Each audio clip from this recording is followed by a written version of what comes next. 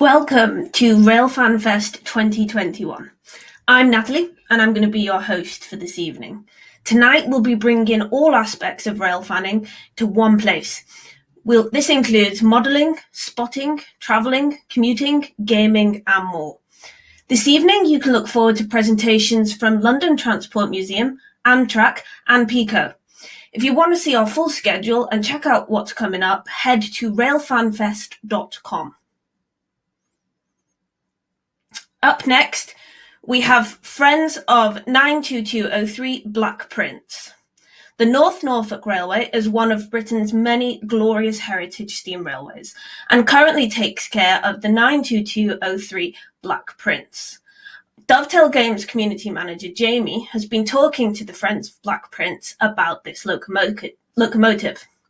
The first segment opens with some fantastic footage of the 9F at her current home. Enjoy.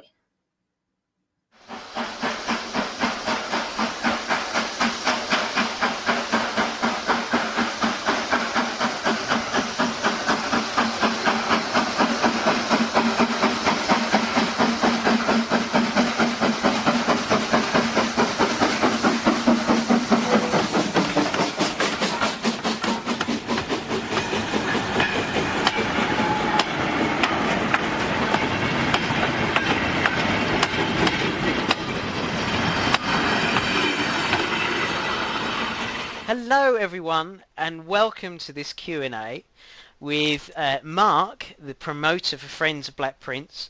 Black Prince is a 9F British steam locomotive, which you can see in the pictures behind you. Hello Mark. Hi Jamie, thank you for having us here at Railfan Fest. That's okay. Really looking forward to the Q&A this evening. Good, so am I. Right, so first question.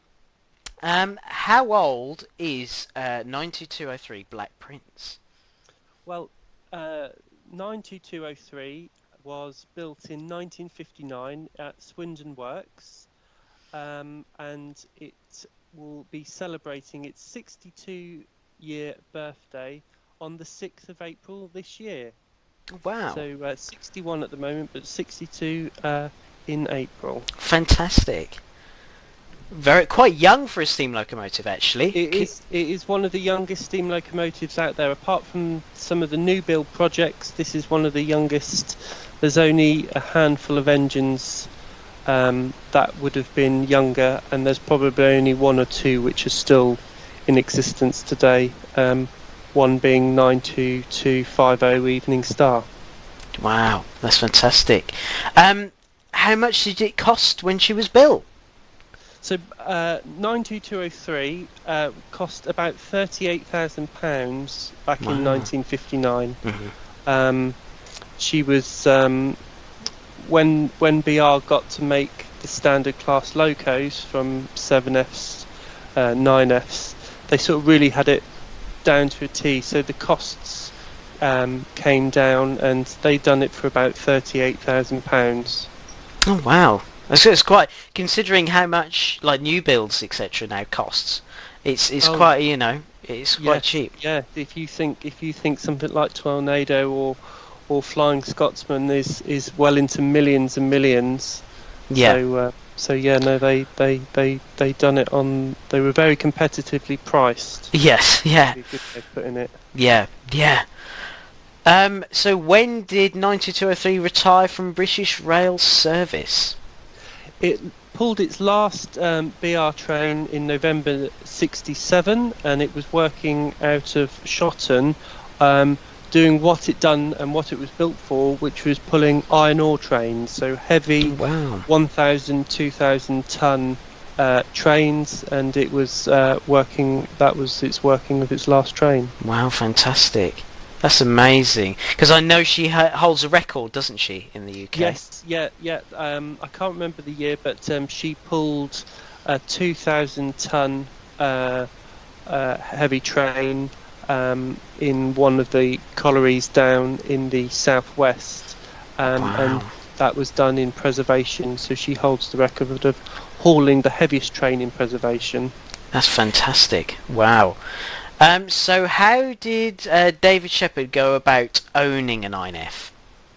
So obviously when 92203 was retired in 67, she was set to the cutter's torch, and David Shepherd, who's a famous wildlife artist and conservationist, went to BR and said, I want to buy a steam engine. And BR said, well, we've got several that you could choose from, and there was 3 9Fs up for grab, 92203 being one of them, another one which I don't know the number of, and the other one which was 92250 Evening Star. However, Evening Star was not in the best of conditions. It needed an overhaul, whereas 92203 had just come out of a BR overhaul. If you think it had only been in operation for 8 years, and they used to overhaul them between 8 and 10 years on their boiler ticket. So 92203 was fresh out of the box of an overhaul. So he paid £3,000 to BR and bought the locomotive, and then that's where it got the name Black Prince. And David Shepherd took it to Longmoor Military Railway, where she was kept with his other locomotive that he bought, which was a BR standard class 4 460, which he called Green Knight. Yes, I think it's at the North Wiltshire Moors now, isn't it? Yes, Green Knight is under overhaul. I think her number is 75029 from memory. Yeah, I think it is. Yeah. And one other question is, what is the tractive effort of a BR standard class 9F? So obviously they were built for freight, so they needed a very good traction effort for hauling heavy trains. So the smaller wheels, more wheels, gave them that good tractive effort, which was just shy of 40,000 pounds-foot of torque. So that's a lot of tractive effort going through those 10 driving wheels. It has two 20-inch cylinders, so which are the same size cylinders that you'll find on a Britannia Class 7. Oh, really? Same size cylinders, but obviously Britannia's got bigger wheels, which means it can go faster, whereas 9F has got the smaller driving wheels, which is good for hauling heavier trains. Oh, that's amazing. So we've got a little feature now, which is a film called Firebox, isn't it? As well. Yes, we wanted to make a promotional video for Friends of Black Prince, and one of the founding members, a chap called Owen Bushell, who's quite handy with the camera, and his friend Hamish Napier, who put the sound together to this video. We spent over a course of 3 different days filming all the various different shots on the North Norfolk Railway. So I hope you will enjoy this video. You might see some familiar faces on there, because I do feature on it, as do some of my friends.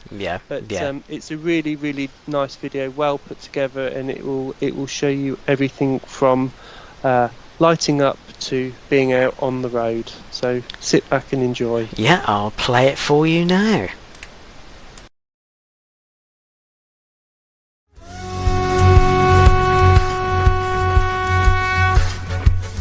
Now let us consider how the coal and air combine in the firebox.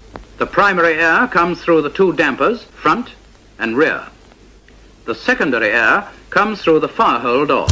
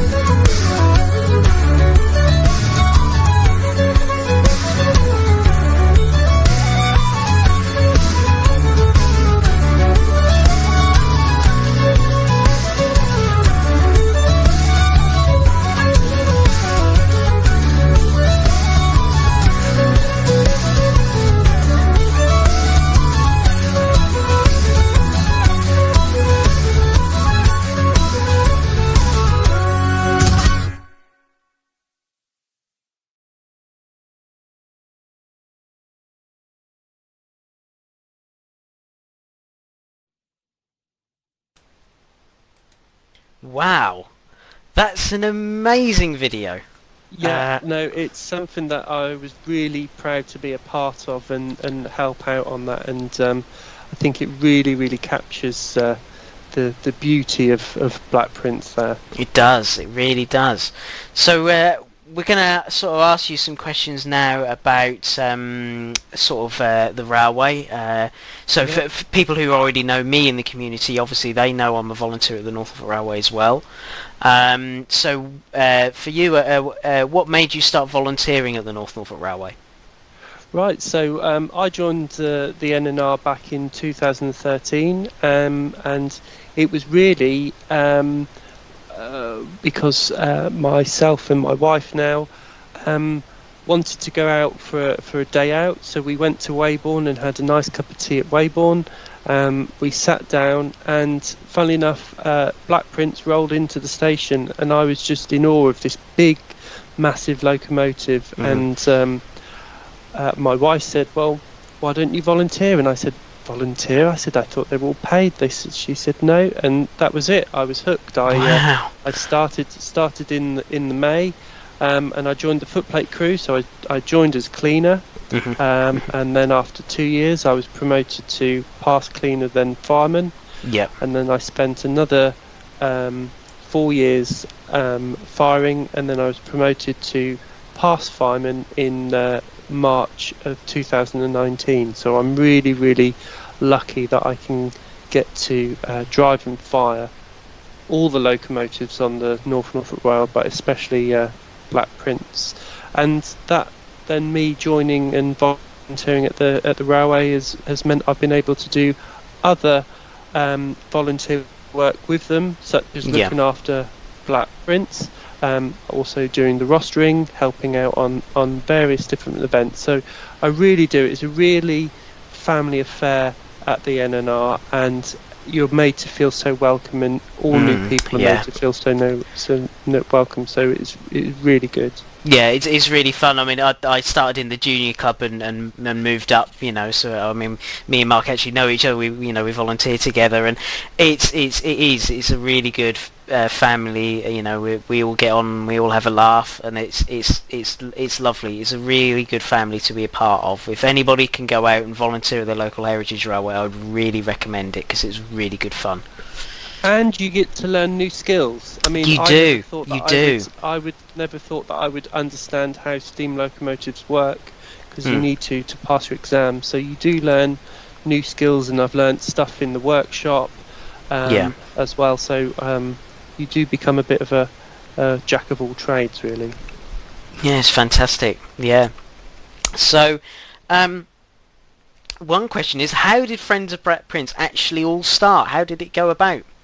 So when David Shepherd brought it back to the railway in 2014, at this point he decided that he couldn't continue to own it because of the upkeeping costs, and also living a long way away. So the chairman at the time, Julian, came to a group of us who knew that we got on well with David, and also really enjoyed Black Prince, and asked us if the railway was to buy the engine, would you help us to promote and fundraise for it?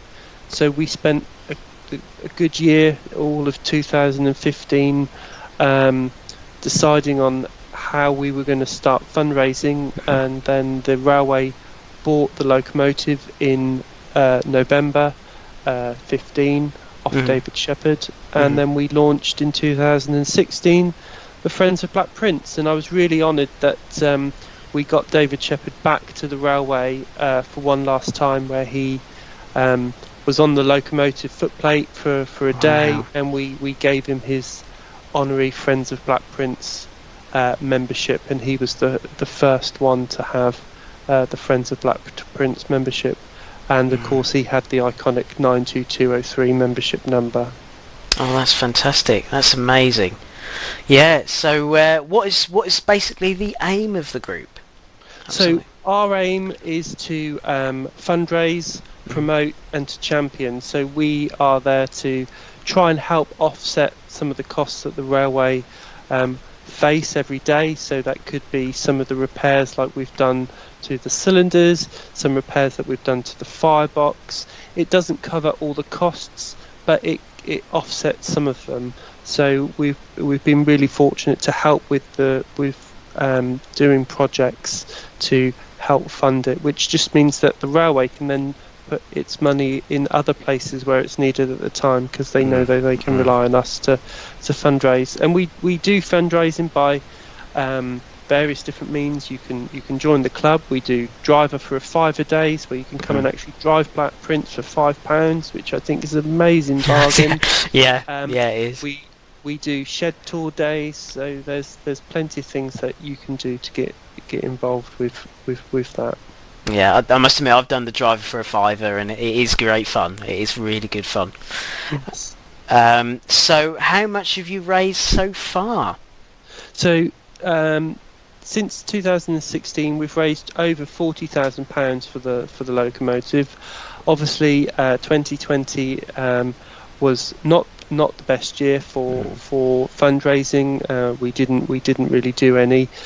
We had our membership, a steady stream of membership money coming in on a monthly basis, but we are looking forward to 2021, getting back out there in the summer, August, September time, back doing driver for a £5, and I'm hoping that we will aim to hit our £50,000 goal by the middle of 2022.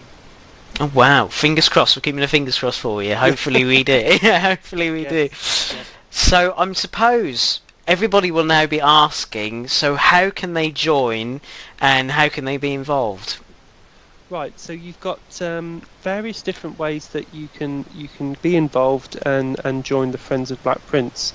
If you want to get actually physical with the locomotive, I would say the best way to do it is to join the NNR as a volunteer. Join in the steam department, start as a cleaner. You'll then get your hands on not just 92203, but all our locomotives that we've got. If you don't want to get dirty, then we've got our membership package, and we offer 3 different types. You can be a driver membership, which is £20 a month, and that gets you a variety of different sort of membership exclusive deals. Then you can be a fireman membership, which is £5 a month, which gets you other membership opportunities. And then, because we really want to engage with the younger audience as well, we have what we call our apprentice club. So that is for people, kids from 5 to 16-year-olds. They pay £12 for the year, and we invite them down, and we have our apprenticeship day. So they get to have a look around the sheds, they get to go on the footplate of the loco, and we do something really special for them. Is we put a brake van behind the 9F, and we go up and down the line, so they can get as close as physically possible, looking out on the veranda. And I think for £12 a year, it's fantastic. And you do get a Brucey bonus of a birthday card on your birthday from Black Prince. That's fantastic. That's brilliant. I must admit, I've seen the brake van rides, and it looks so much fun. They look like they all enjoy it. So we have actually got another video as well. So it's one that both me and Edmund made. I think it was last year. I think it was. I think it was to sort of keep momentum going through COVID. Yeah, it was. Yeah, and so this is a sort of a video which gives you some more information about Black Prince, and yeah, it's just a great. And also, Edmund's a member of Friends of Black Prince as well, isn't he? Yes. Yeah, Edmund is one of our members. He's also a director on the North Norfolk Railway, a driver like myself. And a signalman, so he gets involved in lots of different projects. So yes, Edmund is a lot better narrator than I am. So, you can enjoy his dulcet tones on this video. So here we go. We'll play the next video.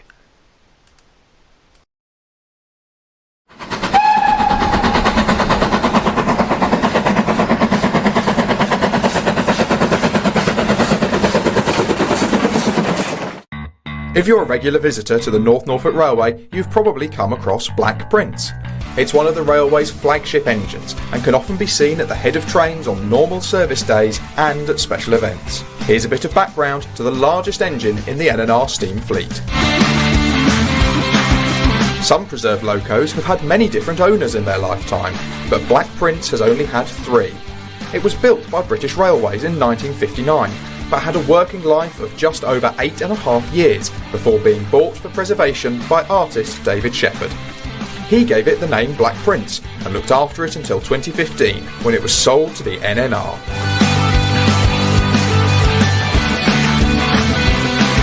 British Railways use numbers to rank the power of its engines, with 0 the least powerful and 9 the strongest.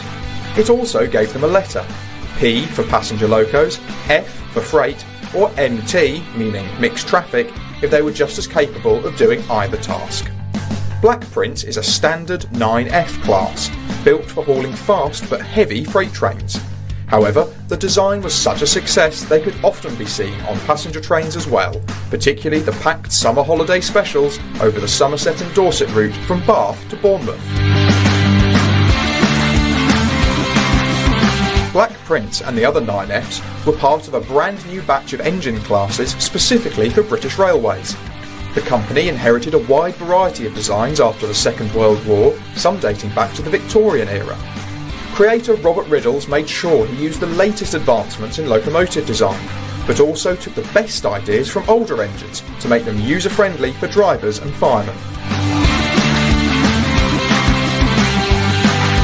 The sheer size and modern look of the 9Fs led to them being nicknamed spaceships, at a time when many people were gripped by the space race between America and the Soviet Union. However, there isn't a lot of difference between Black Prince and some of the earliest steam engines in terms of how they work. It still burns coal in a firebox, which is used to heat water in a boiler to create steam, which then drives the wheels through pistons and rods. But because of its size, it needs a lot of everything. Black Prince's firebox grate covers an area of nearly 40 square feet, so there's plenty of space for lots of coal. The boiler runs at a pressure of 250 pounds per square inch and supplies 2 cylinders, each 20 inches in diameter. This gives it the power needed to move its heavy trains. That power is transmitted through 10 5-foot diameter driving wheels. Using this many smaller wheels helps it grip the track and distribute its weight over a large area. The 2 even smaller wheels at the front help it go round corners smoothly. Lots of famous steam engines hold records for amazing feats. Mallard is the fastest in the world, while Flying Scotsman was part of the longest non-stop run for a steam locomotive when it was visiting Australia. Black Prince also holds a record, and unsurprisingly it's to do with its strength. In 1982, it visited a quarry in Somerset for a special open day and started the heaviest train ever pulled by a steam engine in Britain, 2,178 tonnes. Even though Black Prince is quite young for a steam engine, it is still an ageing piece of railway heritage and costs a lot to maintain and run. When it was bought by the NNR, a special group was set up to help care for it. This is the Friends of Black Prince, which raises money through special events and regular donations from people keen to see the engine steaming well into the future. You can find out more by searching for the group on Facebook.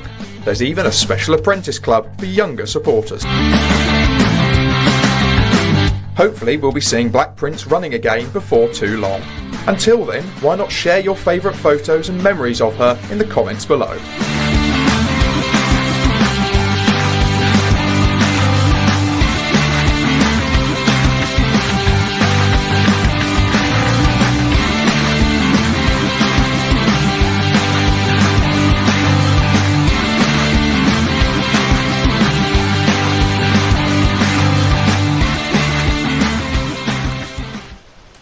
There we go. So that's the second video. Look at that.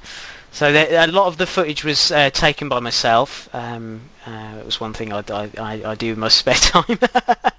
Well, you know, I'm very good at it as well. Thank you. So yeah. So would you just like to remind us how we can join the Friends of Black Prince and the North Norfolk Railway as well, and how we can be involved? Yes. Yeah, no, brilliant. Thank you. So there's two main ways that we like you to get involved at the moment, which is our Facebook page. So if you go onto Facebook and type Friends of Black Prince, you'll find us there. Or you can email us at friendsofblackprince@gmail.com. And then myself or a member of our team, they'll get in contact with you and we can help you moving forwards. If you want to join the North Norfolk Railway as a volunteer, then my suggestion would be to email inquiries@nnrailway.co.uk, and the team at the NNR will send you over a volunteer form, and you'll be able to move forward from there. And I hope that I can either see you on the footplate or see you as a member of the Friends of Black Prince, inviting us on to your event, and I hope it's a success for you. Yeah, thank you, and thank you for joining. Yeah, it's great to see.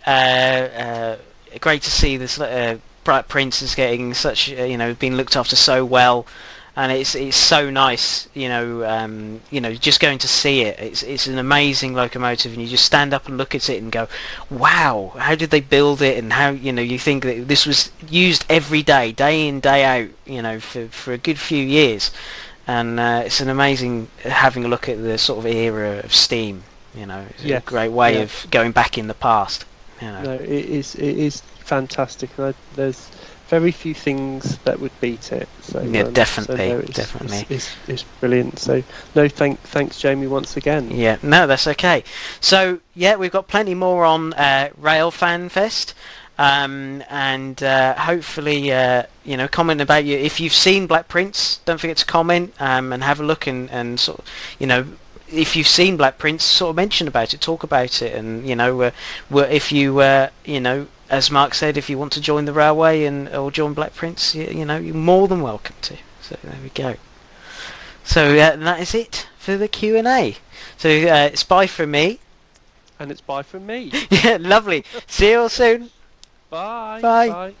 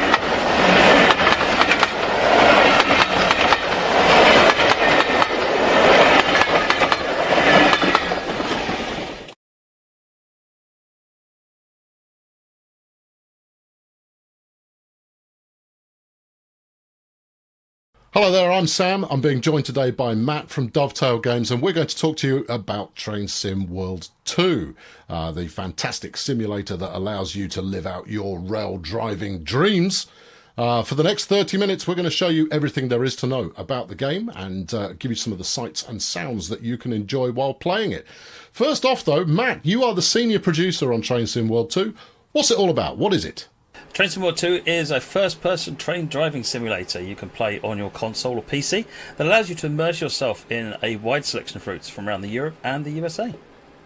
So when you say it's a train driving simulator, what exactly does that mean? What can you do? Do you are we just sat there like a passenger, or are we in full control? You're in full control. You're sitting in the driver's seat or the engineer's seat, and you are driving the trains, operating the levers, interacting with the onboard systems. You can turn on the safety systems. You are driving that train, and it's your job to complete the tasks and get the train where it needs to go on time. So does this include turning the trains on, turning them off? I mean, how complex can it be? You can make it as complex as you want. At a very simple level, the trains can be ready to go, fired up, or you've got to release the brakes and press the throttle and off you go. If you want a more authentic experience, you can turn off assistance and aids on the screen, which allows you to learn the route, and you can turn on advanced safety systems, which the real drivers use, which require you to really know a lot more about what's going on and how these trains work. And really, it becomes a super authentic experience at that point. That all sounds great, but talking about it's all well and good, how about we see it in action? Now, the first of the 3 routes that comes with Train Sim World 2 is the Bakerloo line in London. Matt, how do you go about putting a line like this together?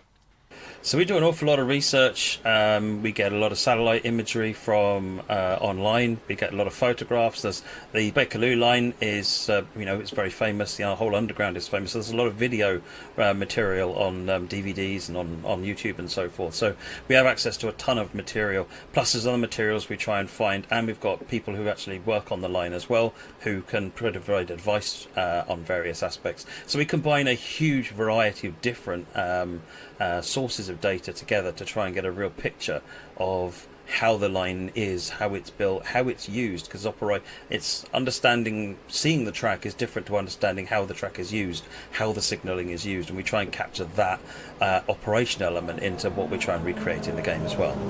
So are we talking about the full end-to-end route, or is it just a small element of it? This is a model of the complete Bakerloo line from Elephant and Castle to Harrow and Wealdstone, with all of the underground section between Elephant and Castle and Queen's Park. And then you've got from Queen's Park up to Harrow and Wealdstone, you've got the overground section. So there's 2 very different experiences as you're driving along, going from the dark tunnels out into the broad daylight as you then speed up towards Harrow and Wealdstone. So the underground is not just the line itself. Obviously, in the overground section, you can see quite a bit of London. How far do you go in replicating the real world? We look at what you can see, and we model back as far as you can see. So if you're in London Road Depot, which is also modelled in the route as well, then you can see the Shard, for example, in the distance. Now that's quite a long way from the Bakerloo line, but it's such a big building. The skyscraper, you can see it, so that's got to be there. Otherwise, it's relatively close to the track, but always making sure that you don't see the end of the world. We try and model it to where from the cab and from flying in the general area of the train, you get a really, really good feeling of immersion that you're actually there. Okay, well, let's see a little bit of the route in action so that you can hear what it sounds like.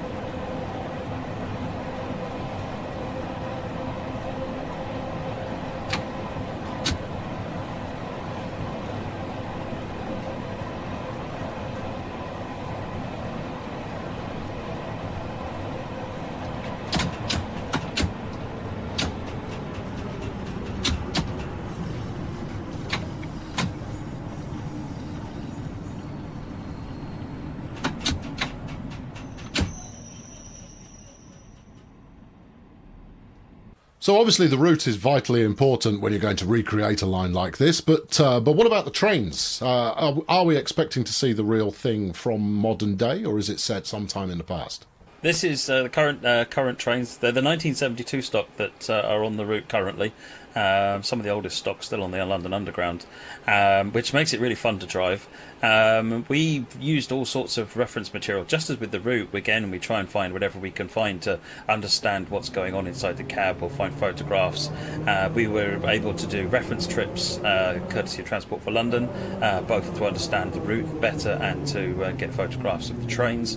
And then digging into what each switch does. We talked to tube train drivers that drive both the 1972 stock and other stock on the Underground, to try and understand how these functions are used, when they're used, so that we could try and capture the experience as well as just the individual buttons and switches. We try and merge all of that together. So you say you've worked quite extensively with Transport for London. Do you always work with the operators of the train lines that you're working with? Wherever possible, we absolutely want to work with the operators of the train lines. We get so much great support and information from them, and as in case of Transport for London, they helped us secure access to the unique fonts for all the signage and so forth, and the signal posts, so that we can represent. It's an important thing to capture things like these fonts and get them accurate, and they helped us with that. They helped us get things like the Sherlock logos from Baker Street Station, so that we could make sure that these iconic things that when you turn up at Baker Street Station are things you expect to see, and we were able to get those in there, and then TfL were able to also then look at what we'd done and say, yeah, that's a good representation of what we have. So it's really good to get that feedback, because it's crucial to get that feedback. But obviously, nothing is really as great as getting the feedback from the drivers that drive on the line. And as I said, we've worked with drivers on the London Underground, and once they started getting a product which was much more close to complete, there was some really interesting feedback that came back validating what we'd done. So, for example, there was a lot of debate over how dark the tunnels should be when you're driving in the tunnels. It feels really quite dark when you're in the tunnels in the game, and in actual fact, it's possibly darker than that in reality. When you look on videos and cab rides and so forth, it's always really bright in front of you, and it's because, of course, they turn on the lights for the video, because otherwise the video wouldn't do much. Or they literally strap a giant torch to the front of the train, so again you can see. But you don't have that. That's not the normal experiences for a driver. So the tunnels are dark, but what's really nice about the dark tunnels is you then burst into these bright stations, which works really quite nice. You get this really nice contrast between the light and the dark in the Underground. There's things like the power on the brakes and the way that these trains speed up and slow down really rapidly, and you need practice to get the confidence that you can come into these stations at quite a speed, put the brakes on and come to a stop exactly where you're supposed to. And this is the skill and the experience that the real drivers have, and one of the things you get from driving in Train Sim World is you get to experience that for yourself, exactly how what these drivers are doing. And equally, when they've looked at how we drive on in the game, and they've given us feedback on, at this point we would be cutting throttle here and coasting in and then putting the brakes on, and you can do all of the stuff. The drivers were describing these things. It all works in the game, so you can drive to your style, or you can try and drive to the way the real drivers do it as well. The game supports you playing how you want to play. Great. So if you want to be a digital tube driver, you have the facility to do so in Train Sim World too. But you mentioned, Matt, that routes are included from various places around the world. And it's the second one that we have in the pack here is Sandpatch Grade, which is in the USA. What's it all about, and does that hit a similar level of authenticity? Totally. Sandpatch Grade is in the USA. It runs from Cumberland in Maryland to Rockwood in Pennsylvania, and features one of the steepest grades in the United States. So this is predominantly a freight railroad. So it's operated by CSX Transportation. So you'd be running big, heavy, powerful American freight trains, hauling coal and all sorts of different freight up and down the line. There's 2 coal mines on the line as well, where you'll be loading coal cars and then bringing them back. And it's a really different, unique experience to the United States. So how does the driving experience differ between what is arguably a fast and nimble tube train and one of these massive American behemoths? the driving experience is completely different. It's just releasing the brakes takes a while because you're dealing with trains that are significantly longer, can have 40, 50 freight cars behind you, and releasing the brakes on that can take several minutes for the air to work its way down the train, and similarly applying the brakes. So, and I'm harping on about the brakes because really that's the key thing with these. It's making any train stop is really the main challenge of driving a steam train. But when you apply the brakes or release the brakes, having nothing happen for a little while just makes it all the more hair-raising and challenging. So it's you're in charge of 4,000 tons or 5,000 tons of freight coming down one of the steepest gradients in the United States. You're going to need to be on top of your game and really understand how to keep control of that train, and that's kind of where this experience is really fun. So how do you go about making that feel realistic? Are you just using some smoke and mirrors there to make it feel like a heavy train? How does the game actually understand that one set of wagons that you've got is quite light and another one is super heavy? Is there some special magic going on behind the scenes? So we've got a physics system that works that manages weight across. So every individual wagon can have its own weight, and that's tracked and managed according to the gradients that you're on and so forth. But then there's also an engine we built of our own called Simulgraph, which manages how all of the physics internally, so what we call the stop and go physics. When you apply the power on the throttle, you're just moving a lever, but there's a whole load of things that then happen before power makes it to a traction motor on the wheels and the train starts moving. Similarly, when you just simply move the brake lever to the release position, there's an awful lot of things that happen on the train that take, as I say, several minutes to complete before all the brakes have actually released. And so we model all of those things inside Simulgraph. So it's modelling all of the pneumatic, electrical, mechanical things that are going on, down to valves and pipes and hoses, generators, traction motors. All of these different things are being modelled and run in real time in the simulation. And then the time, for example, for air to flow between pipes and through systems is tracked as well. So when you release the brakes, they don't release on the entire train simultaneously. They'll release at different parts of the train according to how they would in real life, which just actually makes it that much more challenging and a lot more realistic. And that sounds like fun, but don't you find that most players have a favoured country that they want to drive the trains from, or more still, a favourite era that they want to experience? So yeah, everybody has got their favourite types of trains, and they'll turn up because they like sandpatch grade and they want the heavy freight experience, and it's got all their favourite big American trains in them. But because the other trains are there, a lot of people will give the other trains a go, and actually there's an awful lot to learn about those trains, and most train enthusiasts are train enthusiasts, and they're really keen on learning about different trains and fascinated to understand how those different trains work, and can find whole new areas of enthusiasm and interest. We've known people that have come into the hobby as an American enthusiast and completely switched their enthusiasm to German or English trains, because actually having played it in the game, they got an insight into what was going on there and really appreciated what was going on there, and not just what they play in the game that's changed, but their entire enthusiasm for trains has sort of shifted because they've had that in-depth insight that you just can't get watching a video necessarily or reading a book. You're in that world and you're learning to drive that train. You can't get closer than really being there. So when you're dealing with massive freight yards and putting together consists of trains that span dozens, if not more, wagons, are you doing all of that from the cab? In addition to driving the trains, part of what you're going to be wanting to do is to uncouple and couple other cars. You'll be wanting to switch points. You might just want to have a look around the rest of the map, and you can get out of the train.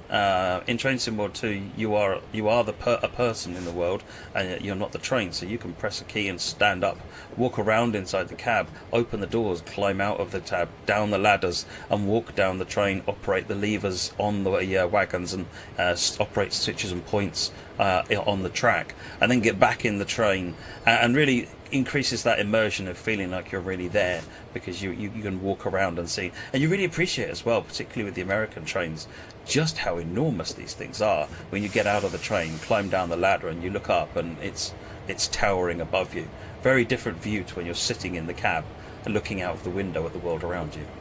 So that's quite an in-depth freight service you've got going on there, and obviously with Bakerloo Line you've got quite a heavy passenger service. What's the main difference between the two in terms of driving experience? So when you're driving passenger trains, you're going to be first and foremost you're adhering to a timetable, and the timetables that we recreate are recreated from the real timetables, and they're surprisingly strict. You need to really work hard to keep to these timetables, and a lot of that is learning the way that your train drives.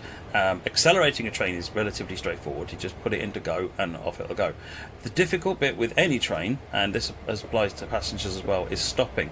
And the key thing with stopping a passenger train is not coming into stations too slowly, because you lose so much time you won't be able to keep up with that timetable. But if you come in too fast, you might miss the station entirely, and no one wants that.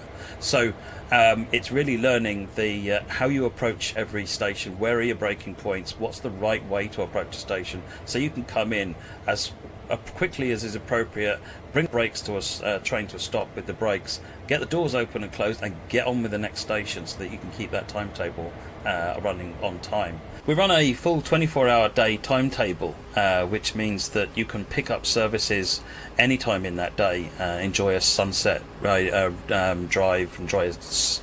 or a sunrise journey, or even something midday, or a nighttime one. There's different services throughout the day, and of course, just as is in the real world, what you see on the network will be different at the different times of day. If you're driving a peak hour service, you're going to see a lot more traffic than if you're driving something off peak at midnight or something like that, which means that you're more likely to get influenced by other trains holding you up, for example, or more you're going to hold other people up if you're not driving as well as you could be. So different times of day you'll get a different experience, and you can just pick that from the timetable. The freight experience is really different to passengers, because it's really much less about working to times.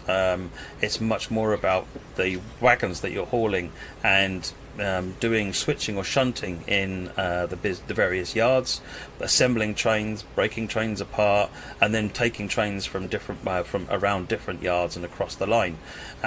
You'll also find that as a freight train, you're kind of a secondary citizen in a lot of cases on the railway, second to the passengers, which means that you're going to potentially be pulled aside, you're going to be made to wait at red lights for passengers to come across. So it's somewhat of a more interrupted experience, whereas so you're not adhering to timescales, but you do need to manage approaching maybe a lot more red lights than you might be used to, and obviously you've got a much heavier train to do that with, so you need to be driving a lot more cautiously and planning much further ahead than you might with a passenger train, where you're rocketing into a station at quite high speed. A freight train, you need to be coming to your stops much more relaxed. So the third route included in Train Sim World 2 is the Cologne-Aachen high-speed line. What's included in that, and how does that challenge differ to what you might find elsewhere in the world? Cologne-Aachen High Speed includes the really well-known Intercity Express, or ICE train, the BR406. It's a 300 km/h capable train. On this route it'll be doing speeds of up to 250 km an hour, so it's the fastest route in the game. And to go with that high-speed train experience, because you're going faster than the 160 kilometers an hour that's traditionally used on the German railways, you need an additional signalling system called LZB. So this train implements all of these German signalling systems for LZB, PZB, it's got AFB, it's got CIFA. It's a technical marvel, this train, and it's really great fun driving it at the high speeds between Cologne and to Düren, and then it switches back to traditional lines between Düren and Aachen. Additionally, the route also comes with the BR442 Talent 2, so it's not just about driving high-speed trains ridiculously fast from one end of the route to the other. When you want to change a pace, there's then the Talent 2 for commuter trains, so you'll be stopping at a lot more stations and see what else is going along on the route as well. So there's two different experiences running at different paces with that route. Now, Germany's perhaps famed for its safety systems on the rail. How much of a learning curve is involved in getting to grips with those and understanding how to get the best out of them? So learning PZB is is difficult. It's about having the right materials and resources, and we have some online on our YouTube channel, and there are other sources online that you can find as well. Once you've got the hang of it, it's actually quite straightforward. There are a number of concepts that you need to understand which are not really commonly understood for UK particular, where, for example, you're acknowledging situations with an acknowledge button, but there's no alarm telling you need to acknowledge it. In the UK, there'd be an alarm going off, you'd press a button and that would be it. In Germany, at an appropriate time when something needs to happen, you press the button, and then you did it right because the train didn't stop. And that all sounds very daunting, but once you understand the rules for it, it's actually quite straightforward, and it's a hugely rewarding step to go from driving without the German, the PZB system, to driving with it. When you get to the end of your first successful run with PZB enabled, wow, that's a really cool experience. Everyone I've spoken to has always felt that was worth learning because it's just so much better at the end of it. So should I expect to have to study all these routes to learn out where the different speed limits are and the different safety signals and so on? Or can I just play it in a beginner's mode and just enjoy the drive?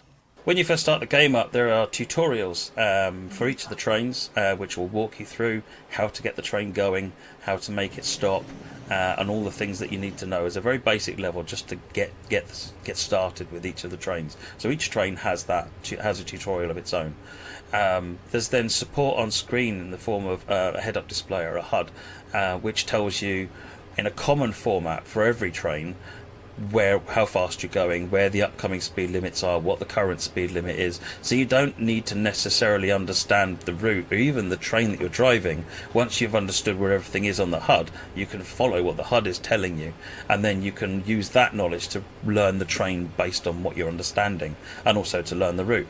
Yes, you will find it a much more rewarding experience if you learn the route. You do not need to, though. You can drive entirely based on what the game is telling you. And then as you get more experienced and you want more of a challenge, you can go into the settings screen and turn one or more or all of these settings off to where you get the full driver authentic experience with no help.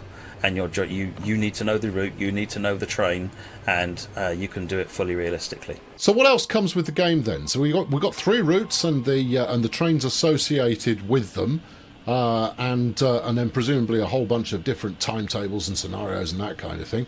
What else can I do? So one of the key things that you can do is you can decide what you want to do. So we include this thing called a scenario planner, which means that you can create your own gameplay. So you can put the trains that you want to drive on the routes that you want to drive them on, doing the things that you want to do with them.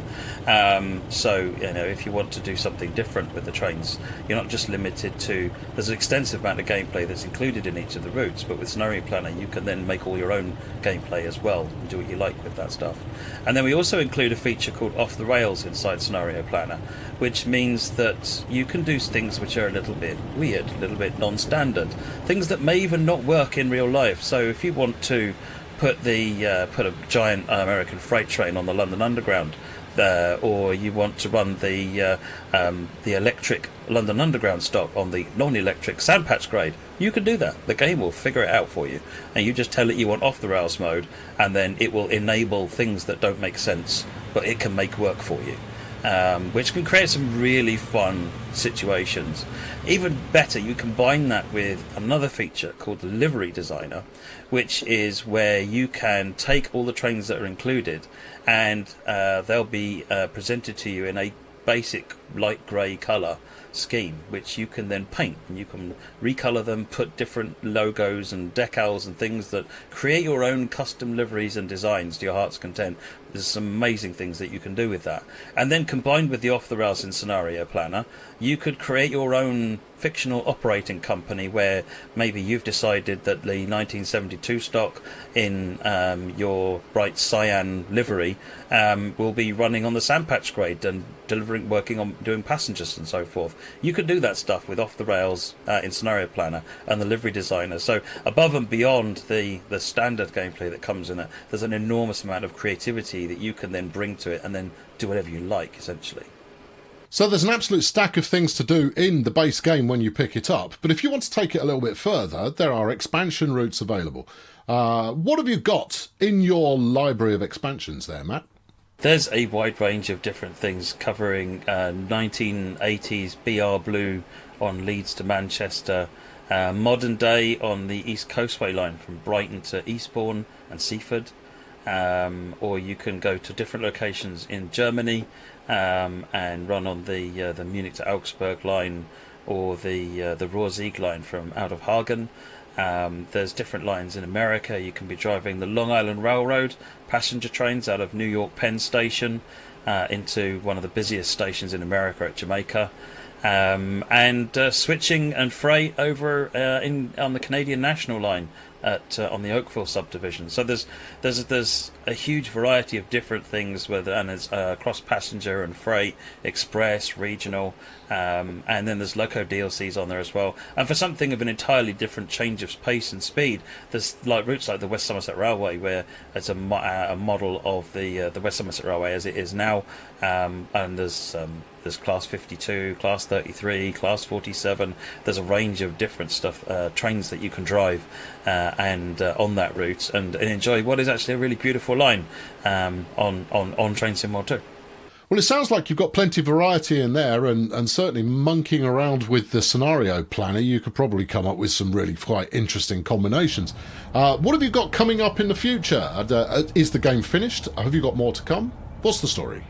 The game is constantly being developed all the time. We're always adding new content. We've got new routes. We've got a roadmap published for upcoming routes and trains, which include the French LGV line on the Mediterranean and the Southeastern High Speed line between London and Faversham, featuring the stunning Class 395 Javelin trains. So there's some really amazing stuff upcoming, and the collection is constantly growing, and we grow it based on a lot of our customer feedback, what they want us to actually develop, what locos they want to see, what routes they want to drive, what features they want in the game. So we're always listening to that via our forums and our social media, and really trying to produce the game that everybody wants. We're all trained fans, and so we all want to create the game that speaks to what we all want to do. So there you go, plenty to see and plenty to do in Train Sim World 2. If you'd like to find out more information about the game, you can head to trainsimworld.com, or you can follow us over on Facebook if you just want to see what we're up to by looking for Train Sim World. We also do Twitter, just in case Twitter is your thing. Meanwhile, if your PlayStation, Xbox or PC feels like getting involved in a little bit of train simulation action, it is available right now and can be acquired from all good stockists. Right, well, I'm off to go and drive a BR Class 101 from Leeds to Huddersfield, because that's just what I feel like doing. Matt, how about you? I'm going to be departing New York Penn Station in a Long Island Railroad M7 and heading my way to Jamaica Station. Well, that sounds like fun to me. Thank you very much for watching. This has been Train Sim World 2 from Dovetail Games. Cheerio.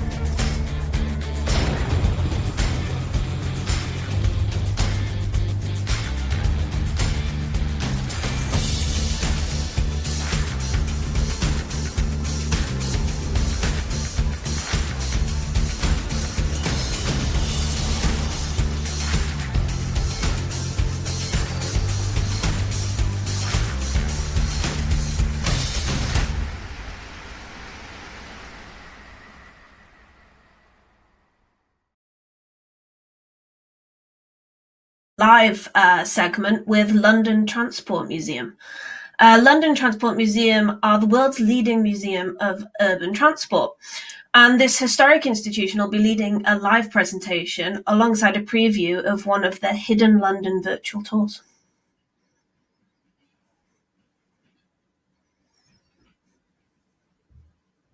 All right, I think we're live. Hello. So I'm Chris, and this is...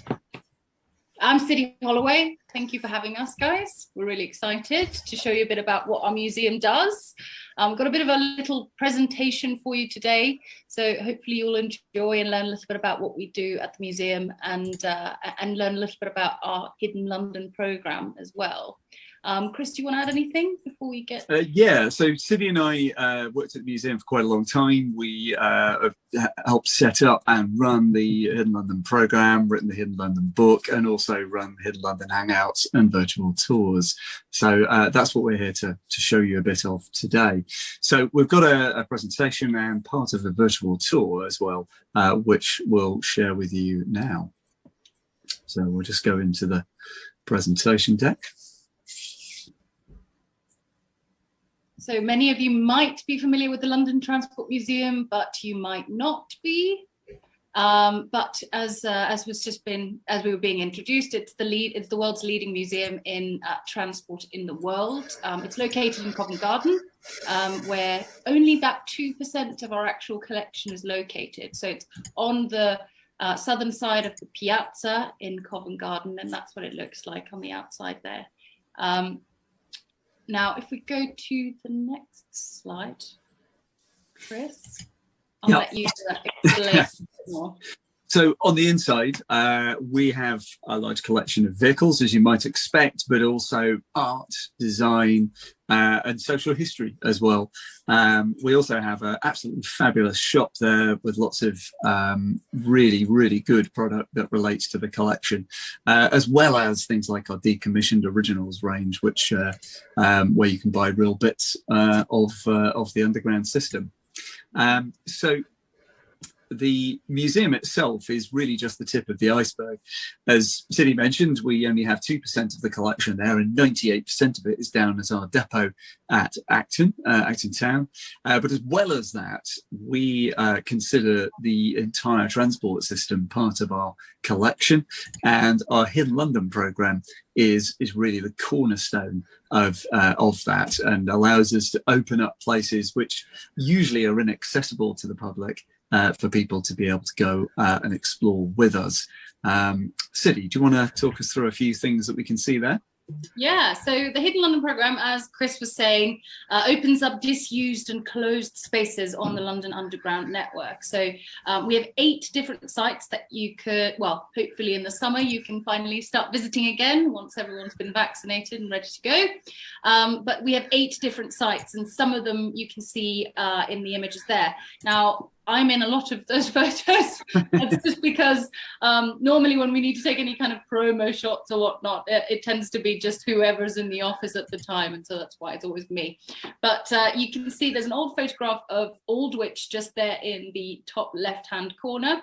Then we have the overrun tunnel of Aldwych in the right-hand corner.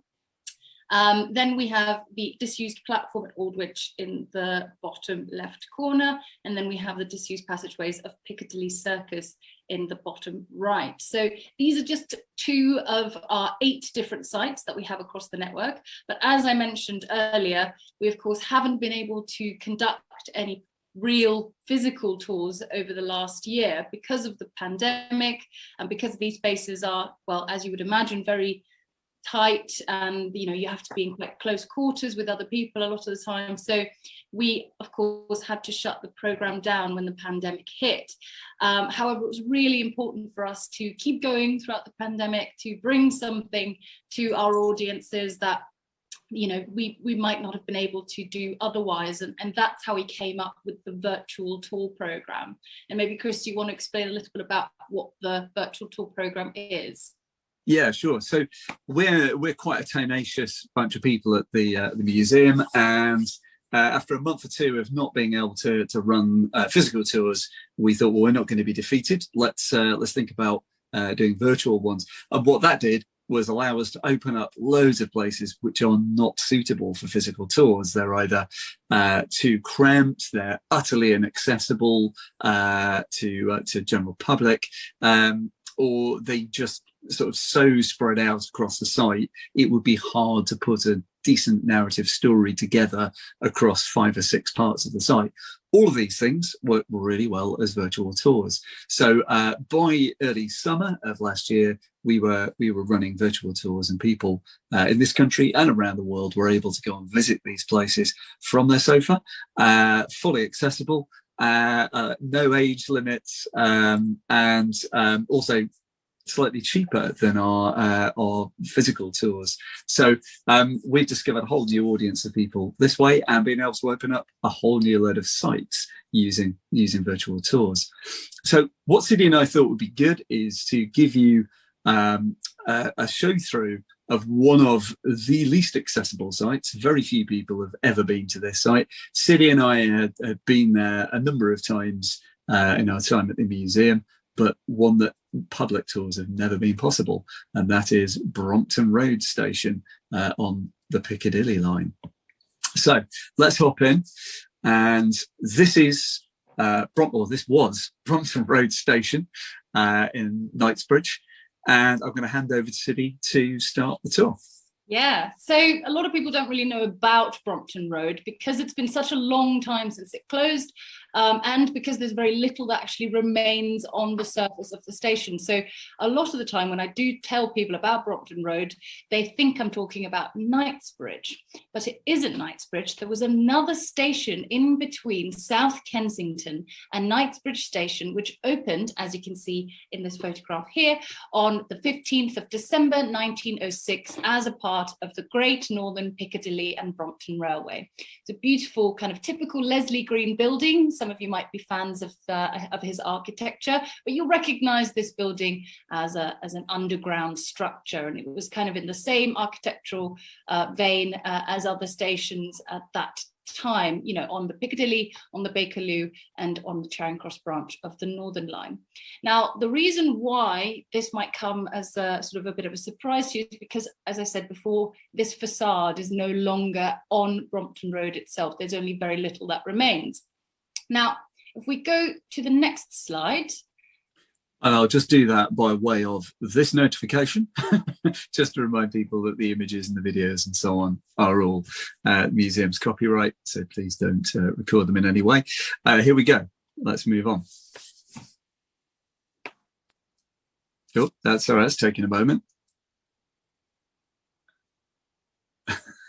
That always happens, doesn't it?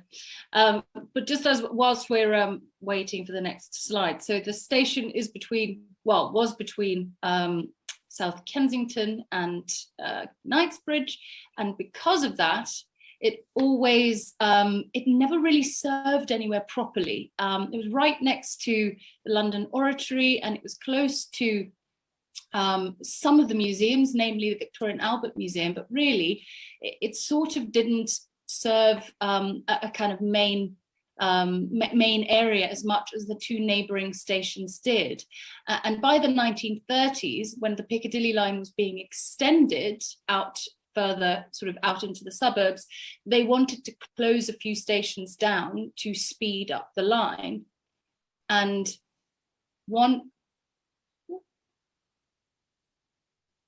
we've dropped out of share screen. We have. Not sure why. Do you want to carry on? We'll just see if we can troubleshoot that. So, and so by 1932 to 34, they were actually closing a lot of the early Piccadilly line stations down. And finally, in 1934, they closed Brompton Road down. And really, had no intentions of kind of using the site for anything at all. That was until the Second World War, when it came in very handy to have a closed station right in the heart of town. But as I said before, there's very little that remains of the actual site, and the above ground parts that remain were actually sold to the Ministry of, sold from the Ministry of Defence to, there we go, to a private individual a few years back. So there is no way to access Brompton Road from the surface. The only way you can go to the station is either by going in the driver's cab of a train, or you go to, or you have to walk down the tunnel during engineering hours in the night. So that's what we did to get some photographs for the virtual tours. Now, okay, so just to pick up, so there we go. Here's a view of the surviving bit of of Brompton Road. This is kind of the back of the station, just off the main part of Brompton Road. And one of the lovely things about doing this from the museum is, of course, we get to raid the toy box for all of the, not just the images that you can take of what it looks like today, but how it used to look, our diagrams, our drawings, the artworks that relate to the site. One of the most fascinating and useful things to be able to look at is the diagrams that show you what the station is like underneath the ground. So here we've got a view with Brompton Road itself kind of running over these two platforms here, and the blue lines are the tracks, the track beds. The station building itself just out to the side, as City was saying, Brompton Oratory is kind of over here on the top left. You can see it was made up with two lift shafts, a stair shaft, and then these passageways which lead back over bridges, over the eastbound track here at the top, and then via stairs, and then spreading out onto the platforms. So that was the way into the station, and this was the way out of the station. All of these Leslie Green stations were designed to be one way, so you go in through one side of the lift and you come out the other, and most of them were anyway. So that gives you a general idea of the arrangement of the station, quite a simple one. And what we're going to do now is, in a moment, just hop into what the station looks like now, or at least 6 months ago when we went and shot some first-person footage there. We're going to parachute in to this part of the station just here, and then we're going to go and have a little explore up this passageway, see what happened to this staircase when it was repurposed in the Second World War as a secret bunker, which we'll explain a little bit more about in a moment. But if you can just put that in your head, platform here, stairs we're going to go up, passageway here, spiral stairs, and then this lift shaft will be important too. Okay, well, what we'll do is we'll just have a look at one last image before we pop into that other part of the presentation. And City, do you want to just talk about this briefly? So this is just the frontage of the station, as we saw earlier. It's a little bit of a clearer photograph, but it's just lovely to see some of the details. So we think this is shot around about the time that the station opened. And as we said, it was never really heavily used. It didn't serve anywhere properly. The area around it was very affluent and largely residential. And so really by about 2 years after the station opened, they started reducing services to it. And again, by 1934, they decided to close the station down. And they actually closed it on the same day as the brand new escalators of Knightsbridge Station opened, which in fact kind of encroached on the station's kind of catchment area. So that's why the station closed. And as we said before, the site was kind of completely left to be empty, to become a ventilation shaft, really. And then when it was looking likely that war was brewing in Europe, the site was sold to the Ministry of Defence, which converted it into a secret bunker for the purposes of air raid protection during the Second World War. So what we're looking at here, and I might just hand this over to Chris, but this is one of the platforms that's been converted. What we're looking at there is a wall that's been erected that separates this area, i.e. the platform, from the running of the Piccadilly line, which of course runs past every few minutes when there's a good service.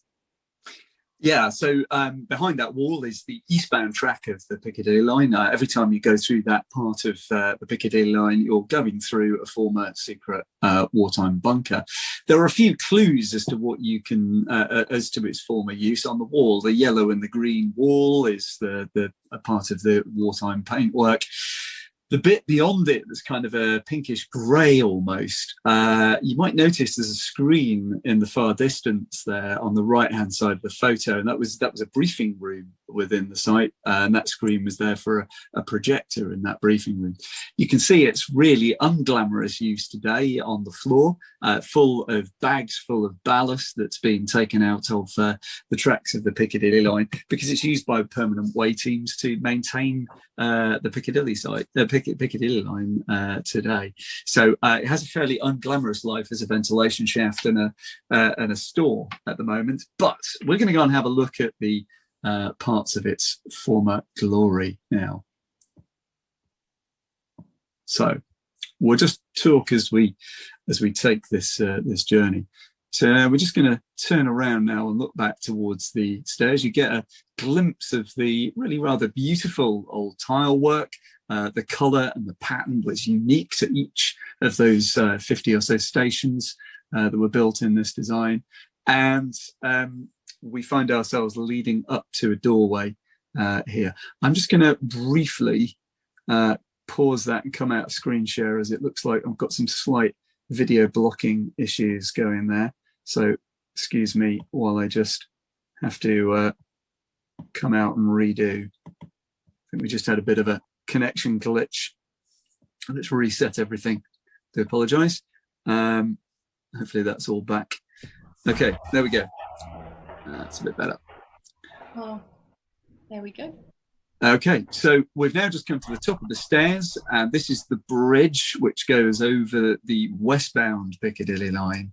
And as we come through here, we can see these modifications around the doorways. This brickwork isn't part of the original station. You can see air ducts, for example, on the left there, and just above your head to the right. These are all signs that this is not a regular station. It's had some modifications made. And we're now through this doorway coming to the next part, which is the lift shaft lobby. And just ahead of us, you might be able to see a gas filter stack on the left-hand side. But we're going to turn towards the spiral stairs. And here you've got a bit of the original station signage survives of the stairs. And our first glimpse here that this is a military bunker, the armory. Mm-hmm. Now, these stairs are quite unusual as well, aren't they, Siddy? Yeah. Well, they're really amazing because we actually hadn't been into this part before we shot the footage for the virtual tour. And what amazed us is that it's also, as well as being a spiral stairs, it's also used as an access point to the different rooms that were erected inside the lift shaft itself. So the lift shaft was separated into 4 different rooms, all built on top of one another in the abandoned lift shaft. And here you can see is number 3. So these rooms were gun operations rooms, and they coordinated all of the anti-aircraft firepower of London during the Second World War. So these were operations rooms plotting out and planning how to effectively, protect London and the southeast from the air raids and from the Luftwaffe. So here we can see still it's in remarkable condition, and it's still remains there, kind of sleeping and undisturbed for since the Second World War. So it's really quite extraordinary to be able to see. That is worth saying, that room that you were just in controlled the skies over the north of London throughout the Second World War. So that was the room which was covering the north. The one below it covered the south. And then one we're going into now, GOR2, was the military intelligence room, basically a room full of lots of telephones. And we're just going through a double gas airlock there, those 2 sets of doors to protect against potential gas attack. You can see the acoustic tiling on the wall there to try and keep the sound less echoey while people are on telephones. And we're just going to head back out now onto the stairs to go right the way up to the top, which is where Gun Operations Room 1 was based. Yeah. And just on this little taster, we're just sort of showing you one part of the station, but there are so many others that are really quite remarkable, and so many stories of the people that worked there throughout the war and how, what the conditions were like, what kind of things they were dealing with, how day-to-day operations worked. Now, we would be up to 120 people working in this station during the war every day. How would they even cope with that? And those are the things that we kind of take our audience through on the virtual tour, and it's really quite, so many secrets really that get revealed that we certainly kind of didn't know about before we started properly researching this the tour itself. One of the really nice things, again, is our collection allows us to be able to decode these spaces. So this diagram in our collection, for example, shows that complex air duct system that we've been walking through and makes sense of where it was going, which rooms were important, and how they were used. And also other photos that we have in the collection give us an idea as to what the spaces looked like before they were abandoned. So this is GOR1, which is the gun operations room at the very top of the lift shaft. And in this, you've got the obvious things. You've got the team there working around a dais to mark the positions of aircraft in the skies, their last known positions. You have the commanders on the left with an enormous bank of telephones to allow them to talk to anybody in the site or off the site to coordinate the battle. You can see a pair of Lamson tubes in the background there, just so they could zip messages around the site in vacuum pipes in little capsules. But the most important things are the two screens on the back wall. One of them had lights on it, which would light up to show which anti-aircraft batteries were firing to try and protect against enemy aircraft. And the other one, the one that's lit up, is a truly state-of-the-art piece of equipment. That was a live TV relay screen showing live radar data for the skies above London, which took its feed, put in by the BBC, a cable running down the Piccadilly line from the radar sender to that screen. So the commanders really had the most amazing view of the scene of battle over London and how to respond to it with aircraft fire and people on the ground to tackle blazes and bombs. So a truly remarkable site which survived there well through the Cold War, serving London, and is now retired and, as Sidney mentioned, sold off to a private individual. There is no street access to this site, which is why it's so special. Only two ways to get there. One, in the cab of a train, two, with a track license at night. And that is why this can't be a public tour and why it's so great to be able to share it in a virtual arena. Anything else you want to add, Sidney? No, I think that's it. I think there's just a few little bits that we're going to share about the museum before that's our time. Sure. So we've got the museum reopening soon. Finally, we're getting back on our feet after having been closed for about 260 days over the last year or so. Now, a ticket to the museum itself gives you unlimited daytime access to the museum for a whole year. And of course, because we've been closed for such a long time, the museum is, of course, struggling as many other institutions. So we do welcome everyone to kind of book their tickets in advance, plan a brilliant day out in London when we can finally start going out again. And really about 80% of our income comes directly from our ticket sales and things like that. So we're really trying to encourage people to come and have a look at our fantastic museum that we love so much. We've done a lot of upgrades to the museum itself. Chris, you want to talk a little bit about that? Yeah, so our very popular and indeed award-winning Hidden London exhibition has been extended. So that is there on the top left. So we potted some of these experiences of going to disused sites into a temporary exhibition. So that will be on. We've got great play areas for children. We've got new exhibits in a new war gallery. We've got new content, including the first rainbow crossing that was pioneered in London and now appears in many Ride with Pride events around the world. And we've also got new engineering displays and a general upgrade to the interpretation across the site, as well as our ever popular shop.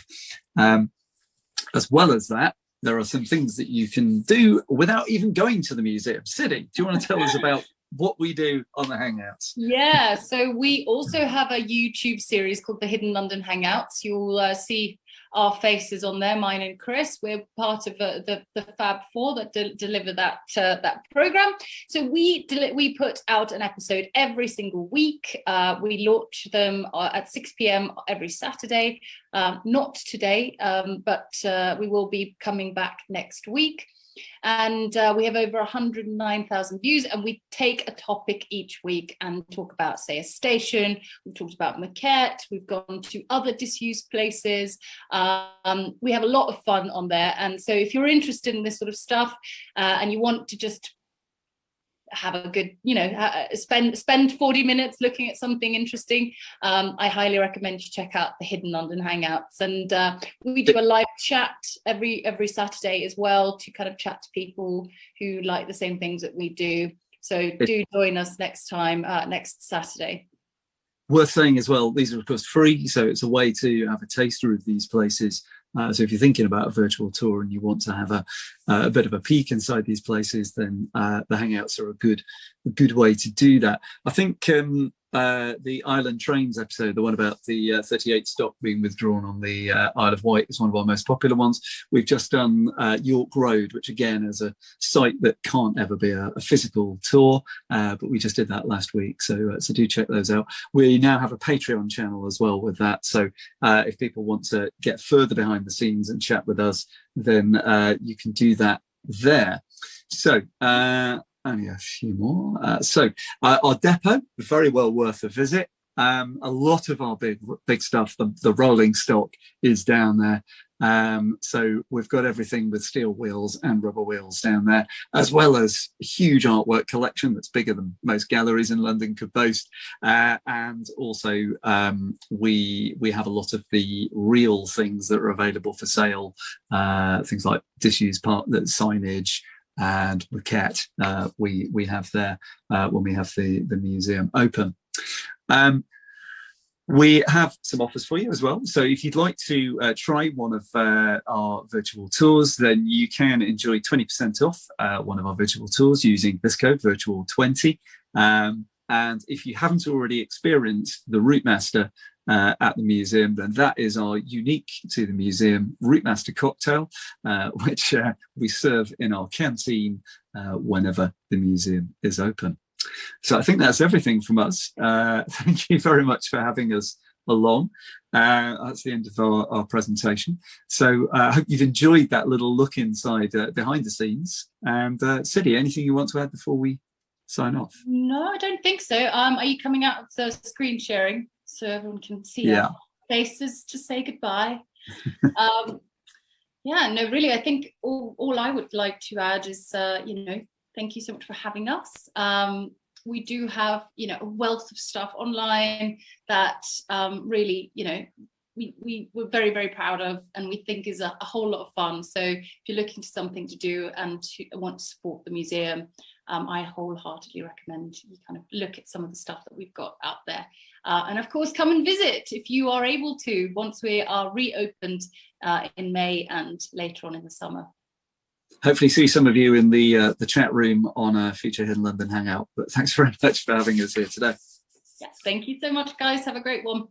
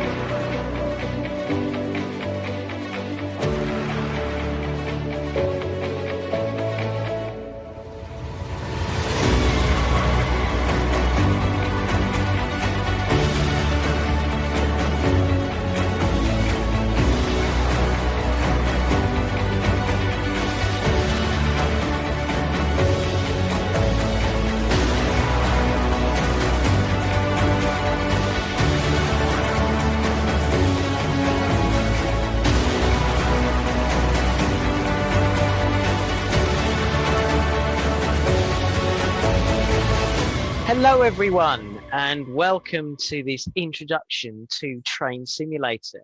I'm Jamie. I'm the one of the community managers at Dovetail Games, and I'm joined by Rob. Hi, I'm Rob Payne. I'm the producer for Train Simulator 2021, and unfortunately I'm not sitting in a pub. So what is Train Simulator? Well, at a very basic level, Train Simulator is a game which simulates driving a train, be that a diesel train, a steam train, electric train. We've even got a maglev, so that's just a magnetic levitating train. That's fantastic. What can you do with Train Simulator? What can you do with Train Simulator? Well, if you buy one of the routes or you buy the base game itself, there's a range of scenarios, what we call scenarios in there, which is drive a train from A to B, keeping to a timetable sometimes. With freight scenarios, we tend to have less of a timetable, but if you've got a busy commuter route, then there'll be quite a strict timetable often, and it's quite a challenge to keep to time, keep all those passengers happy. There's a training section in the game which we call the Academy, so that will introduce the basics of driving a train, just so you can. It's quite daunting sometimes when you first step into a loco. How do I make it start? How do I make it move?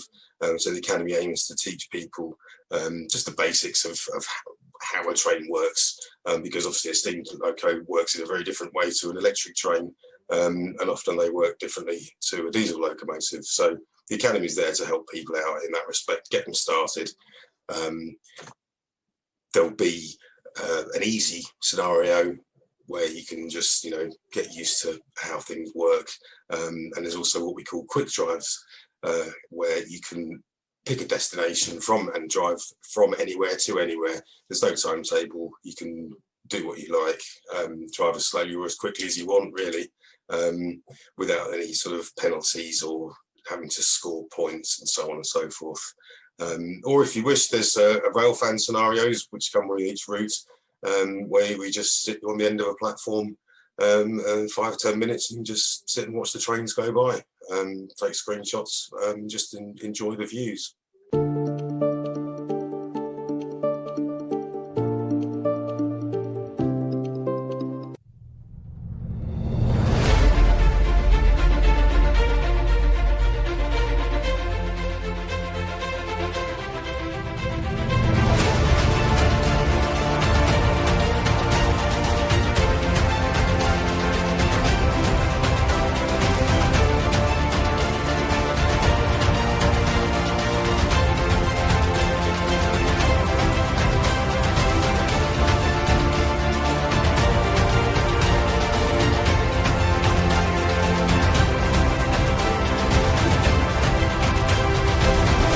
So the first route we'll be looking at that's in Train Simulator is Five Circle. So can you tell me, Rob, a bit more about Five Circle? Sure. The Five Circle, it's a semi-commuter route, I would say, certainly passenger-based route. It comes out of Edinburgh, and then goes over the iconic Forth Rail Bridge, over the Firth of Firth, which is something that pretty much not everyone knows, obviously, but it's something that you'll probably recognise from photographs. It's such an amazing structure over the water there, and there's around 50-mile route, circular and based in Fife. As I say, mainly passenger based. So yeah, lots of passenger stops, stopping and starting, heading in and out of Edinburgh. That's brilliant. And so what locomotives are in Fife Circle? So there's 3 main modern day-ish trains that come with the route. One is a Class 68 locomotive, which hauls traditional coaches, and then we've got 2 diesel multiple units, the Class 158 and Class 170, and they're all in the ScotRail livery. And what we also released with this particular route is the A4, which in this case it's the in Brunswick Green, which is based on Union of South Africa. People will probably recognise the shape from the Mallard, which was is the fastest steam loco in the world. So that was released with this route to give people a taste of driving steam. It's a loco that has run rail tours around on the route, so there's a semblance of reality in there. but it's a free steam train that comes with the route, so you can get to grips with driving that around as well. And that also comes with its own set of coaches as well. So quite a lot of variety in there for people to enjoy. So what type of gameplay is there in the 5-circle route? So as I think I touched on, fundamentally it's a passenger type route. So there are 7 scenarios that come along with later 2021. There's 2 scenarios with the Class 68, which form a 2-part drive around the circle. 2 of the scenarios come with the Class 170, which are more express-based runs around the route. And then there's also a 3-part scenario with the Class 158, where we've got the different parts. You can, it's part 1, part 2, part 3. You can jump into any one at any time if you want. So you can do part 2 and then part 1 and then part 3 if you want. But obviously, if you do them in order, then the journey sort of makes sense, and one follows on from the other. So now let's have a look at 5-circle in action.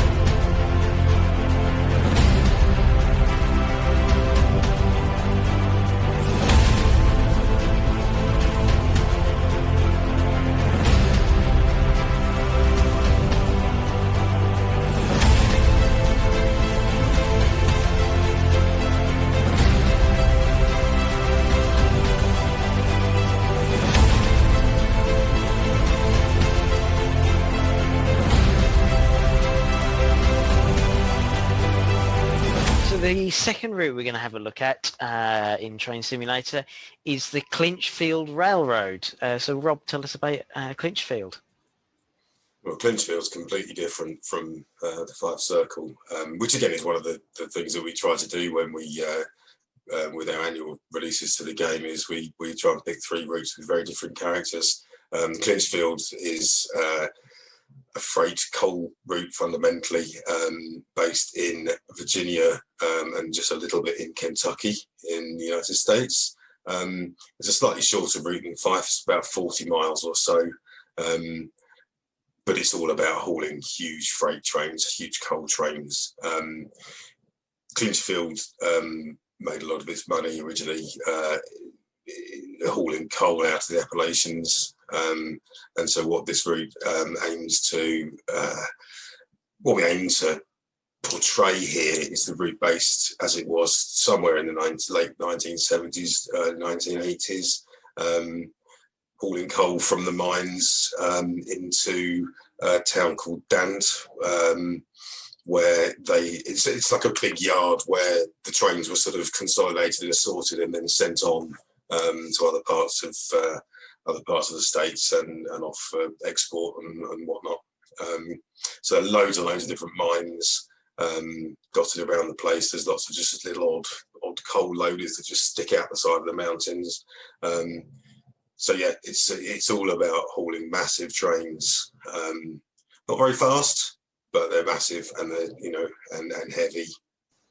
So, what locomotives can you expect to drive on Clinchfield? All right, so the locomotives we have with the Clinchfield route, we've got 2 of the first generation diesel locos, so they're really quite old, sort of late 50s-ish, 60s, and that's the EMD F7 and GP7 locomotives. And then slightly more recent is the SD40 and GP38, which in various different guises and iterations are now still seen all over the States, still running today. So let's have a look at Clinchfield.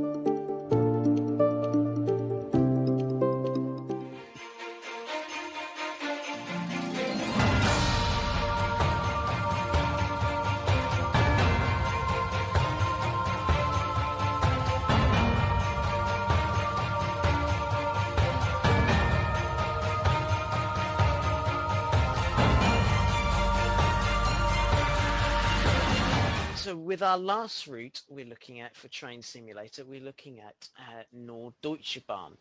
So Rob, tell us a little bit more about Norddeutsche Bahn, and which part of Germany is Norddeutsche Bahn set in? So this route, again, is about 50 miles, this time obviously in Germany, between the towns and cities of Lübeck and Kiel. If people are not particularly familiar with German geography, it's about 50, 60 miles northeast of Hamburg, and then Kiel is another 50 miles to north of Lübeck there. With this route, what we've done is to really focus on a winter theme. The route was released originally in just before Christmas, so we have a winter theme. One of the things we haven't touched on with the other routes that we've talked about is that with all the scenarios, we can have different seasons. So with a lot of the Clinchfield ones, for example, they'll be autumnal with lots of rich colours and so on. With this route, we've made a particular effort to make the winter look particularly beautiful.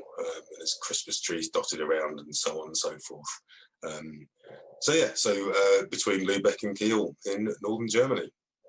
So which locomotives and rolling stock do you get with Norddeutsche Bahn? So locomotives that come with this route are slightly different from the normal things that we do for Germany.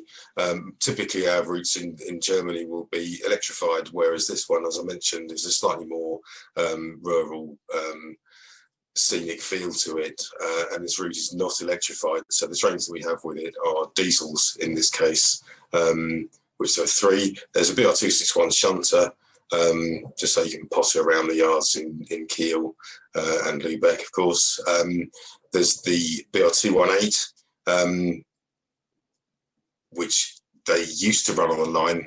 So the 218 locomotive comes with some doppelstocks, and there's also some intercity coaches in the route as well. And then to bring it more up to date, there's a BR648, which is a two-car diesel multiple unit. One of the things, again, that's slightly different with this German route compared to Fire Circle and certainly Clinchfield, is that with the 218, it comes with doppelstocks and the cab car. So you can either drive from the locomotive itself or have the cab car driving with the 218 pushing at the back. So now it's time to look at Norddeutsche Bahn.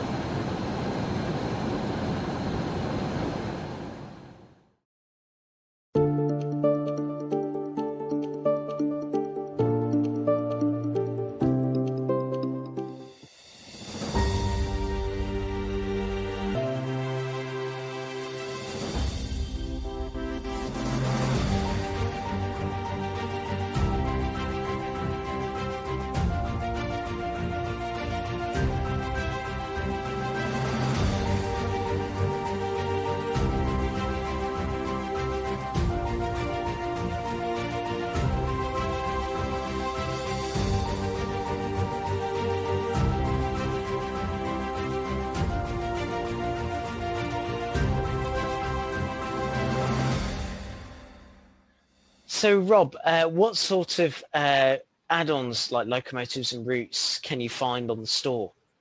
Well, there's a whole host of routes available. Bear in mind, we've been creating routes now for 11 years, with several routes a year that we've released.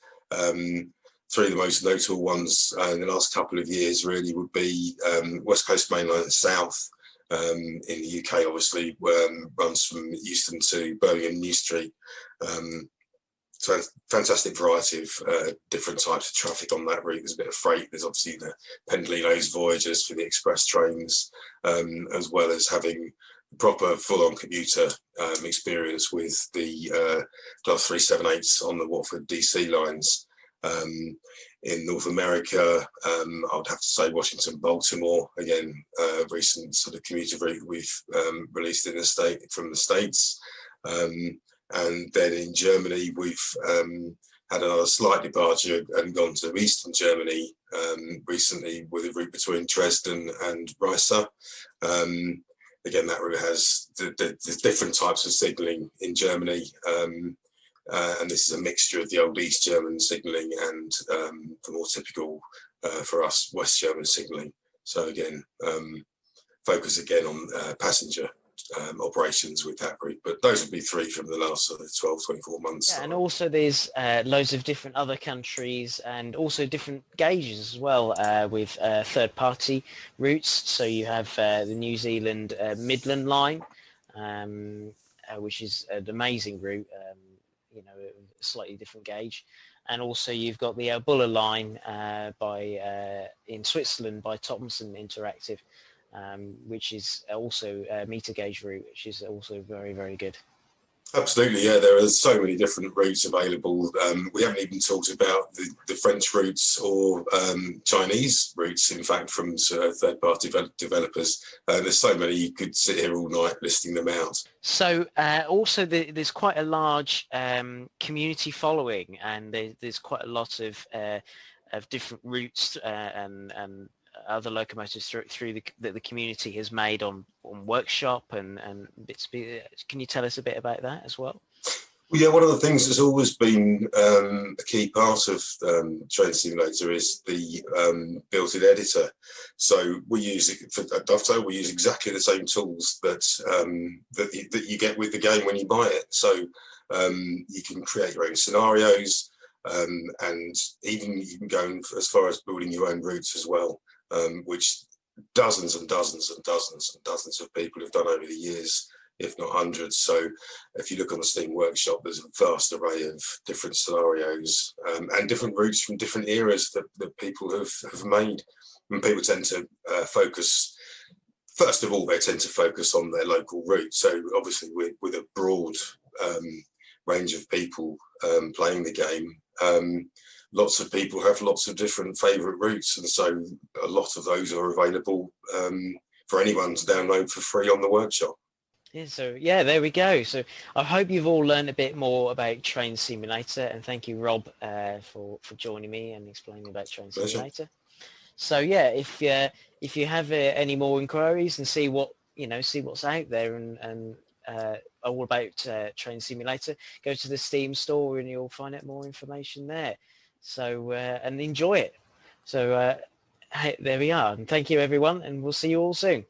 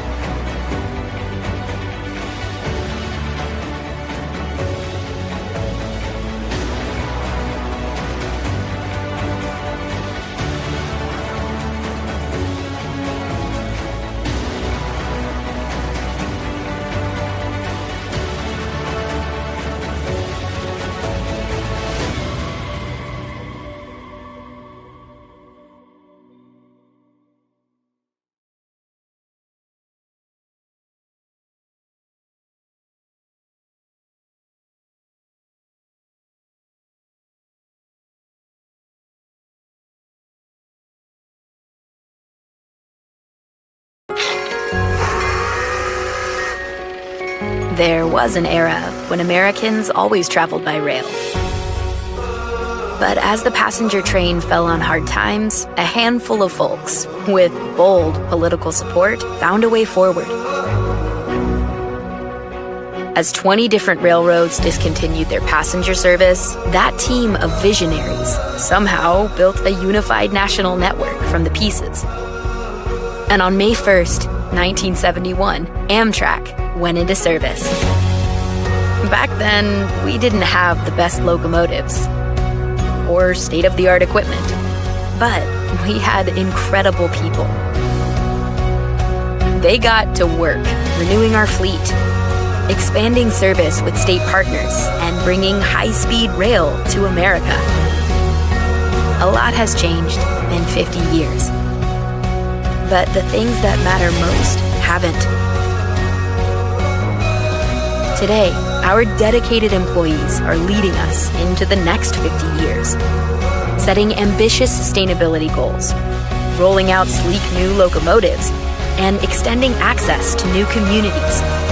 Our future was never guaranteed, and many expected us to fail. But at the heart of Amtrak, there's always been great people. People who believe in staying connected to faraway places, to our history, to what's next, and to each other. That's why the future rides with us.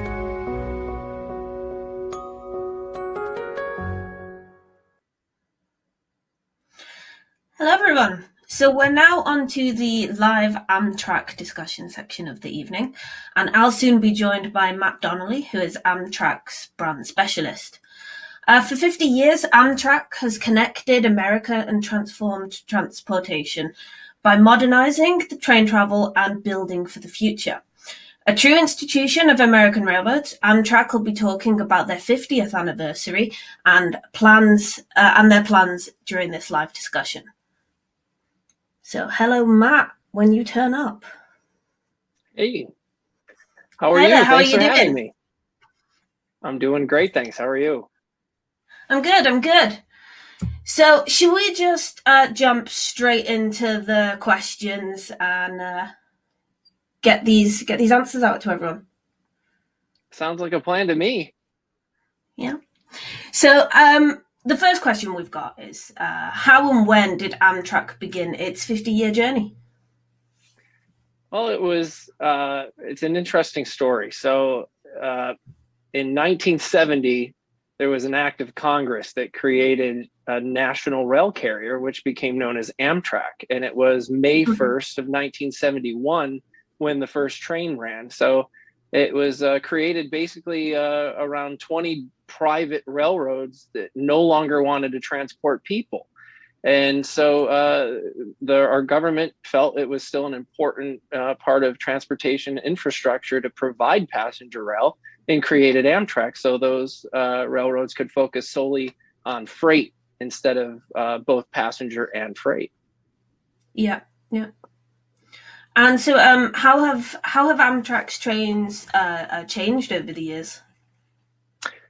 So in the early days, with the creation of Amtrak, it was kind of hectic. All those, most of those railroads, not all of them, but they essentially gave equipment to Amtrak. And when you're thinking of that, I mean, it was in all sorts of different conditions. It's all different types. And all of a sudden, I think it was about 12 railroads that donated or, gave equipment to Amtrak. So you've got this hodgepodge fleet, different cars with different configurations on the interior. They were all painted on the exterior in predecessor road colors. I mean, there was no time or money to paint them into an Amtrak paint scheme. So it was kind of wild. And as time went on, Amtrak was able to invest in interior upgrades and putting on a paint scheme and creating its own identity.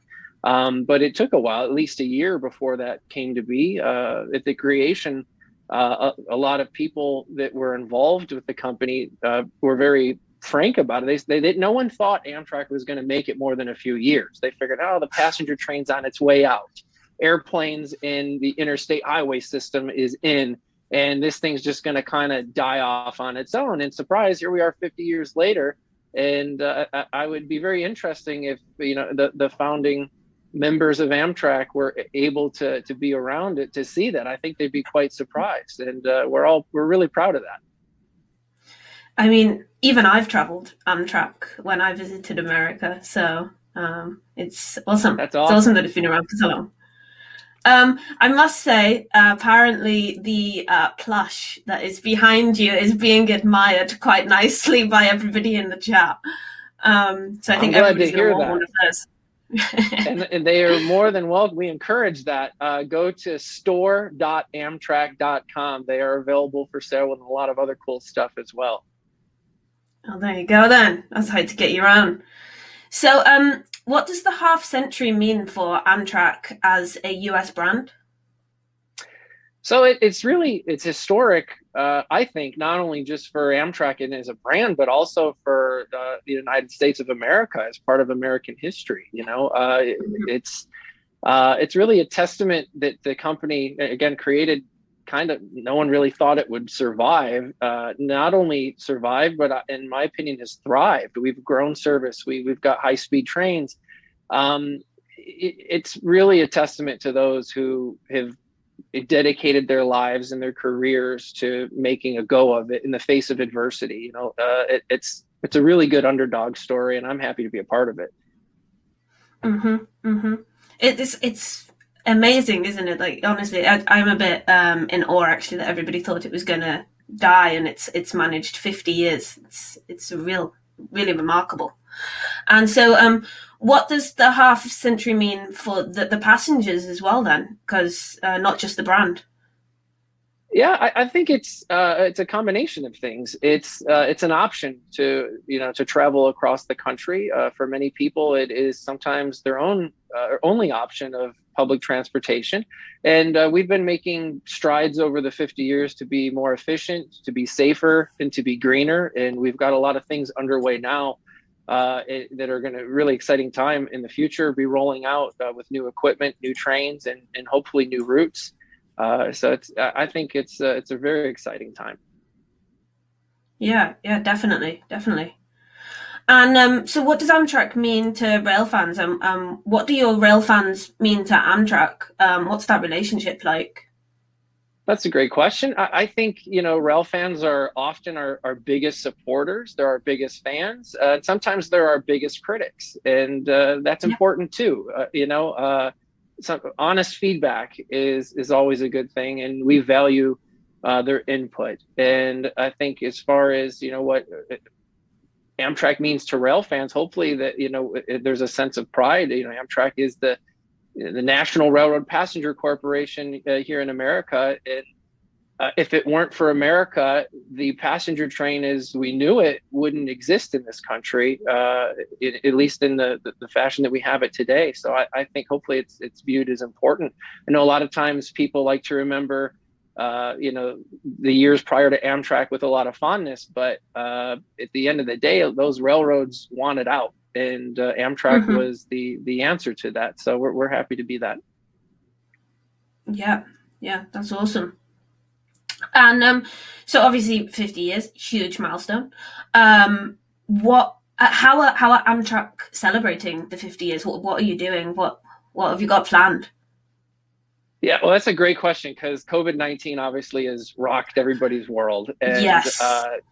Anyone that remembers our 40th anniversary, we were able to do an exhibit train, and we hosted events at different stations around the country and locations. And it was a really good thing to be able to reach out to communities all over the place for people to come out and experience, a living piece of history like that. But given social distancing and so much uncertainty with being able to plan large scale events, we've been able to do a couple things to still celebrate the milestone. And one of those we recently launched is our 50th anniversary website. So if you haven't seen that yet, it's amtrak.com/50th-anniversary. And that's got a lot of really neat stuff on there with different photos on a timeline to show the equipment and where we've been, a lot of the different achievements over the years, our innovations, and also stories from employees over the different years to get their perspective which to me is one of my favorite parts, right? You know, it's kind of like I have my own insight having been at Amtrak for the past 16 years, but I've often wondered, well, what was it like, you know, prior to me and my time, and hearing stories from people that have lived it. It's cool. And now those are available to be shared with everyone. As I mentioned, the Amtrak store, the merchandise, I don't know if you guys can see my shirt. Maybe I'll move a little bit. You can see we've got a whole bunch of different merch. This is a shirt showing the one-off locomotive that was painted for the first day of operations. And we've got a bunch of other 50th anniversary specific merchandise on there as well. And we're also planning, which a lot of rail fans have responded very positively to, is 6 different heritage schemes on different locomotives, some of which have never been done. So one of them is a direct copy of the scheme on my shirt, which will be hopefully coming out before the end of the month, at least from the factory. And then it's got to go through testing before they're able to put it into revenue service. But we've got several other really cool liveries as well going to be rolling out. And it's our way and our idea of being able to share something cool with everybody in the event, you know, we're not able to have any of these large scale events and gatherings, even, you know, throughout the rest of the year, because it's just really hard to plan that, you know. Yeah. So it's nice that even though it might not be what you'd initially planned, that you are able to still celebrate it so wonderfully. Well, thanks. I appreciate that. I think it's a good compromise, you know, given where we're at this day and age. You know, it would have been wonderful to, I think, have, you know, different excursions like we've done in the past with Train Day, and have people come down to the station and see the locomotives and interact with employees. But it's definitely nothing that we'll be able to do anytime soon, if we're able to ever do it at all. So that's at least a sure thing. You know, having locomotives be at the forefront of our trains all over the country, you know, hopefully you'll be able to see it. People will be able to follow it, you know, online, and be able to figure out when they're coming through their communities. One of the questions, I don't know if you're aware of or heard of, but we're doing a phase 3-8 scheme, which was only on the -8 locomotive fleet. And there was about 20 of those, and they only existed for maybe about, 15 years or so in that livery. And so we're putting that livery on one of our current P42 locomotives, simply because, given that we're publicly funded, we were able to use the existing budgets allocated for locomotive overhauls. And we were able to, do that without having to spend a lot of, or any extra money really on doing something special. So it's kind of a neat adaptation. And the unfortunately, the -8s themselves are getting near the end of their life on the active fleet roster. And even if you were to see one, it wouldn't be at the front of a train. So putting one on that livery on a P42 gives people the opportunity to actually see it, out and about on the rails. And that's going to look awesome. Thanks. I think so too. I'm really excited to see all of them. And we've had one right out now. It's the 46. It's been out for a little while, but the next one will be locomotive number 100, wearing what we call the midnight blue livery, which has never been done. It was something we created specially just for the 50th anniversary. So that will be rolling out of our Beech Grove facility next. Wow. And so I guess, what do you think's next? What do you think's coming next for the next 50 years for Amtrak and its passengers? Because what do you think the future is going to look like? Hopefully onward and upward, right? I know we've got new ALC 42 Charger locomotives that are the first one, number 300, and number 301 is in the special scheme like on my shirt. Those will be rolling out hopefully within about the next month or so. So once they go into service, they will be on the national network, and they're a Tier 4 compliance locomotive, so a lot greener and more fuel efficient. And we're hoping that that'll be a positive for people, and not only just rail fans, but our passengers. And anyone in the United States is breathing cleaner air, right? So as well as a new generation of Acela high-speed trains in the Northeast Corridor are undergoing testing now. So that'll be really cool once they go into service. And we also recently published a map of an idea for expanded service, which is AmtrakConnectsUs.com. So if people aren't familiar with that, they can check out that website and look at our vision for, the next 15 years or so to be able to expand passenger rail. So I think a lot of opportunity lies ahead of us, and a lot of improvement and exciting times as we especially start to emerge from all the lockdowns associated with COVID. Hopefully the world will be back on its path to some sort of normalcy soon. Yeah, and I guess when we're talking COVID, why should people be encouraged to travel again? How are we encouraging them? What reasons have they got to go on the trains? Well, I think just in general, it's one of those things where people are looking to, is my opinion, of course, get out. Yes, of course. Everyone's been working from home. They haven't been able to connect with family and friends, and that's what Amtrak's all about, is connecting America. So I think when people are ready and able, we're ready for them, and we're excited to have them back. That's lovely. That's lovely. And so one of the questions from the chat is actually, what is the fastest Amtrak train? Do you know? And how fast is it, if you know?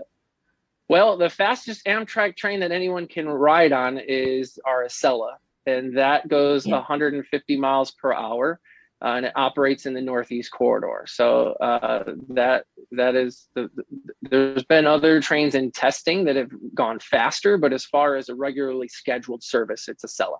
Great question. And which of your rolling stock and equipment do you think draws the most attention? Which one are people desperate to see? I think it's typically our celebratory schemes, whether it's, we have some Amtrak celebrates our veterans schemes, which are very patriotic, red, white, and blue livery. So we have a few of those locomotives. Those always turn heads and are ones that our fans are looking to find and see. We've done some promotional wraps before.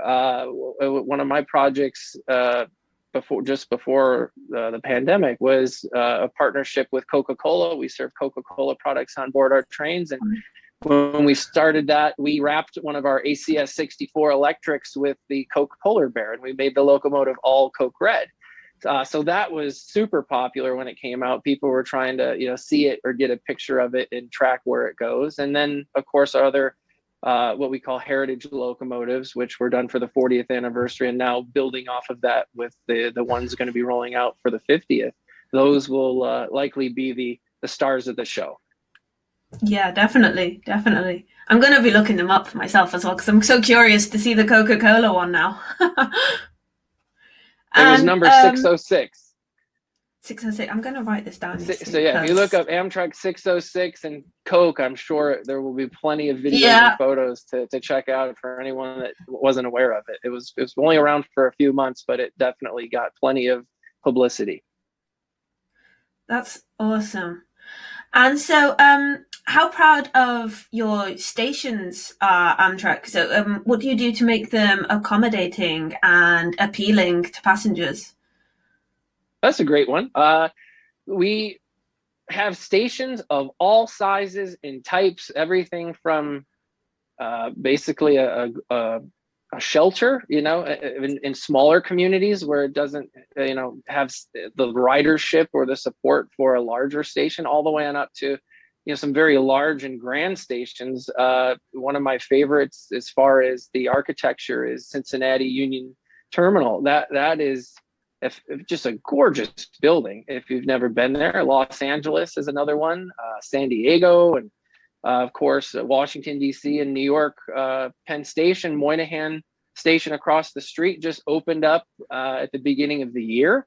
I haven't had the chance, unfortunately yet, to get up there and visit it myself, but I've seen plenty of photos, and there's lots of videos online of that. It's just magnificent, restoring the beauty of what once was there in that station. So I think you said one of the benefits too, we look to, make our stations ADA compliant for those with accessibility needs. And we're always looking to do stuff better. And many times, a lot of people are surprised to find out we don't own all of our stations. Sometimes individuals own them. Sometimes the freight railroads own them. Sometimes the towns and cities own them. There's a a lot of partnerships that go on to be able to work with the entities that are involved with the stations, and when it's not just a solely Amtrak-owned building, to make improvements and make them better. But that's definitely something we're always looking at to make improvements on. Yeah. And so one of the questions from the community is, I doubt you will have an exact number, but how many people use Amtrak in a year, roughly? Well, this past year's been really low, but it's been in the low 30 millions, people. So I think it was, don't quote me, I'm sure it was around 31, 32 million. We were growing quite steadily, unfortunately, until the pandemic kind of killed the entire transportation world all over the globe. But we're looking forward to topping that number and continuously topping that and moving forward with, being a very relevant choice of transportation. Do you find yourself using Amtrak personally quite often? Oh, yeah. In normal times, every day, I usually take an Amtrak train to get into work. And then also in my free time, I've gone with my family and friends on different routes. And one of my former roles at Amtrak, I was an auditor.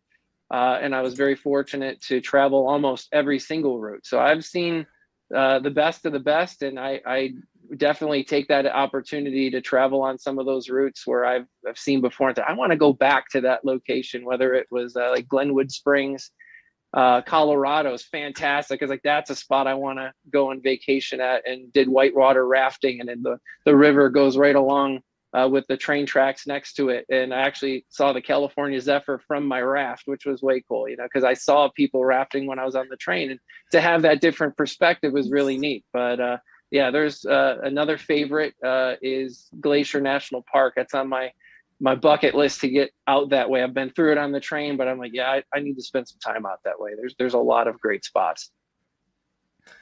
That is wonderful. So thank you so much for taking the time to answer all those questions for me. And thank you for answering so many of the community's questions. We're about done here. So I just want to say best of luck with the 50-year celebrations. And yeah, just thank you so much for your time. Well, thank you to you, and also to all the fans for tuning in and following Amtrak. We've got a lot of exciting things on the way, and we look forward to hopefully seeing you out there on the rails soon. Thanks so much. Thank you. When thinking of Amtrak, most people picture a train. Over the past 50 years, we've had many different types of trains to help us connect America. And similar to how fashion trends and style trends change over those years, so has the look of our trains. I'm Matt Donnelly of Amtrak's marketing department, here to explore the evolution of Amtrak paint schemes. In 1970, Amtrak was created by an act of Congress as the National Railroad Passenger Corporation. We took over the operation of passenger train service on May 1st, 1971, from 20 private railroads that no longer wanted to transport people. Many railroads participating in this arrangement gave their equipment, such as passenger cars and locomotives, to the newly formed Amtrak. While there was a logo ready at the start, there was no time or money for the trains to be painted into a common paint scheme, also called the livery. For the first day of operations, E8 locomotive number 4316 received a one-of-a-kind livery for a press event. It wore this unique paint for about a year, making it a short-lived but significant part of Amtrak's history. It was common to see a broad range of predecessor colors throughout our trains in the early days due to the mixing and matching of inherited equipment. It took several years before our trains could be removed from service for painting, making it easy to see why this period is referred to as the Rainbow Era. It wasn't until 1972 that the first full Amtrak livery started to appear, giving Amtrak's trains their own true identity. Back then, there wasn't a need for a livery nomenclature, and it was model railroaders that started identifying Amtrak's liveries as phases. Amtrak adopted this style of nomenclature and calls this livery Phase 1. It features silver passenger cars with large red and blue stripes flanked by white pinstripes through the window band. A white field toward the end of the car held the Amtrak Arrow logo. Locomotives were mostly silver with a black roof and underbody, bold Amtrak red nose for increased visibility, and a large Amtrak arrow on each side. This livery earned the nickname of the Bloody Nose due to the bright red front of each train. Adaptation to the form factor it resided on was sometimes necessary, as was the case with the RTG turboliner. Its stripes were set low below the windows, and the lack of a red nose set the transition for the next phase. Introduced in 1975, Phase 2 was a subtle refinement of the passenger car Phase 1 livery, eliminating the arrow logo that sometimes had to be abbreviated depending upon where the windows fell on the cars. Locomotives saw a more noticeable change, dropping the red nose and gaining stripes matching the cars. The stripes used then-new retroreflective technology to increase safety, and the arrow logo was now absent from the livery altogether. Overall, these changes made for a more connected look throughout the train. The Phase 3 livery first debuted in 1976 on the Roar turboliners. This livery has seen numerous variations and adaptations, with a reincarnation in 2015 on the new Viewliner 2 fleet. The LRC train and the AM7 locomotives wore similar variants, with a large low-slung blue field. The classic and most common styling of Phase 3 was internally known as the 888 for its equal 8-inch tall stripes of red, white, and blue. A common theme of Phase 3 is having a more equal representation of red, white, and blue in the striping than on previous liveries. The most unique adaptation came in 1991 on the Dash 8, a rather large and boxy freight locomotive adapted for passenger service. Its award-winning paint scheme was styled to fit its utilitarian body in a bold way, earning it the fan nickname based on a popular cola can from the era. This marked the first time in Amtrak's history that the main Amtrak red and blue colors were changed to what we call Amtrak Deep Red and Deep Blue. These new colors continued onto the Genesis locomotive variants of Phase 3. The first appearance of Phase 4 came in 1993 with the new Superliner 2 car fleet, resulting in a period of overlap with the Genesis variant of Phase 3. Phase 4 shares the same Amtrak Deep Red and Deep Blue colors that debuted on the Dash 8 locomotives, applied in a stripe pattern inspired by the American flag. Locomotives gained a larger presence of silver than ever before, with silver trucks, underbodies, nose, and cab areas. This is known as the intercity variant and was most common. A Northeast Corridor variant with gray extending off the roof further onto the sides and nose was applied to some P42s and P32 ACDM locomotives. Phase 5 debuted in 2000 on the first generation Acela trains. This marked the introduction of a new color palette with a new primary Amtrak blue color and the reintroduction of original Amtrak red. A host of new accent colors were added, originally used in specific combinations to denote the class of service or function of the car. For example, green was used on food service cars, and dark blue was used on business class cars.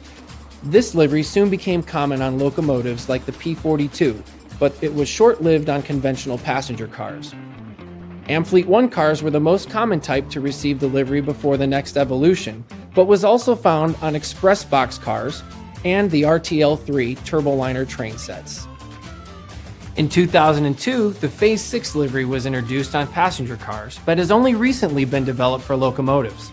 The standard look of our trains for a long period was Phase 5 locomotives with Phase 6 cars.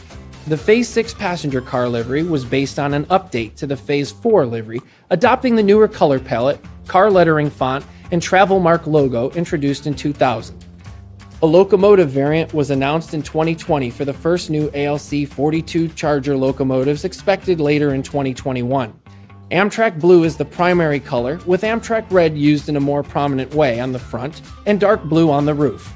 The Phase 6 Chargers will also feature a nod to Amtrak's history, with a component of the old Arrow logo and a section of silver toward the rear. Over the years, other Amtrak liveries have been created that don't classify as a phase. These include service-specific liveries providing a more regionalized distinction for routes like the Pacific Surfliner, Amtrak Cascades, and Amtrak Midwest. The new Acela 2 livery on the next generation train sets shares the primary Amtrak color palette, but introduces new elements like geometric patterns that differentiate the service. Our work train equipment gets high visibility colors like bold lime, and we've also developed celebratory and commemorative liveries like those on our veterans locomotives. This unique midnight blue livery celebrates our employees who keep passengers moving across the nation all throughout the night as part of our 50th anniversary celebration. It will be rolling across the system soon, along with 5 other specially painted locomotives. The most historically significant will be brand new ALC 42 Charger number 301, currently under construction, and will wear the Day 1 livery. The new Chargers will be numbered starting at 300, and road number 301 was chosen specifically to wear this livery because of it being a one-of-a-kind created for Day 1 of operations. It's expected to be delivered later this year and enter revenue service on our national network after testing is complete in the Northeast Corridor. With new Charger locomotives arriving soon and the planned replacement for the Amfleet 1 cars, the opportunity for a new, comprehensive, and forward-looking livery is upon us. Here's a sneak peek at what will be Phase 7, bringing a greater sense of modernity and cohesion throughout our trains with efficiency, safety, and wearability in mind. Thanks for joining me in this review of Amtrak's paint schemes. We're looking forward to what's to come in the future.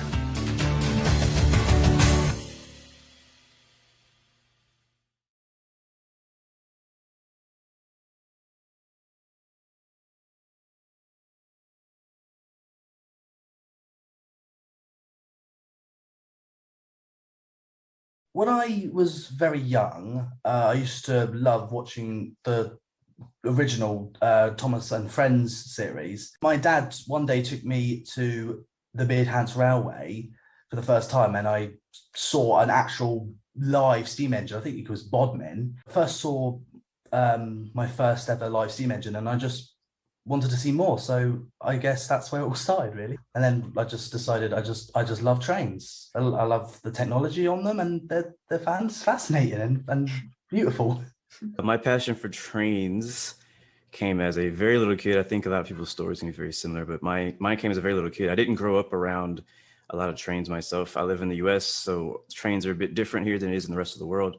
I remember like freight trains going by here and there. That's about it. And then I know my parents bought me like the little model railroads, stuff like that, that I would play with. And so that's kind of where it kind of sparked, I would say. But again, didn't really grow up around a lot of trains. It wasn't until maybe a couple of years ago that I actually got into train simulators, because I got a PC that could actually run them. And that's kind of when it kind of reignited my passion for trains. And it's like, oh, this is like, now I can actually really appreciate it. Only time I've ever seen trains is kind of like passing by at a crossing.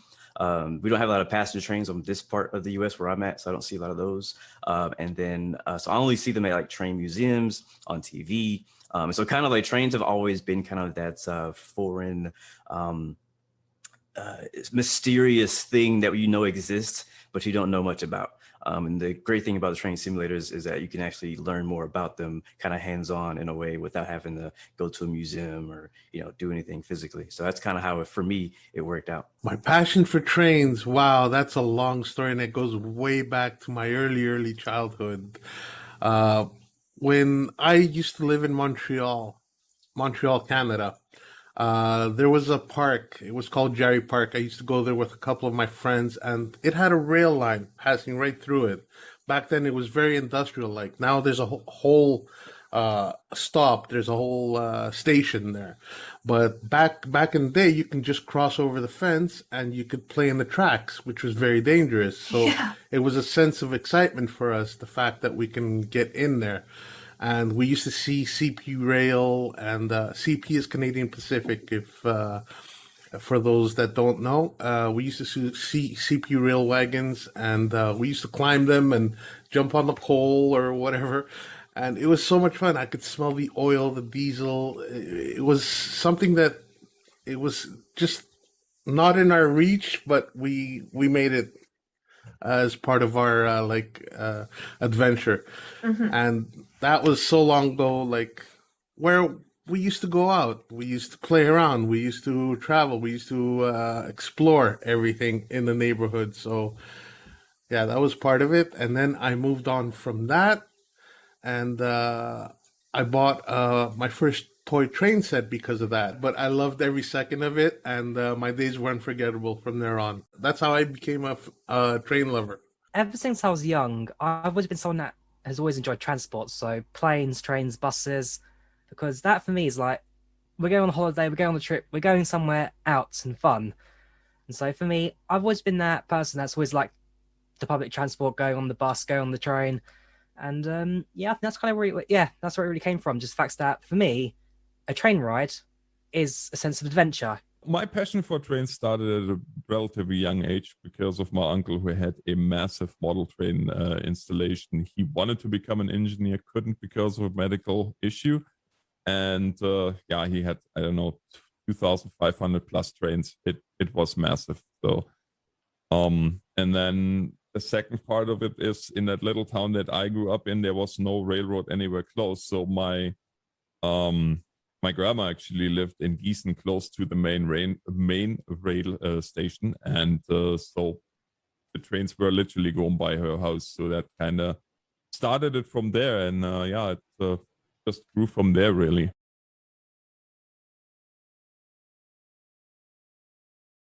It's again only a couple of years ago that I got into actual train simulators on my PC, and I think what kind of sparked that was just kind of the availability of it, and then as well as the technology has progressed. I've actually played train simulators before, way back in the past, but they were just never at the quality of a game that I appreciated. For me, I'm a big gamer. Visuals are huge for me. I love stuff that looks pretty but also works very well and very realistic. I have a flight simulator background, and so I'm very into the details and how the systems work, stuff like that. And so when I heard a train simulator came out, which was actually for me, Train Sim World, because I knew Train Simulator existed, but it was like, Windows only. And it was, you couldn't really, access wasn't there as much as the newer Train Sim. So I got into that and enjoyed it. And I loved to kind of explore into different trains. And yes, I loved learning the intricacies on how they work. What is the railway system like? Like I never knew anything about any of those things, and I was always curious. What's the red light? What's the double yellow or the white? Whatever, you know what I'm saying? Learning the signals, learning how the trains work, the speed limits, stuff like that. It's definitely a different style. And then technology catching up. And having a bit of a prettier picture as well, making it look a bit nicer.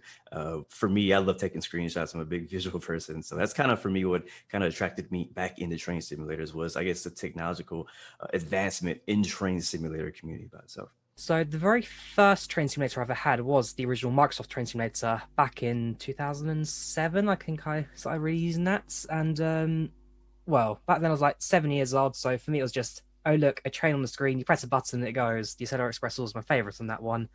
But I guess the first train simulator that I kind of got more kind of hands-on was the Trains 2009, which for me was like, well, the routes were pretty good, but the editor on that also very fun. Build your own routes, build your own railway lines, that kind of stuff. And then when Dovetail Games Train Simulator 2012, I think it was, came out, so I got on the disc somewhere, that was probably the first sim I really sat down and properly learn about train controls, how it all worked, how it handled. And so, yeah, throughout Train Simulator 2012 to 2018, that was like my main go-to sim. All the routes, everything was really fun. And then Train Sim Worlds kind of just took what I enjoyed already, but completely changed it around. Like, instead of, like, you're in a cab, got a few controls to click around. In Train Sim Worlds, it's a proper hands-on, full-on, like, you can now move this lever, you can move this, and that happens. Like, as train simulators develop over the years, it's become so much better. It's the kind of the appeal of driving something that you don't drive in real life, or that you don't have the chance to. And when back in, what was it, 2001, I think, was the Microsoft, and that was really where it started for me, with that very first Microsoft train simulator, which was nowhere near as refined. But I started in a way playing it again because of my uncle, because he, just to show him, that was kind of my gateway into the simulators. I started train and flight pretty much at the same time. And I have to be honest, Train Sim back then, I tried it, but I was always on arcadey settings and whatnot, because I had really not enough knowledge of what it really was about. So, but yeah, it started there, and then it just grew and grew from there. With every iteration that came afterwards, a more advanced rail simulator, I kind of got more and more into the how and why, and then of course the interesting part of that was you have all these different railroads and you have all these different rules with different signaling rules, and well, you know it yourself, right? The UK has a completely different signaling rule than, let's say, the German main signals, or what we have here in North America with our single head signals. So that was kind of the appeal for me, and getting more and more involved with it. My dad actually found a game called Microsoft Train Simulator, which is very old, and he showed me, and I spent most of my time after school on my dad's computer. I used to be an arcade fan, so I used to go down to the arcades in downtown Montreal, and there were all kinds of arcade games, pinball machines, but there were only 2 games that I could play that had any sense of simulation. There was a driving game where you had to go by the code, the driving code, and there was another one that was an airplane simulator where you had to actually land the plane. That was the only thing you can do, just land the plane properly. I ended up landing 747s, and I go, you know what? I'm the only one playing this game. Nobody else is playing it. So, yeah, that's where I realized that I'm a true diehard simulation fan. Trains came up to me because of my early childhood and the fact that Rail Simulator had come out by Electronic Arts back in 2007, I think, which was not that great. And then Train Simulator came out, and that's when I started going crazy. I got to play this game. So I got my first potato PC. I got an Intel Core Duo processor. It was the E8400. An AMD graphics card, the HD 4770. That's old school. And 4 gigabytes of RAM. And trust me, that game did not run well. It wanted more. And then Train Sim World came out, and I blew my mind. I went to another upgrade. And here we are, Train Sim World 2, and I'm in heaven. I'm flying right now.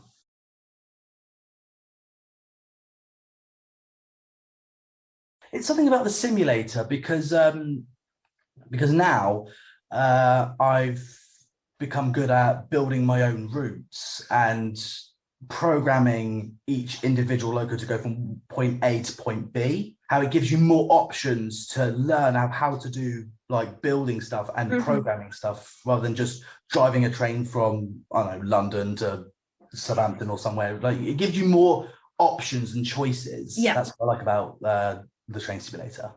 With the train simulations, I think it's a lot of the technical aspect, and of course all the different routes, all the different systems that you can run. I mean, you can within an hour you can go from a North American train over a bullet train, all the way to, well, now the Arosa line, driving in the Swiss Alps, right? So it's amazing. That's what I like about Train Simulators, and it's a really relaxed game. It's relaxing. There's no other way to say it, for the most part, unless you try to run a high-speed train on the tight schedule. But no, I think it's a very relaxing game. I love it for that.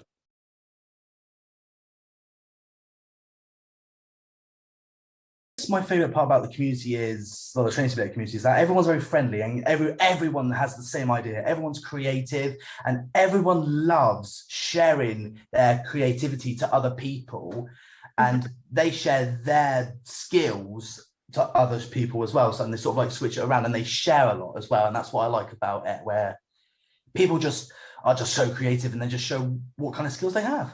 It's amazing how like, this is not just a guy's thing. Everyone can enjoy.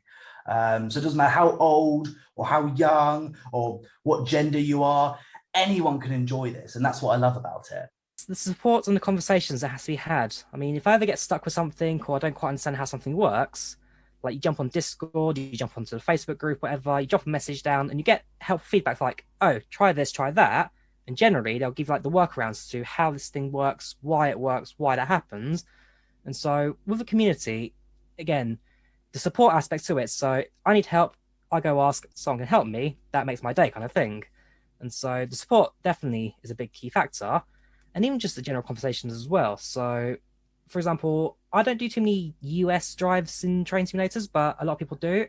And some of the stories they may have, like some of the routes they talk about, some of the locos they have. I mean, I don't know what GP38 is, but through train simulator conversation, I've now probably know every little aspects of the diesel locomotive in the US that pulls freight around the CSX routes, and so it's that conversation that you can have that you learn stuff from, you hear stories, you hear new things, and you go out to try it yourself. So definitely the support and the conversations that you can have around it. My favorite thing about the train simulator community is that people are kind of all out to help each other. Honestly, when I first, because again, I come from more of a flight sim and other types of games. When I first posted my first train simulator video, which was about 2 years ago from us doing this recording, I got so much really good feedback from the train simulator community. And most of it was just like people helping me out, telling me this is how it actually works. It wasn't like they were coming at me saying, oh, you're so stupid for doing this. Like, they came at me like actually helping me.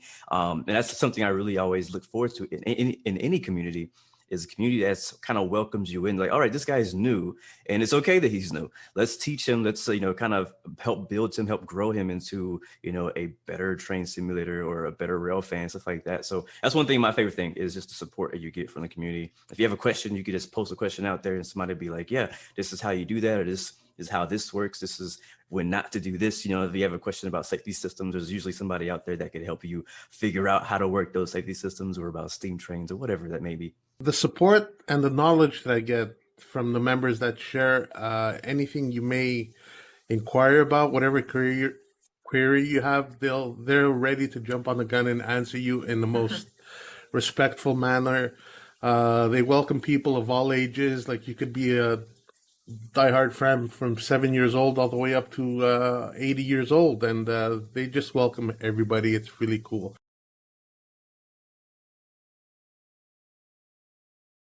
On the train sim world routes, I think it's any of the Schnellfahr, like any ICE3 track is pretty much, I don't know, I find myself always coming back to the ICE. It's as in my humble opinion, one of the most beautiful trains ever built. And I do like the technical aspect of having those trains go fast. And I'm afraid that's going to change, though, once the first steamer comes out. That's kind of what I'm waiting for, like so many others I know. And I find myself, I have to be honest with you, lately I find myself spending an insane amount of time on the Arosa. That line, just especially in the winter, going down those steep grades, that seems to be, the challenge is real. If I had to choose one of them, out of the ones I've used, I'd have to say possibly the Riviera line in the 50s, because I'm more into steam engines more than the modern trains. And it's so nice to actually get an idea of what the past trains, how they run and how they used to look, and how like the scenery looked back in the past. And also I just love the sounds, and when you see another steam locomotive pass by, you get the feeling of what it used to be like as a train driver back in the 50s. For train simulator, the route I spent the most time on is the Canadian National or Pacific, one of those is called, and I think it's the AC 4400. It was one of my favorite train simulator add-ons as part of the Train Simulator Pro series. Like, for me, of the trains that I've used in Train Simulator, it's like the most realistic one I could find, sound-wise, physics-wise, and the scenarios are a lot of fun. And it's actually really freaking challenging. I fail them all the time, and it's funny that I like that I fail them, but when I fail them, like I'm so upset that I got to do it all over again. And so I think that's why I spend more time doing that one, because I'm like, oh, I got to figure out how the brakes work, how not to have a runaway train going down this super steep mountain. And so for Train Simulator, definitely that one. I would say a quick, a close second would be the Steam, the Merchant Clan line. I think it's by Bossman Games. Really love that one. Steam Train, my first Steam Train I ever got into. And for Train Sim World, I would say the TGV LGV duplex for the Marseille to Avignon route is my favorite, and the one I've spent the most time on. I love it. I love the train. I love the route. I love going fast. So that's my favorite for Train Sim World for sure. Without that, Great Western Express, the original DLC for the original Train Sim World. I mean, it's the perfect mix of express trains, stopper trains. You got your freights as well. It's a great route from London to Reading. I absolutely adore it, and so it's a route that I drive from time to time, even to this day. Like, we have all these new fantastic routes out, but I always go back to Great Western because it's something about it which is so, so good. And everyone talks about the HST, how it's the best, how it's the fastest and all that. For me, it's the Networkers. You can't go wrong with Networker. The 166. Great train, absolutely adore it. And yeah, also, people talk about express trains, like you go fast, you go 125 from start to finish. Again, I like the challenge. I like to be able to start and stop, make sure you get the platforms at the right time, the right place. And so that challenge as well to it, which I do get a lot of fun out of.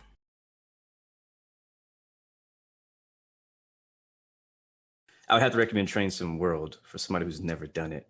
I feel like it's definitely more user friendly. The UI is more user friendly. It's more friendly in general for new people who are getting into train simulators. It gives you kind of a taste of what it's like.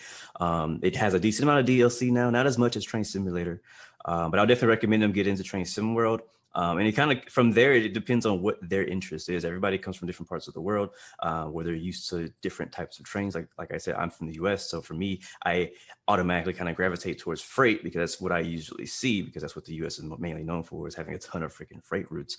And so for me, I just jumped straight into Sand Patch Grade, did the tutorial, I did all the scenarios, stuff like that. And I really enjoyed that a lot. And then from there, I branched over and did more passenger stuff. But again, if you come from a passenger background where you have more passenger trains, usually it seems like people who get into train simulators for the first time, they want to drive something they're familiar with, that they've seen in real life at least, or you know what I mean?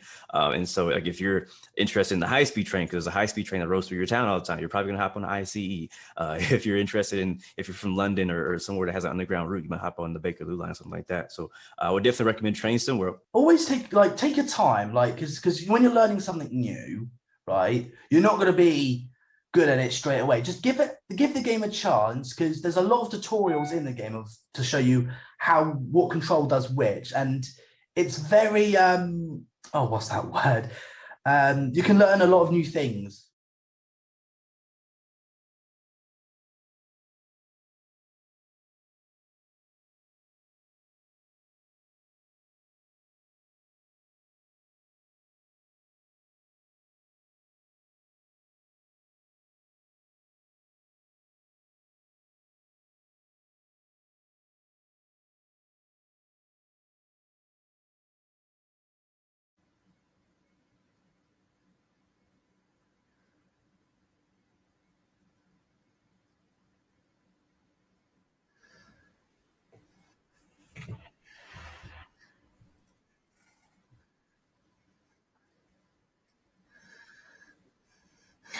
So by putting direct inner-city passenger services on detailed high-speed lines, Britain's new high-speed railway, HS2, will create more capacity on the existing railway for Britain's growing rail freight sector. As a result of enabling more freight by rail, HS2 will help deliver more of what Britain needs in a more sustainable way. It'll assist in removing thousands of lorries from our roads, reduce carbon emissions, and make our motorways safer. Rail freight is vital to Britain's economic success, transporting more than £30 billion worth of goods every year. One freight train can carry enough supplies to build 30 houses, and in London, over 40% of construction materials are delivered by rail. Trains are also removing waste from our towns and cities to be recycled elsewhere. One freight train alone can remove up to 76 lorries from our roads. And rail produces 76% less carbon dioxide emissions than the equivalent road journey. And more can be done in the future too. Electric trains may carry goods long distances before they could link with electric vehicles for final delivery to customers in towns and cities, supporting the UK's transition to a net zero carbon economy. But as demand for rail freight continues to grow, we need more capacity on our overcrowded railways for the future. Britain's new high-speed railway, High Speed 2, is a game-changer for our rail network. It will enable us to run more local and regional passenger services on existing lines and deliver more freight by rail. Building HS2 frees up a massive amount of space on the overcrowded existing network, by placing high-speed passenger services on their own pair of tracks. Once HS2 is operating, services on existing lines can run much closer together, improving rail journeys across the country. By enabling more freight by rail, HS2 will help remove thousands of lorries off the roads every year, helping reduce carbon emissions, improving air quality, making our motorways safer, and delivering more of what Britain needs in a more sustainable way.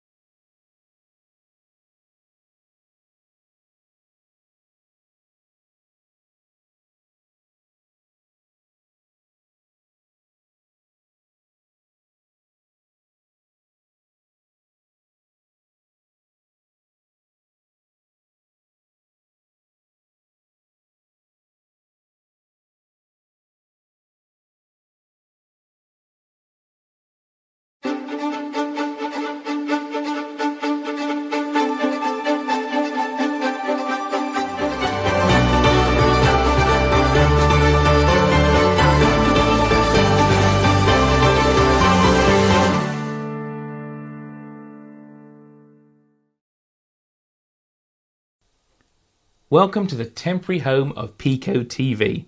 My name is Kevin.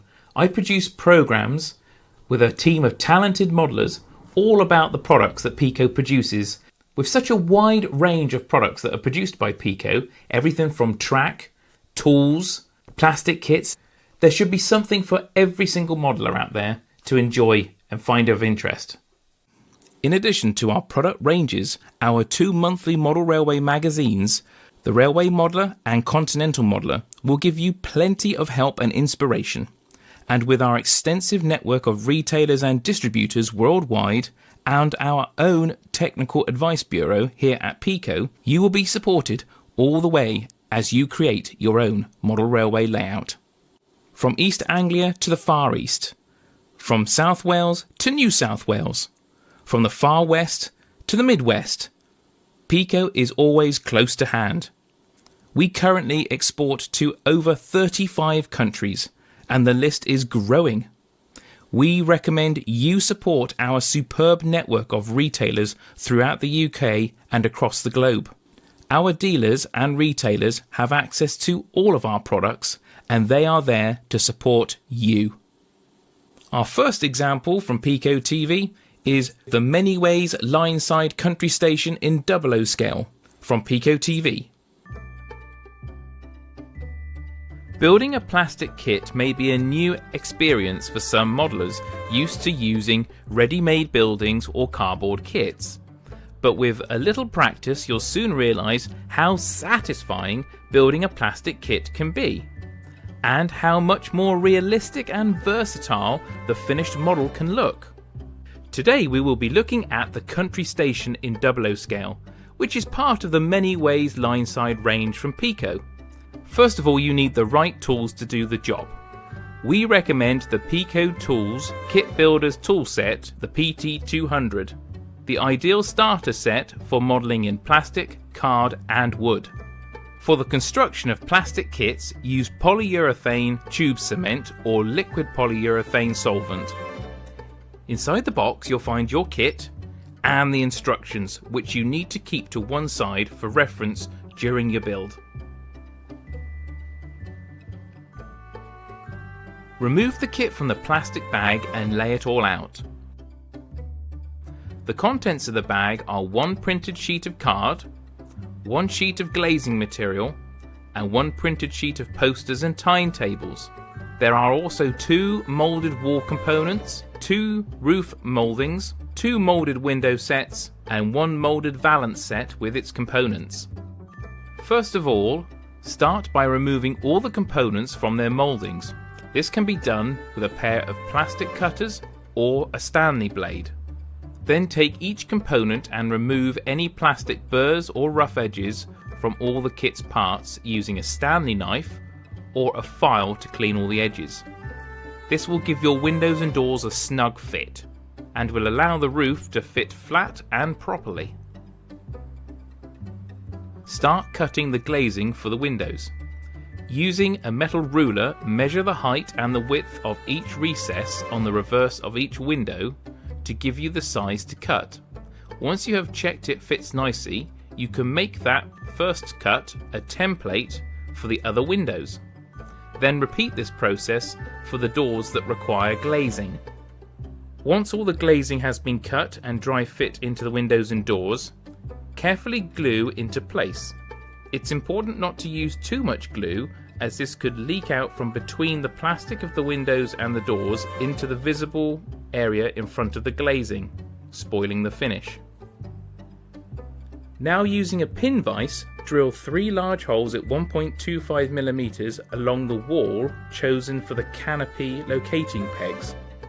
Then drill 4 small holes at 1mm in diameter through the wall for the guttering locating pegs on the reverse side. To do this safely and accurately, place the pin vise with the desired piece of plastic to be drilled onto a piece of wood as shown here. Once positioned, press gently at the top of the pin vise and twist. Or as shown with this type of pin vise, slide the rotator up and down gently. This will not require much force, but it must be done carefully. A few rotations will be more than enough to cut through the plastic. Make sure the holes are clear and dry fit the valance and guttering to check they fit correctly. I now recommend you glue the doors to the walls of the building, then followed by the window sills with the chamfered edges facing upwards. Once the window sills are in place and the adhesive has dried, glue the windows in place. Whilst waiting for the glue to dry, cut along the guidelines of your cardboard sheets in preparation for fitting the interior walls and floor. Glue the 4 walls together for the main building, ensuring all the corners are square. This can be done by using the white lines on your cutting mat. I would recommend using blue tack balls propped against the walls to keep them upright until the adhesive has dried. Then take your cut-out cardboard parts for the central booking office corridor and glue them in place. Be aware the corners of the floor need to be trimmed to avoid the door frames. And now repeat this process for the separate toilet block.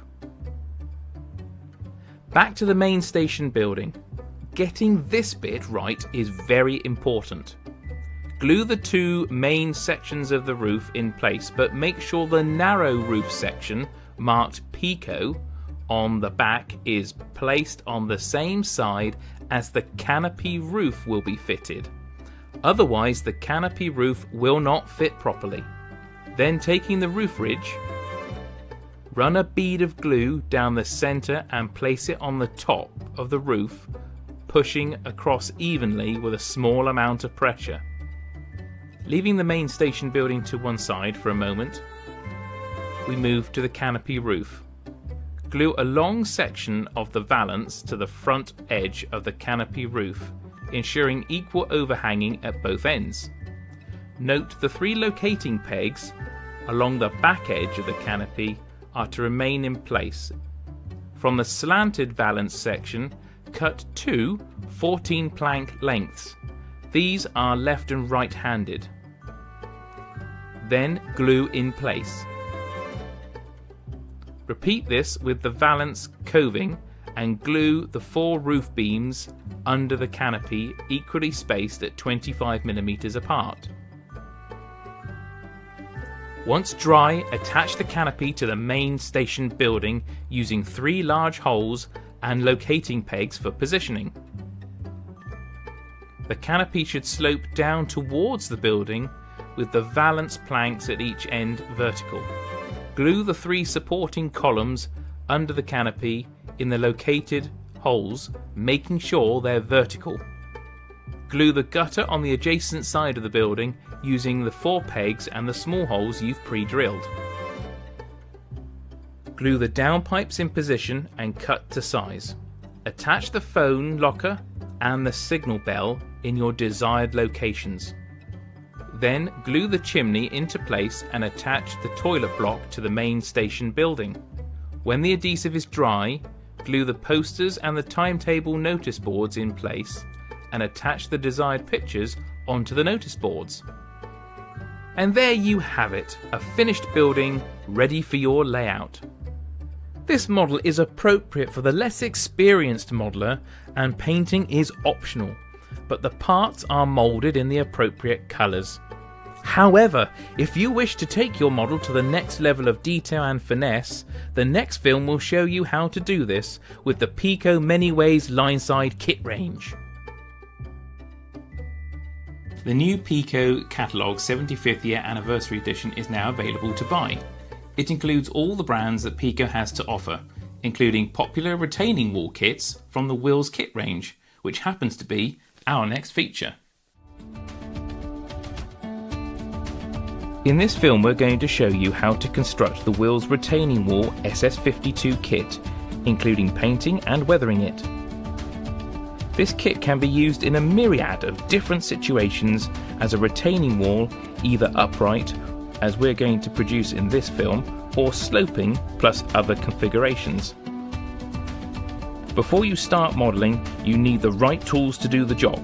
We recommend the PECO Tools Kit Builders Toolset, the PT200. Again, for this plastic kit we'll be using liquid polyurethane cement, 3 different colours of enamel paints, and an acrylic yellow wash to highlight the brickwork.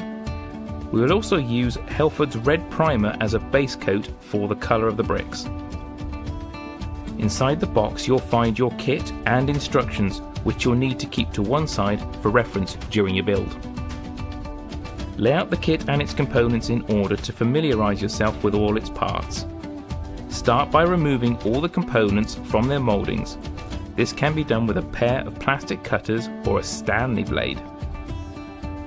Then take each of the components and remove any plastic burrs or rough edges from all the kit's parts using a file to clean the edges. This will allow all the components to fit together properly. Each of the arch mouldings will need to be cut back by 7mm on each of the joining edges. There are deep moulded guidelines on the back of each sheet to show you where to cut. Once cut, make the ends good by filing the edges so you get a seamless join. Cement the upright reveal edges of the arches to their miters. Then, using the crown strips, form the underside of the arch. As you hold each piece in place, you will need to wait for the glue to set before letting go in order to form a nice curve. Apply cement to the edge of the reveal and the curved crown strip. Then flip the arch over gently and place it on top of the infill panel using the guides. For this film, we're using a brick wall side of the infill panel, but it is reversible, and on the other side is a garage door with access. For the next bit, we recommend using a long ruler or a straight edge whilst joining the 4 arches together. This will keep your retaining wall straight and help keep it steady during its construction. To join the 2 arches together, we would suggest using some of the offcut section of the retaining wall or sprue from the mouldings to help strengthen the joints of your retaining wall and keeping them flat. Keep joining them together as required and then wait for the cement to harden. Whilst you're waiting for the cement to harden, assemble the parapet wall sections by gluing the 2 panels of the wall mouldings back to back and adding the half-round capping strip on the top. Then turn your attention to the piers. Cement the packing piece at the base of the long section of the pier. Then cement the sides and the back in place. When the cement has set, file the top and smooth before fitting the capping stone. Adding the end brick strip to the bottom of the parapet wall as shown here, making sure it has a small amount of overhang. This is important to disguise the join between the arch and the parapet. It also adds some strength. Now gently sand the edges to make sure they are all flush. Now start by adding the piers by placing them in the centre of each join between the arches and gluing in place. Then attach the parapet wall and apply glue to the ends along the bottom and behind the end of the brick strip. You may wish to use some packing to keep everything level and straight whilst you're waiting for the glue to set. Now we can begin painting and the preparation before fitting it onto the layout. We've used Helford's red primer as a base coat for the wall. You should always use a primer under your paints to get the best finish. But we have chosen the red primer purely because it gives a very good Victorian red brick colour as a base coat. We've also chosen for this particular wall a yellow wash, which allows us to have a more sandy mortar effect on the brickwork. You could use white, or you could use light grey or a medium grey. The choice is entirely up to you. With a good sized paintbrush, apply the acrylic wash liberally all over the brickwork. Allow to dry thoroughly between coats to achieve the look you require. To the half circle capping stones, we apply Humbrol 100 terracotta. and then to the capping stones on top of the piers, we painted them Humbrol Matte 66. Then we painted the downpipes in Humbrol number 3 green, and when dry, we attached them below the centre of the piers, covering up the joins between the arches. And there you have it, a finished retaining wall fit for any railside embankment. I hope you've enjoyed this kit build from PECO TV, and we look forward to seeing you again on another kit build programme in the future.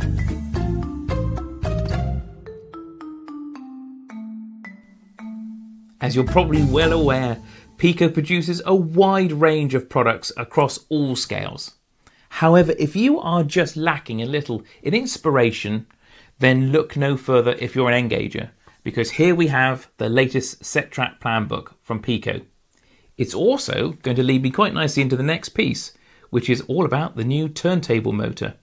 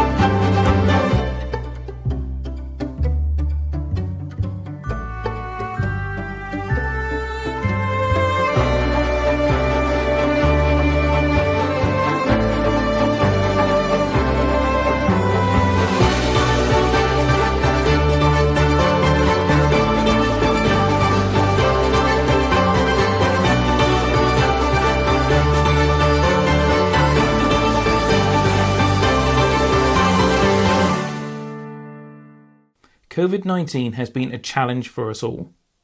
As a British manufacturer, PECO had to adapt.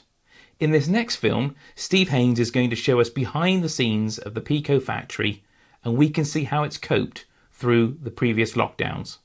Okay, here I am outside the front door of the factory. I'm going to go in there and show you what's happening in there. Then we'll take you up into the Pecorama Gardens and you can see how we've adapted to these new strange conditions. When COVID-19 broke out and the country went into lockdown, the world for everyone changed quite suddenly. From that moment on, all normality ended, and for us at PECO that meant that we had to change the way we operated. Our factory did not allow for safe social distancing in accordance with government instructions, so we had to find a new way of operating. At the same time, you were all at home, busy building model railways. So when we came back after a pause in production, we were faced with an incredible uplift in demand for our products, so we had to respond. Fortunately, we had the benefit of the various buildings around the Pecorama site being available. And as Pecorama could not open, so we were able to relocate various departments into new temporary locations. So, for the rest of the 2021, your turnouts and kits will be packed variously in the Garden Room restaurant,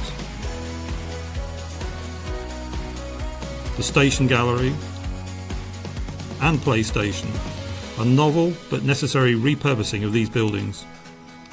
What plans there are for Pecorama in 2021 will be revealed next year, but for the time being, this is the new normal for us as we continue to cope with the incredible uplift in demand for our products.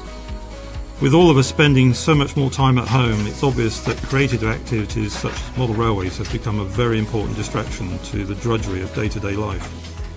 We'll be continuing to adapt to the situation so you can ensure that you have the products you need to enjoy this wonderful, mindful and creative hobby. We should mention our retailers and distributors around the world. They've done a fantastic job supporting us and supporting you, making sure that the products you need are there when you need them. It's been a tough time for everybody and they have weathered the storm very well and we're very grateful for their support. We hope that you'll continue to support them throughout the coming months and the year ahead. That was a fantastic insight to how PECO has been coping throughout all the lockdowns. Now, hopefully, things will get better soon and we'll all be able to see you soon at a model exhibition.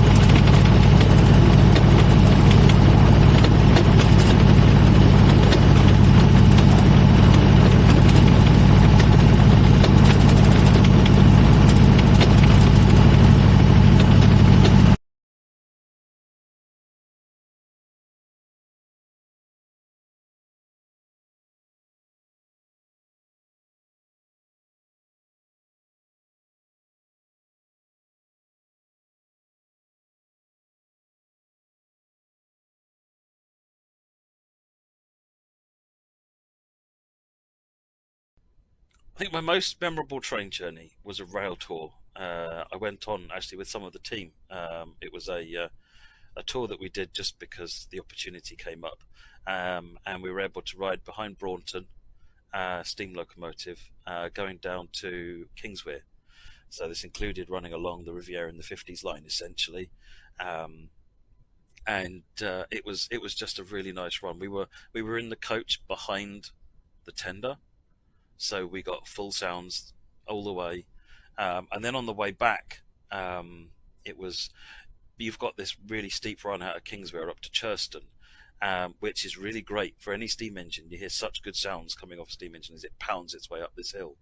But what happened in this instance was that something went wrong with the coal in the firebox, and so they were really struggling. And by the time they got to the top of the hill, they had to stop and wait. And it turned out that this bad coal had to all be got rid of, put new coal back into the firebox, build the fire back up again. At which point we were then running 15 minutes late. And running late on the National Rail Network is a bad, expensive thing. So we made good time. So not only do we have lots of really good audio of this train, and I say audio, just listening to this train pounding its way up to Churston, it then went fast, and we got good fast audio as well. So it was a really fun trip. It was all day, and I think the four of us that went on the trip just all came away thinking, that was a train journey. That was it. Well, a few years ago, me and one of our colleagues, we went up to Scotland because we had some tickets for a rail tour behind Union of South Africa, an LNER 84 steam locomotive. And we rocked up to the station on time. She was sitting there steaming away, and we thought, I've got a few minutes. I'm going to get a few pictures because I can't pass up the opportunity to take pictures of trains when they should present themselves. Okay, I've got a few pictures from the platform side, but I can't see all the running gear because it's obscured by the platform. So I'm going to run over to the other side. I'm going to go over to the other platform because I'll get an uninterrupted view of the running gear. And wouldn't you know it, guard's whistle blows, off she goes. We're running. Guard's not having it. No, you're not getting on. We're in motion. Off we go over the bridge. So we make we make haste towards the car, and we then proceed to chase it for several hours. And seemingly every time we got to the station she was due to next stop at, she had just pulled up or she was just leaving as we pulled up. And we took a break. We said, look, we're chasing the steam engine. We're being outrun by a steam engine. Let's rethink. We gave it a few hours, figured out where she was going to be. And thankfully, in the afternoon, we were able to get on board. My most memorable train journey was a trip to Paris on the Eurostar, actually, as a kid. Definitely something that really, I don't know, it's just such a beautiful experience to go international, to be on this kind of futuristic train, you know, going under the sea. These things are all, you know, the most exciting thing possible for an 8-year-old, and it's actually really stuck with me. A beautiful thing to do. So my favorite train journey would probably be the East Coast Main Line from King's Cross to Doncaster, because that is one I used to take every few months while I was commuting home to see my family while working for Dovetail. My most memorable train journey has got to be Newcastle to Lucas up on the East Coast Main Line, mainly because of the amazing views off to your right over the North Sea. The first time I ever went on a sleeper train in Bangkok and realised that this was my bed for the night. And I was like, okay, this is great. And yeah, rolling up onto the little sleeping bunk and going to sleep. The last journey on the way back from Stoke-on-Trent back to Kent to go home just after I'd finished my master's degree.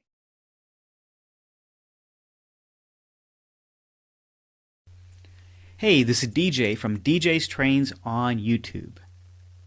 For those who don't know me yet, I've been an engineer for CSX Railroad since 1999. I've driven trains through Pennsylvania, Ohio, Maryland, and West Virginia, close to 1,000 miles of territory. My job has allowed me a unique perspective and knowledge of the railroad, and I'd like to share some of that with you. Whether you are a model railroader who wants to model more prototypically, a rail fan who just enjoys seeing these amazing machines in action, or a young man or woman who has a dream of doing what I've been doing for all these years. I'll try to touch upon all three groups with this presentation. So the first question I'm usually asked is, how did you get this job? I grew up loving trains just like all of you.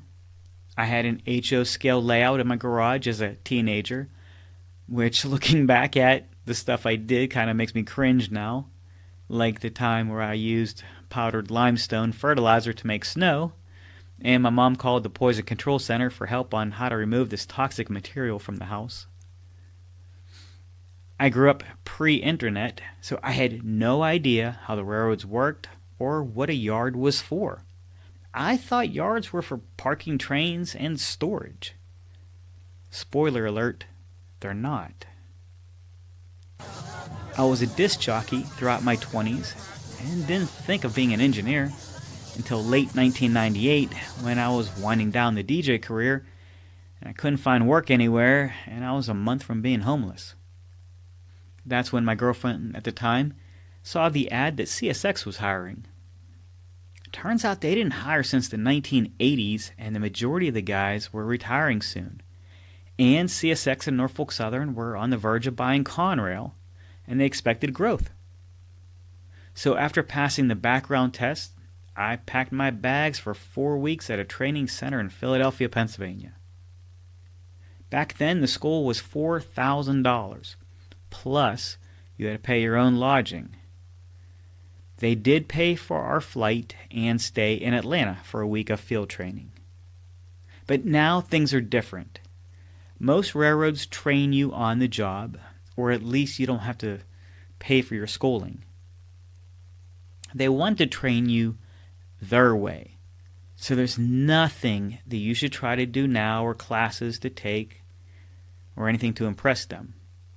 The truth is they want an open mind or a blank slate so that they can program you, so they can train you their way. You will start out as a conductor. The conductor's job is primarily the paperwork, physically lining tracks for our movement, connecting the cars, inspecting the car's brake system, and they're considered in charge of the train, but they usually make slightly less money. The engineers are responsible for driving the train, which takes about another 4 weeks of school, another half year of on-the-job training. But we do get the best seat in the house, and we stay warm and dry. And let's face it, chicks dig engineers. We both work under the authority of a train dispatcher who controls the main lines, and the yardmaster who controls the yards. We can only work up to 12 hours and are usually on call 24 hours a day, 6 days a week, and we stay in a hotel a lot. It's a tough lifestyle. It is not for everyone. The pay is good, not as great as it used to be, but I get to drive a train and wave to people. So we have 3 different kinds of trains. The road train, which goes from, we'll just say, city to city, the long runs. The local, which services the local industries. And the yard job, who mostly organize cars for the locals and the road trains. Now they each have their pros and cons, so I like to switch it up throughout the year. But all crews start their day at the yard office. This is where road train crews change out, where we get our paperwork, our supplies, and our instructions. They could be old passenger stations or switch towers or trailers or even modern buildings, but you need to model them. So let's look at the power for each job. Today, we use 4-axle engines like GP40s for both the yard and locals. These engines have been around since the 1970s, but they are the best for their job. They move quick, stop quick, and can handle the tight curves. The road trains now are mostly the newer engines, those GEVOs, which are just absolute beasts for pulling. They are way more comfortable and they have the newest control features and safety features. They are meant for slowly starting like a 3-mile long, 23,000 ton train. So they're not going to be used for switching in the yards or switching small customers. They have features like PTC, which is positive train control, which is a computer screen that shows us the signals and the speed of the track ahead and if there's guys working on the tracks. There's features like Trip Optimizer, which is basically autopilot, which the company thinks saves us fuel by the computer's decision to use as little horsepower as possible just to keep the train moving. And DP, which is distributed power, and that allows a similar engine to be operated by remote control either in the middle of the train or the rear of the train without the need for another engineer and conductor. So with all this information, it can help you decide what kind of engines do you want for your layout. So let's talk about layouts. The questions I pose to you is where and when is your layout? This is very important because once you can clearly state the time period of your layout, it'll help you determine what you should buy and what you should leave on the shelf. Now, too often I see modelers buy what's available at the hobby store and then try to put it on plywood and expect it to always make them happy. Well, my experience has shown that when I build a new layout, it gives me more motivation and enthusiasm if I choose a favorite area to model and a time period. And if there isn't a similar model available, then I'll scratch build it myself. Now, if you go to my YouTube channel, DJ's Trains, and search the playlist called Scratch Building, you'll see that it's a lot easier and cheaper than what you may think. Once you start creating exactly what you want instead of buying any available kits, it becomes very addicting, and you'll be able to recreate the house you grew up in or the industries that your favorite railroad serves. Now let's talk about track plans. If this isn't the part that causes more stress in the model railroading field, then I don't know what is. There are so many books and websites, but let's be honest, most of it just looks like a bowl of spaghetti. The best way to design a railroad is to think like a railroad. How can I get from customer to customer with the least amount of track? Now, a straight line is the fastest way, but with the Earth's terrain being uneven, I may need to curve it to go around a hill or to find the flattest path. And that flattest path is usually parallel to a river. Since river travel in America came before the railroads, it was the smartest transition to keep them as close as possible. Now, nearly 1,000 of the miles of rail travels that I've had have been within a short distance of the river. Now, they're easy to model when you start your layout with a foam base on top of the plywood. Now, think about the fact that water will always flow downward, and if your layout is on plywood with nowhere to go, then just think about this. The first rain and your railroad's going to flood.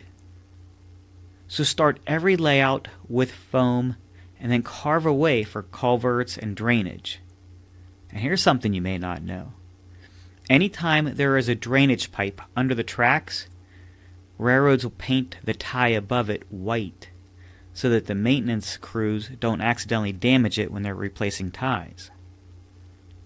Now, getting back to track plans, think like the railroads. They prefer that their customer be as close to their main line as possible so that they can simply install a switch and run a short, usually parallel track to the industry. So when I see a long spur in the middle of a layout, I think, The railroad would not like that. It's going to take longer to get to that customer, and there's more track to maintain. Time and money. Time and money. That is what they are trying to save, and you should too. So do you really need double track? That depends. Are you modeling a specific time period and a railroad that needed double track to handle all that rail traffic? If you are freelancing and only running one train at a time, you can get away with single track with a passing siding if necessary. With today's signal system, it is more common to see railroads downsize to a single track and run bigger trains and less of them than to run twice as many smaller trains. So what customers do your railroads serve? The primary customers where I work are in the drywall, chemical, glass, and steel-related industries. So if I was modeling that, I wouldn't just go buy livestock cars or grain cars or passenger cars. Same thing if I'm modeling my area. I wouldn't buy a grain silo or a coal tipple or a modern passenger station. Narrowing your focus allows you to focus, and that leads to progress. But no matter how small your layout is, you need to model an interchange with another railroad. An interchange is simply a track or two where one railroad sets off cars for another and vice versa. It doesn't have to be elaborate. Every industry needs another, and the other may be further away than what you can model. A short line railroad may serve a lumber yard, but that lumber may come from a sawmill 1,000 miles away. So as an engineer, I get asked a lot of questions, and recently through my DJ's Trains Facebook page and Twitter page, I asked for some questions for me to answer. First question was, would you consider PSR, which is Precision Scheduled Railroading, a realistic long-term business strategy?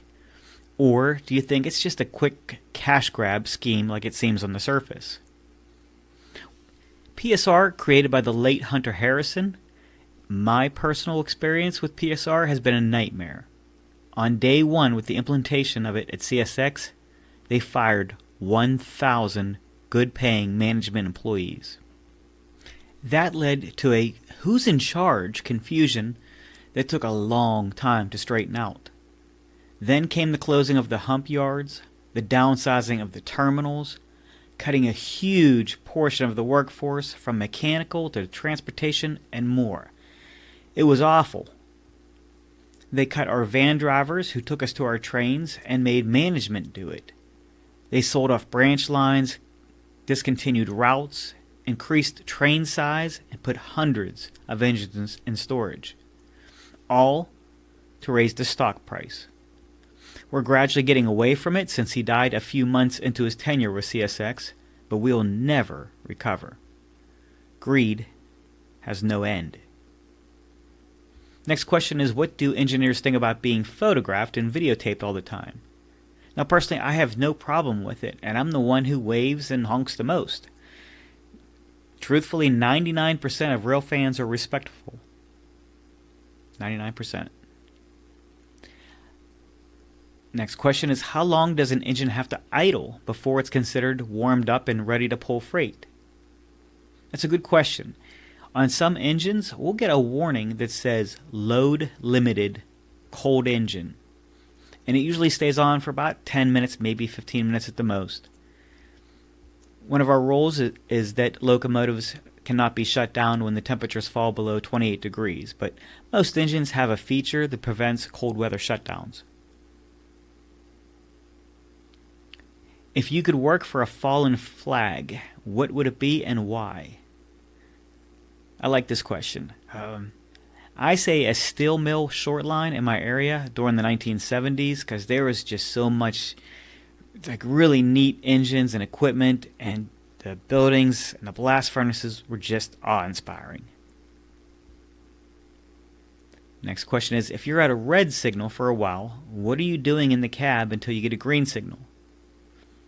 Well, since they started this precision scheduled railroading, they removed the rule that allowed us to take 45-minute long naps one would have to stay awake while the other one could nap for 45 minutes. They took that rule out, so we're not allowed to sleep at all. They put inward-facing cameras, and they will fire you if they catch you sleeping. So honestly, we're bored out of our minds. We're not allowed to use our cell phones, and there are cell phone detectors in most engines. So I bring a notebook and just plan my to-do list for the day or for the week or for my YouTube videos. Next question is, what is the best way to describe how the different weights of a train, like the loads, the type, the lengths, how it affects operation? And he added on, like, what is the easiest, the most enjoyable versus the most intense and difficult type of loads to operate? Now, the worst train to operate is just engines by themselves. Honestly, you spend the entire time just staring at your speedometer. Now, keep in mind, even 1 mile per hour over the speed limit is considered speeding. So it's very easy for the engines to pick up speed when going downhill, because like if you have a long train, that train could be held back by curves or the rear of the train going up a hill. So you have more control actually with a longer train. Now, a short, heavy train is also very scary. Like a loaded grain train, stone, iron ore, something like that, usually are about 3 times as heavy as they are long. And that ratio, my friend, is like trying to catch a bowling ball as opposed to catching a beach ball. Also, the 3-mile-long autoracks or intermodal trains, those are sometimes rough because the slack action will hold you back on a curve. And imagine you're going straight and then the train hits a curve. The tension starts to build as you're going through the curves, and it'll hold back the rear of the train, and it kind of pulls you back into your seat. I mean, you almost feel like if you're running and someone grabs you by the back of your belt buckle, belt loop or whatever, and just pulls on you, how your feet kind of go out. That's how it feels with a long train in a curve. Now, last is a train that's built wrong. Now, when I say it's built wrong, that's when you put the loads of the train, or loads at the rear of the train, where they should be as close to the head end when practical.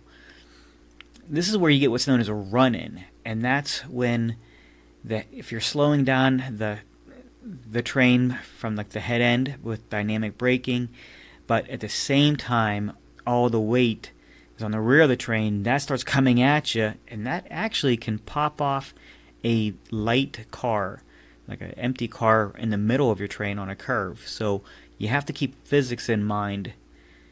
So trains that are built wrong, I mean, you can get that run-in. It pushes you pretty hard. So keep all that in mind with physics, because engineers, we don't break a sweat. It's not a physical hard job, but it is very mentally taxing, and it's a job I'm proud to say that I do, and I do very well, and I hope to share more information in future videos. So in conclusion, I hope everyone got something out of this.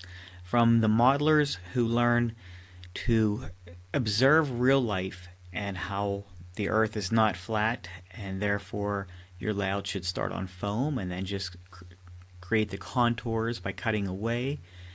Just observe nature. Take pictures, because your eyes can fool you too. When you think trees are brown and then you find out that they're gray, it's little things like that. The water really isn't as green as you think. So take pictures of areas that you want to model and then just try to recreate some stuff. Don't know what to do? Model what you grew up watching as a kid. Learn to scratch build. Take your time. And you're not in competition with anybody but yourself. For the people that want to become an engineer, I hope I answered a lot of those questions about my story, where you may fit in with being a conductor or an engineer, if that is a path you want to pursue. And then some of my experiences. Hope you enjoy some of that, from the engines that we run to our work schedule. And then lastly, for the Railfans, love you guys. Honestly, I mean, that was me as a kid. I don't Railfan CSX. I'll videotape it for you guys, but I don't Railfan it. So I just I like to be able to contribute to the hobby, and that's why I have the YouTube channel DJ's Trains, also the website djstrains.com, and also on Facebook and Twitter and Instagram. And I just hope to share all my information worldwide, because I know people all around the world love American trains, and this is my story, and I appreciate your time. So thank you, guys.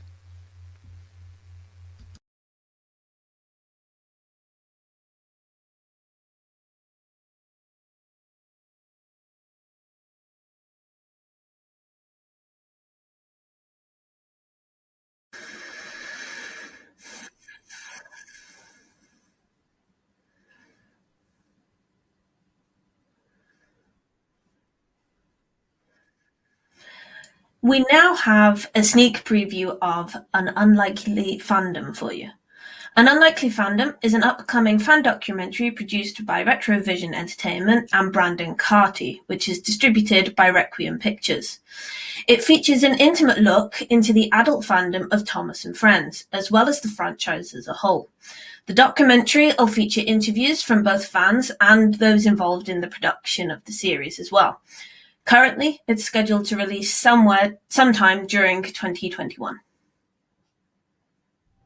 Hello, I'm Brandon Carty, director of An Unlikely Fandom, and I'm here to tell you a story about trains, folks far apart, and the fandom that brought them together.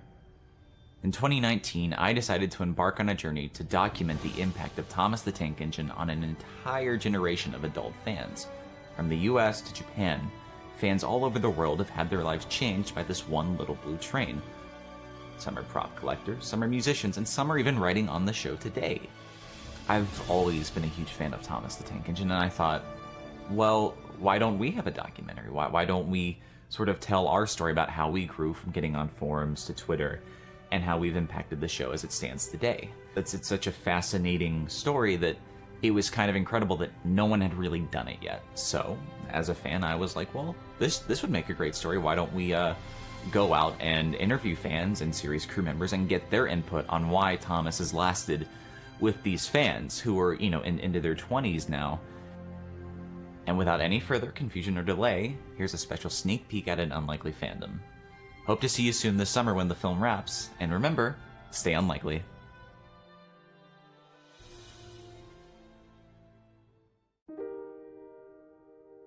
I kept it a huge dark secret.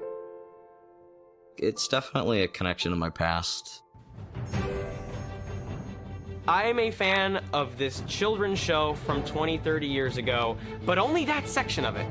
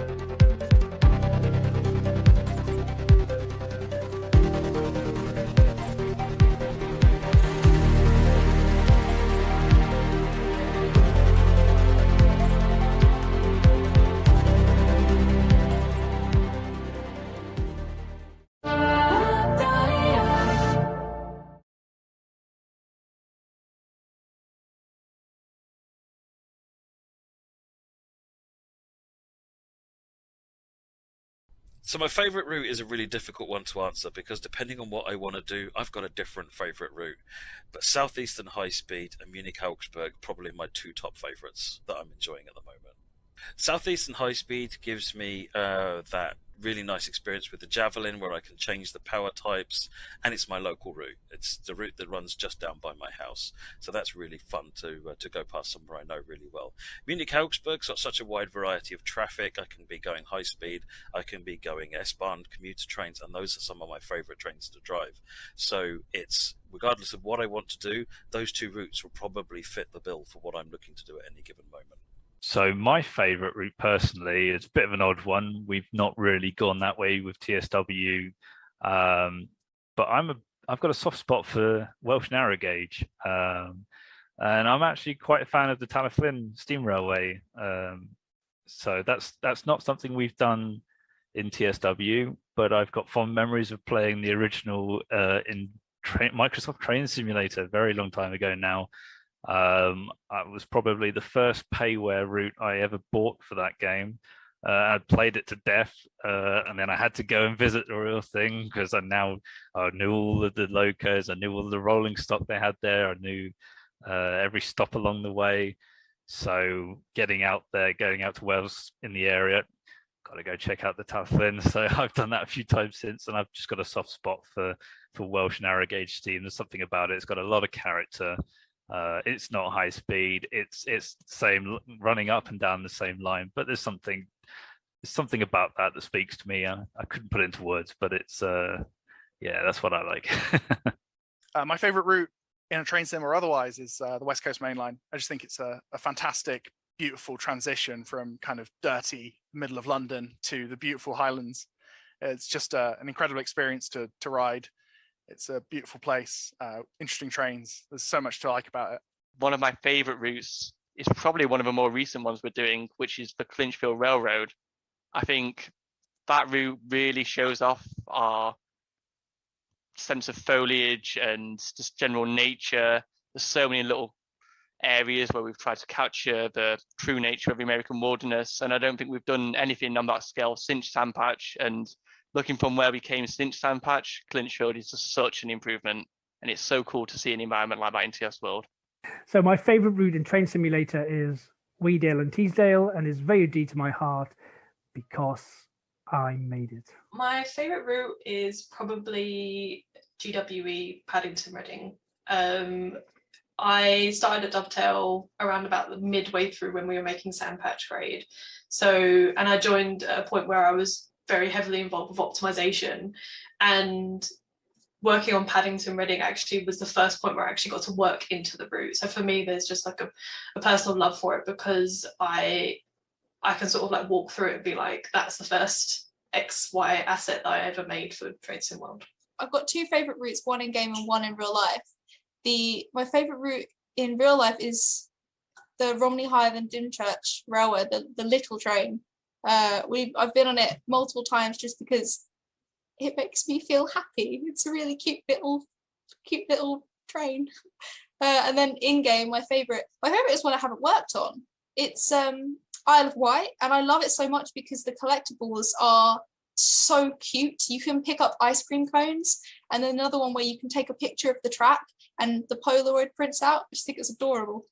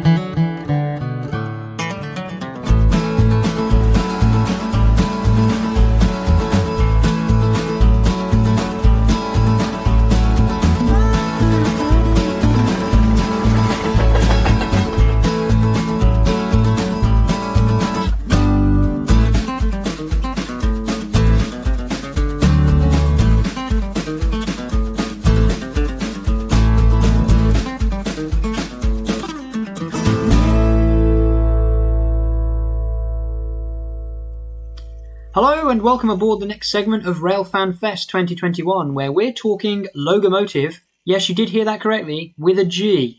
We're going to be talking to Ian Logan, the author of the latest book out by Sheldrake Press, which is called Locomotive, all about railroad graphics and the American dream. Great, so welcome Ian, welcome to Railfan Fest 2021. Thank you very much for joining us. How are you, first of all? Very well, and thank you for asking me. Excellent. So you're here to talk about this fantastic new book, Locomotive, which has already come out in the UK. It came out on the 1st of April. It's due out a little bit later, I believe, in the United States on the 21st. The title on the front of the book says Railroad Graphics and the American Dream. And this book is very much focused on the railroad and the railfan scene in many respects over in the United States. So I think what would be great to kick things off is in the opening part of the book, you talk about a show that you went over to see in New York and a visit that you made to a certain railroad that really boosted that enthusiasm and kind of connected some dots for you. And it's a great story and it's a great way of opening the book. It'd be great if you could just talk a little bit about that and how this American railroad scene really kicked things off for you. I think that it's quite a deep-rooted thing. I really have to go back to the 1940s and the early 50s, when it was a pretty miserable time in England in a way, with rationing and everything else. And the only thing that we really got were black and white films at the local flea pit, and a lot of those early American films sort of showed America as being a pretty wonderful place. And you saw trains and cars and the way they lived and everything. That had quite an influence. And before that, I obviously had an interest in trains and engineering. And I did an apprenticeship at Westinghouse Brake and Signal Company in Chippenham, which I didn't like very much, but it did instill a certain discipline within me.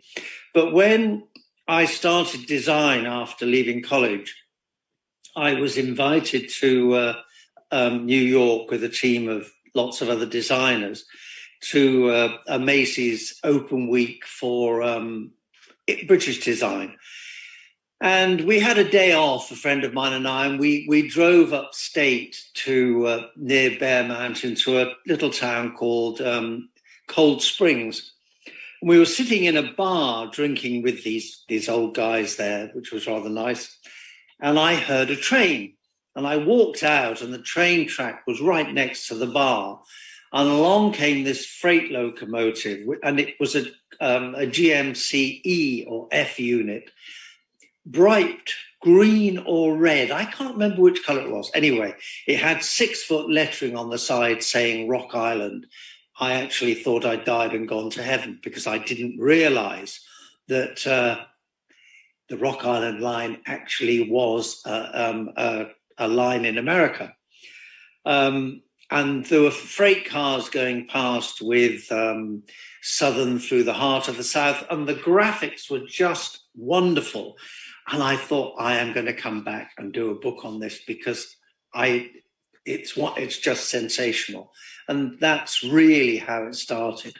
Excellent. And you mentioned there about the Rock Island Railroad, and I know that there's a musical connection there. And you speak in the book about how music, particularly American music, and people like Johnny Cash and other very famous musicians have spoken about and sung about, created whole songs and albums about the American Railroad and how the American railroads are really intertwined within the culture and the history of the United States of America. And I understand there's a connection there with the Rock Island Railroad. Oh, without any doubt. I mean, I have an uncle who's not alive anymore called Ewan McCall. And I used to go in the 50s to the Hootenannies in London. And I suppose I met quite a few American blues singers. And that was quite an influence. But again, until I got to America and saw what was happening and saw the railroads, I didn't realize that there were so many songs and blues that were about the railroads. I mean, before this, I wrote down 35 songs, and I could have written down 100 more. I mean, there are songs of the Chesney System, the Flying Virginian, Florida East Coast, the Dixie Flagler, Rock Island Rockets. I mean, they just go on and on and on. Actually, Casey Jones, Orange Blossom Special, Freight Train, L&N Don't Stop Here Anymore, the Wabash Cannonball. I mean, wonderful, wonderful music. And a lot of them had quite deep meaning. I think the Midnight Special probably was one of the ones that they heard in prisons in the South. And it was a way of escape. No, it's incredible. And, you touch on how, integral that is with the history of railroads in the United States. I mean, we're talking late 1800s here, and there were pioneering railroads connecting parts of the landscape that hadn't seen anything like a railroad before. They barely had tracks and roads, let alone rails passing through them. And there's many really interesting and sometimes quite tragic stories about how railroads spread across the United States, trying to join the Atlantic and the Pacific. And you can see how that area of history and culture, it would have had an impact on people like musicians and people writing songs, as you say, to pass the time, and still does. Yeah, exactly. Still does. It's extraordinary. And I don't think that you get that in any other culture. You certainly don't get it in England. Not that the last train to Doncaster sounds quite the same as the last train to San Fernando or something, does it? No, quite.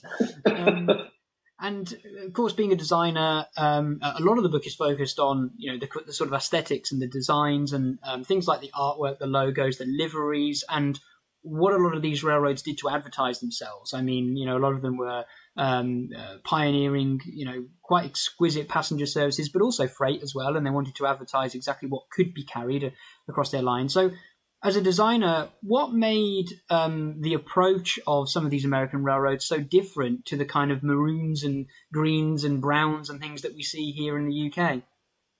Well, I think that the big difference is that the English had wonderful logos, but they were very traditional and very much coats of arms and things, and very beautifully done, and mostly Victorian. But the American ones are sort of not naive, but they are just very gutsy, and certainly not designed by designers, which is one of the things that really attracted me. They were probably designed by ticket agents with on a competition, or a railroad executive who, like the Santa Fe, where he apparently drew it on a silver dollar, the logo, and the Rock Island, which is a beaver pelt, or some people say it's a buffalo skin, but they related somehow to that sort of new and gutsy feeling of America, which I like. No, it's incredible, and again, it all comes back to the history in a way, because I know a lot of these logos, to begin with at least, included some quite iconic imagery of perhaps locations and some of the specific places that these railroads were going from to. An example being, I noticed there was one railroad with a Minuteman, for the Boston Minutemen as a logo, and the Mountain Goat as well was a feature of another railroad. I can't remember which one. So that was the Mountain Goat was done by one of the directors of the railroad who was traveling there and saw mountain goats, and he thought, "Oh, that looks like a good idea."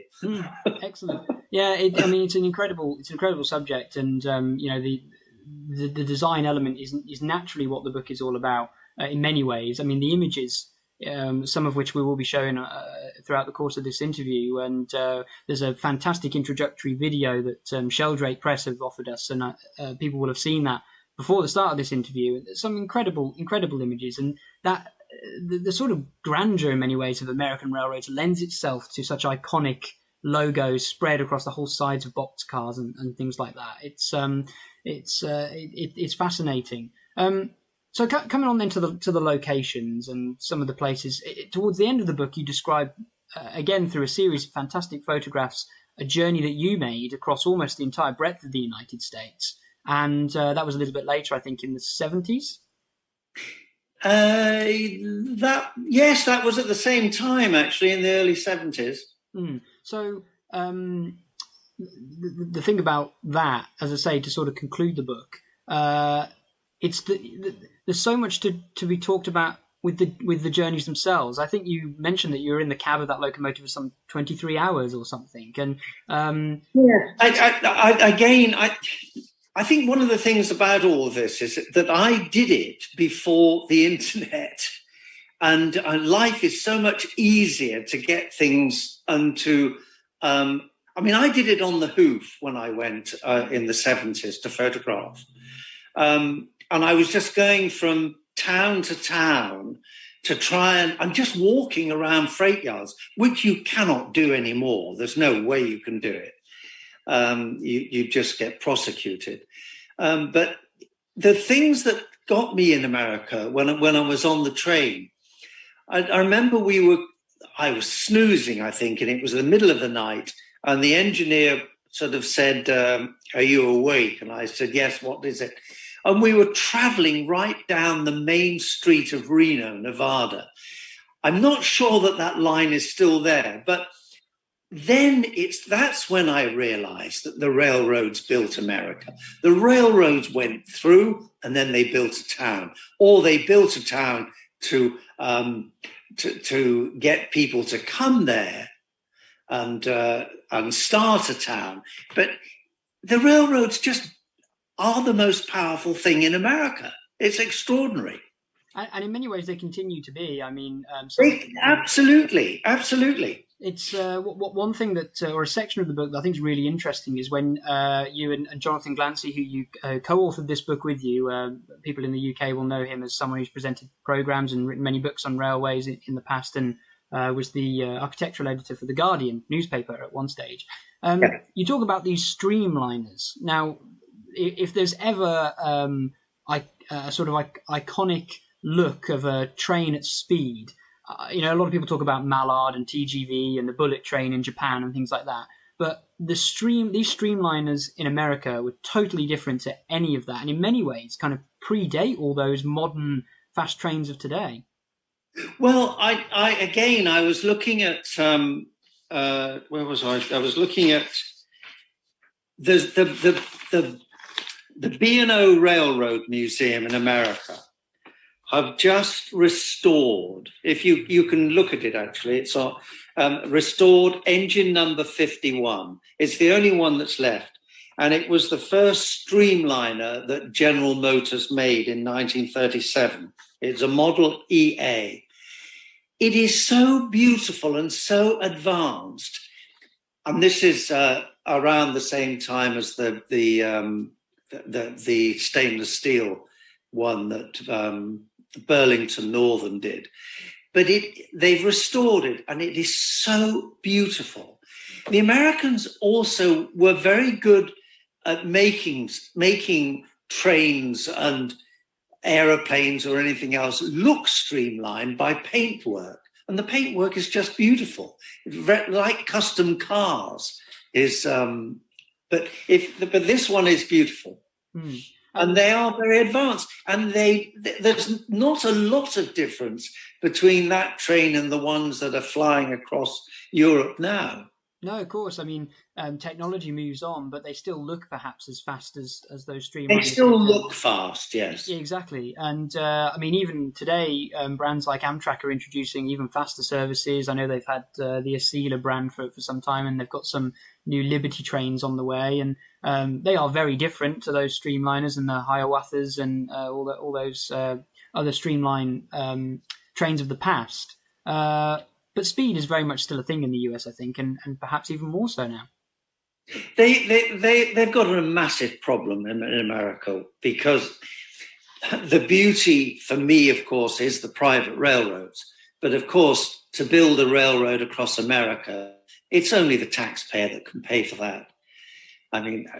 China's built 15,000 miles of rail track, and the private companies in America do not like Amtrak, which is a terrible shame. I mean, it has to go across all the private lines, and they're not very fast. No, of course. I mean, Amtrak today is a well-respected brand, and even outside of the US. I mean, it's probably the only US brand I'd heard of before I, really got into the sort of US railroad side of things. But you're right. Yeah, it's a difficult situation, and but as I say, that with the technology and the way that they're going, as I say, with these new trains that they're introducing, I think things are on the up.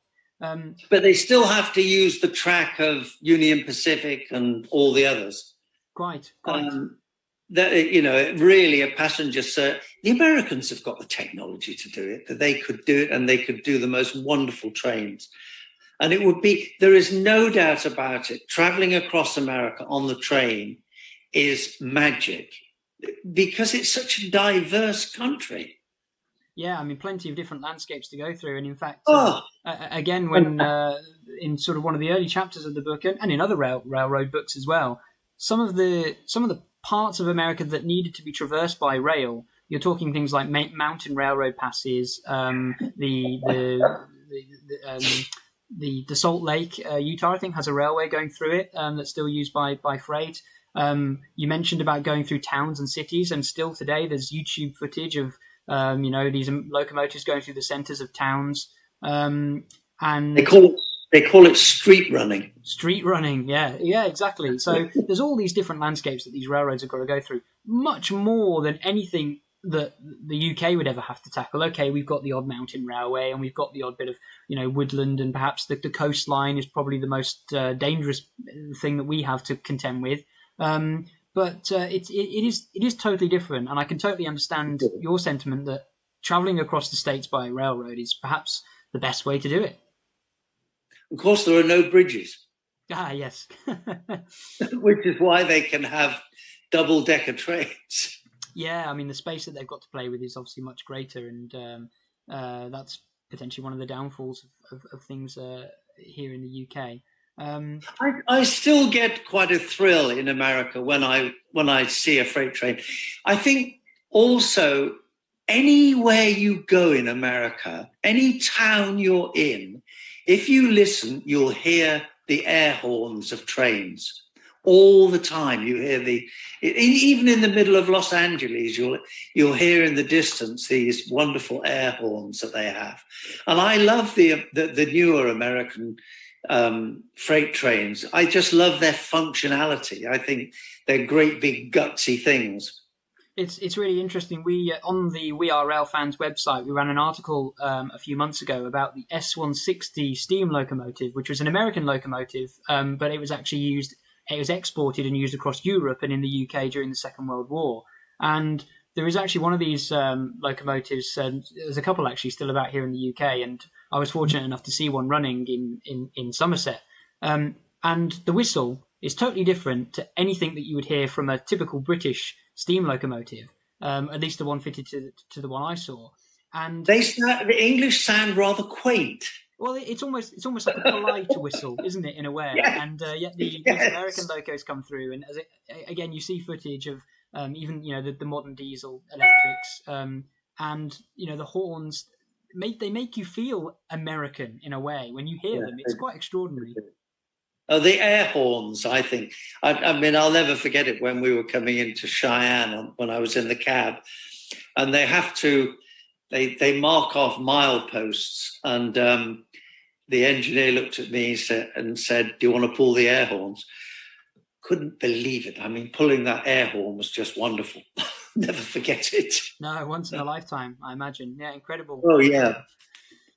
Great. Well, I mean, it's been great talking to you, Ian. The book is fantastic. I feel thank you very much. In a very privileged position to be able to read it, both you and Jonathan, and all credit to Jonathan as well for the work he did for the book, because it's. I think without Jonathan, the book wouldn't have been anything. I mean, he when I asked him if he'd do it, I was so pleased because he's such a wonderful writer, and he's got the same sort of enthusiasm that I've got, if not more.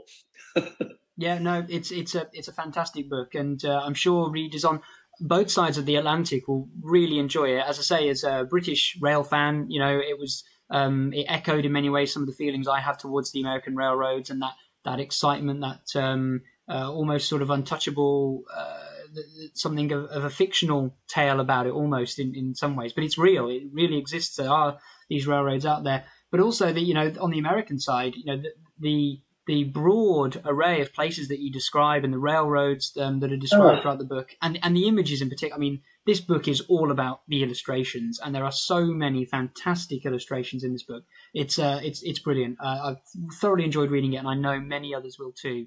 So that's really, really nice of you. I'm very, very pleased. No, it's excellent.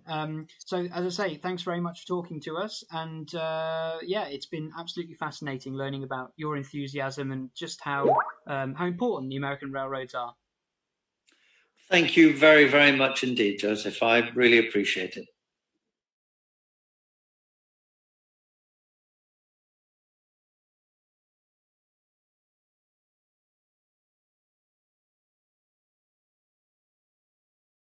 The best ideas stand the test of time.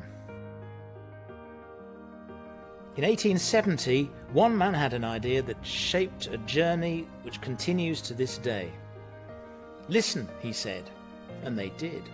150 years later, and we're still listening and learning.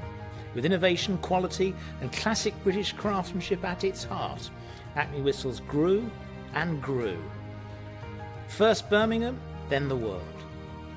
We've been here through the good times and the bad, through triumph and despair, through the glad times, the sad times, and even the barking mad times, quietly delivering world firsts time and time again. And we're just getting started. Building on 150 years of traditional values and expertise, today we use cutting-edge technology to deliver the pitch-perfect blend of ingenuity, precision engineering to every corner of the globe. We're still experimenting and inventing and individually testing. We're still leading the way in world-class whistle making, and we're still listening to him and to you. The world around us doesn't stop evolving, so why would we? Acme Whistles, 150 years in the making.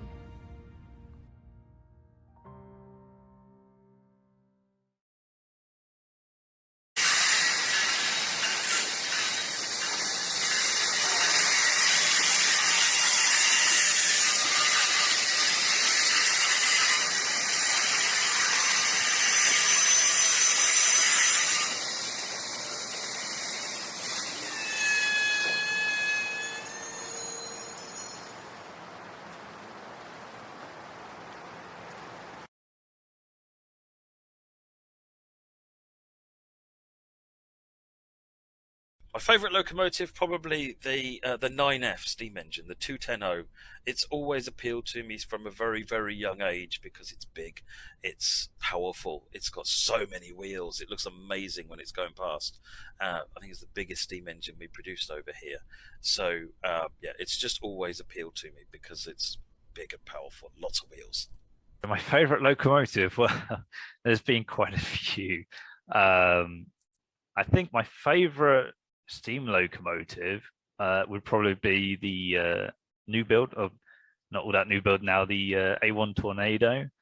I actually built the original for Train Simulator as my first project under full-time employment with what was at the time railsimulator.com Limited, now Dovetail Games. I was responsible for full art production of that during a summer internship, and I was lucky enough to get hands-on with the locomotive in question. They were very kind and put time aside for us and answered all of our strange questions. And so I got to know that over a few months, and that's kind of resonated with me, and I've seen her on the main line a few times now. Haven't had the chance to run behind her actually, but maybe this year, maybe maybe next year. Outside of Steam, they're sadly starting to disappear from our networks now, but also a large fan of the high-speed trains, the Class 43. They've operated across all of the passenger rail companies at this point. Hopefully some of them are going to make their way into preservation, but I mean, what was supposed to be a short gap solution to a program that just wasn't coming together in the time they needed it, they've just gone on and on. 45 years, something insane like that. They were just meant to plug a gap, and they've proven their worth time and time again. And it's only because they're now sort of at an age where it's no longer feasible to keep them running that they are finally going. But it's sad to see them go. My favorite locomotive probably has to be maybe a little bit unconventional. A Class 86, the British electric mainline locomotive. Did a lot of things over its life. They recently just went out of service for the last time, probably, with Freightliner, and now that'll be kind of a distant memory, but definitely a versatile and adaptable thing that I used to love seeing as a kid. My favorite locomotive has got to be, the other reason why I like it is because it's contained within a window. What I struggle with is long trains because you can't see the front and the end at the same time. I like the OH Hunter because it's like a piece of artwork right in front of you, and I love the shape. My favorite loco is the 395 Javelin. Just because I used to get the high-speed train to work every day after university, and when we were nearing the end of the development of Southeastern High Speed, I was doing a lot of play testing of the game, and I walked onto the train and I heard the door button sound, and I was like, oh my god, it feels like I'm actually like commuting, and that was just a really weird feeling because it was so accurate that I was like, I'm on this train. This is weird. My favourite loco is the Flying Scotsman. I don't know much about trains, but I know that train is beautifully pretty.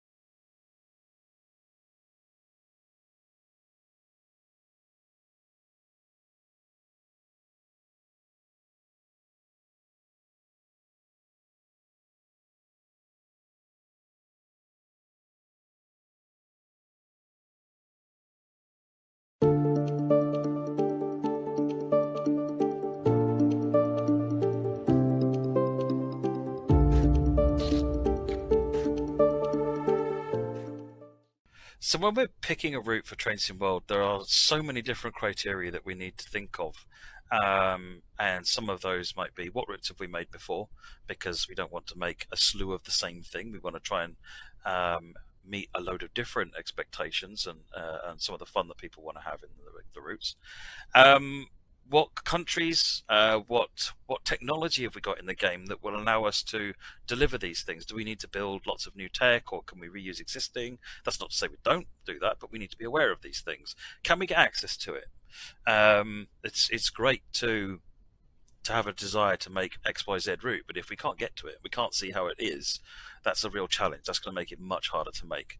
What trains run on the route? What trains have we already got? Where can players use their existing collection on these upcoming routes? And what does the new locomotives contribute to that picture?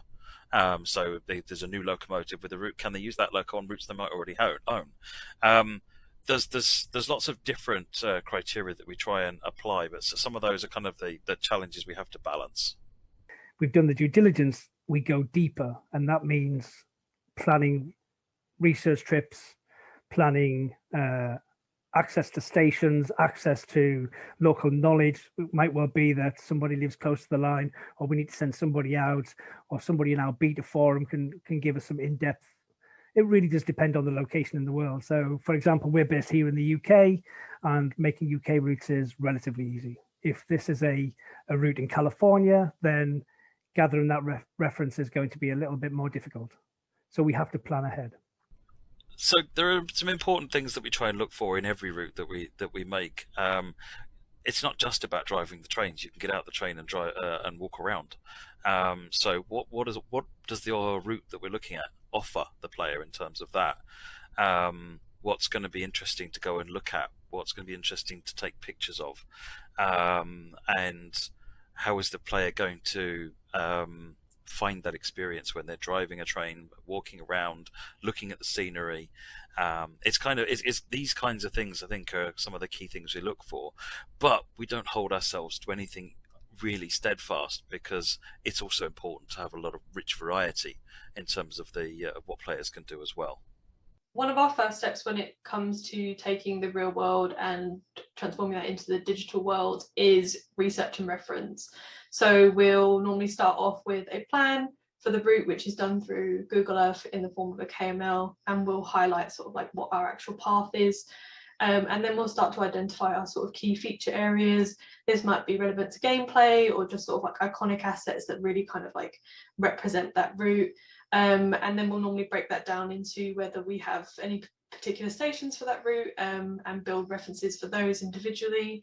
And then also identify any really like iconic items or styled assets that are really prevalent to sort of the feel and the sense of place. So that could be something as simple as a certain type of tree, or a certain wall, or sort of like asset that will sort of give that feel as you're driving along.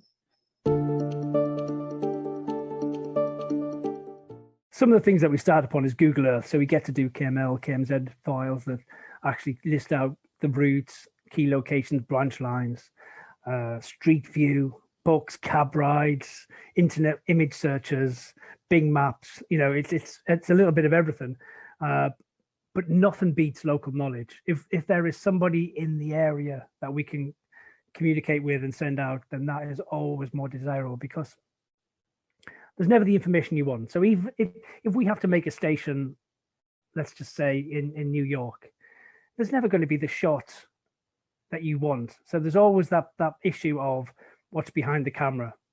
You know, what does the lay of the land look like? And if we've got local knowledge, we can send somebody out and do a 360 and represent that area respectfully. But primarily, our beta forum has a dedicated bunch of rail enthusiasts that will hold us to account if we get anything wrong. So in the beta forum, we have rail drivers from around the world. We have rail enthusiasts, train spotters, just people from the general areas we're trying to capture. But the uniting factor between them all is the love of trains, and they're wanting to make the product as best as it can be. So cab rides are useful because they have all the detail that you're going to see up close when you're on the train.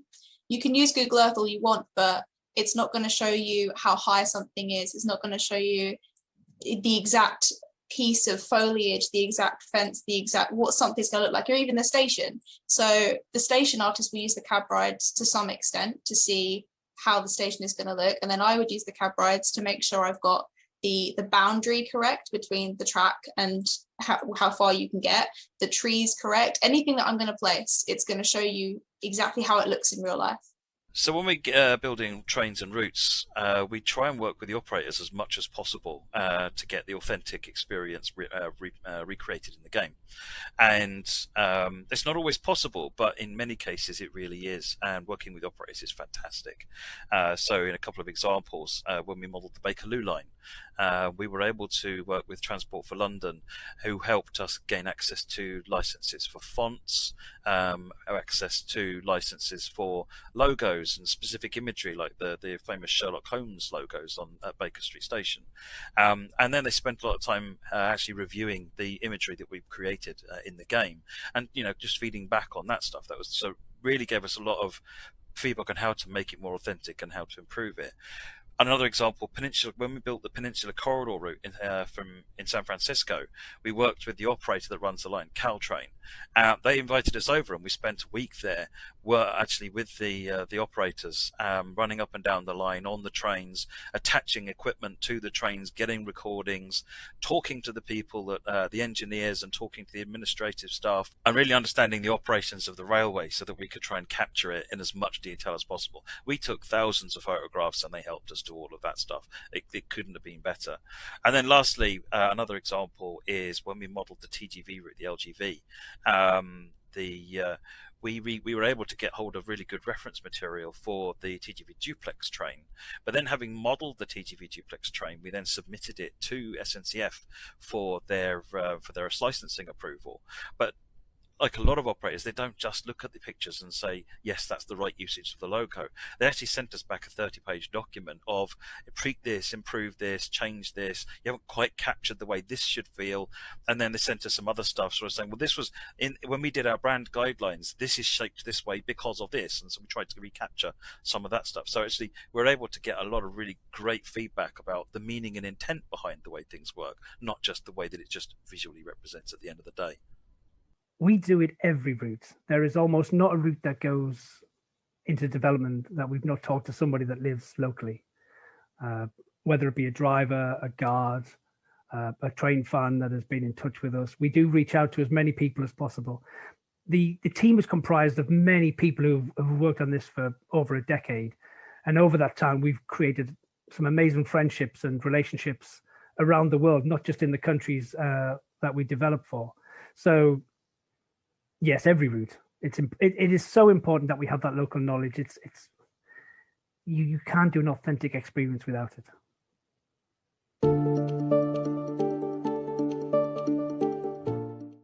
It's understanding the foundation. So the foundation is almost always the track and signals, because everything else sits upon those foundations. If the track and signals aren't correct, the gameplay is not correct. If the gameplay is not correct, it's almost irrelevant whether it looks good.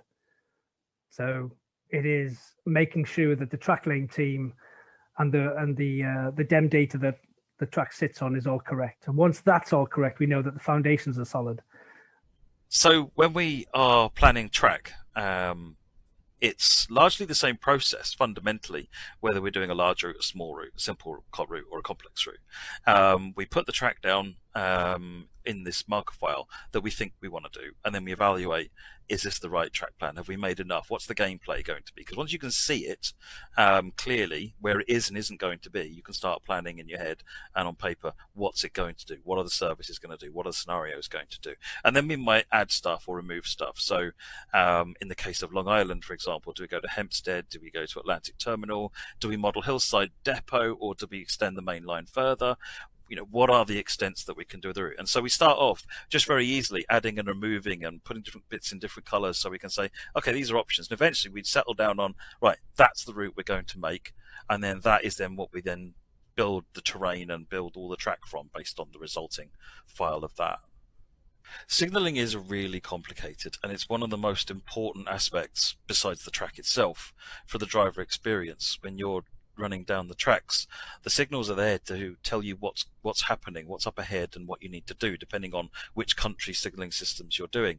And it's really important to get that right. Because you need to know what to do as a player.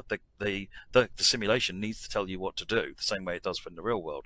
But also because you can drive the route and have the YouTube video running alongside us. A lot of people do, and you can compare the route. And we have a lot of people who, again, the drivers and signalers that we talk to, they can point to a signal and say, yes, that's exactly what that signal looks like. That's been done and represented correctly.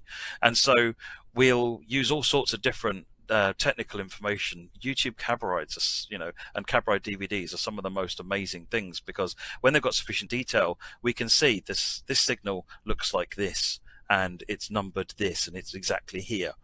And then once we've got all of those in, the team can then start working out, okay, so there's 3,000 signals on Munich-Augsburg. Well, how do those signals all connect to each other, and how do they talk to each other? Well, once you know what a signal looks like visually, it's much easier to figure out, oh, it's got this kind of a light on it. That means it's going to talk to this, and this signal. And so we can then piece this whole puzzle together to try and make all the signaling then work. It's much easier to replicate the existing signaling system than to do this full signaling engineering job and actually try and re-signal a route from scratch. So yeah, there's all sorts of technical information. There's a lot of surprisingly technical information available on the web as well about some of this stuff. And it's really, like many aspects of route creation, it's piecing lots and lots of pieces together to recreate that puzzle.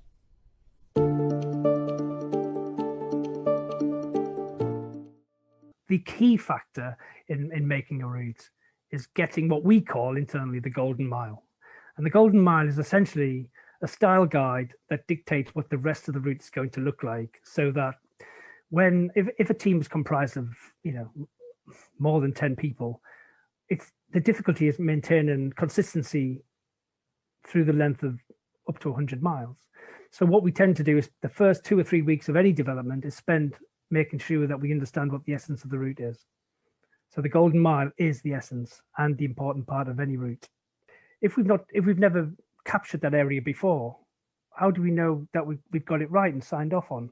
And because the team is built up of 5 or 6 people, 7 people more, and they all live in different places, how do they know? They'll just make lots of difference. Even if you're using the same images, they'll make it ever so slightly different. So you need something to keep them consistent. And that's the point of the Golden Mile, is to make sure that consistency is kept across the length of a long route.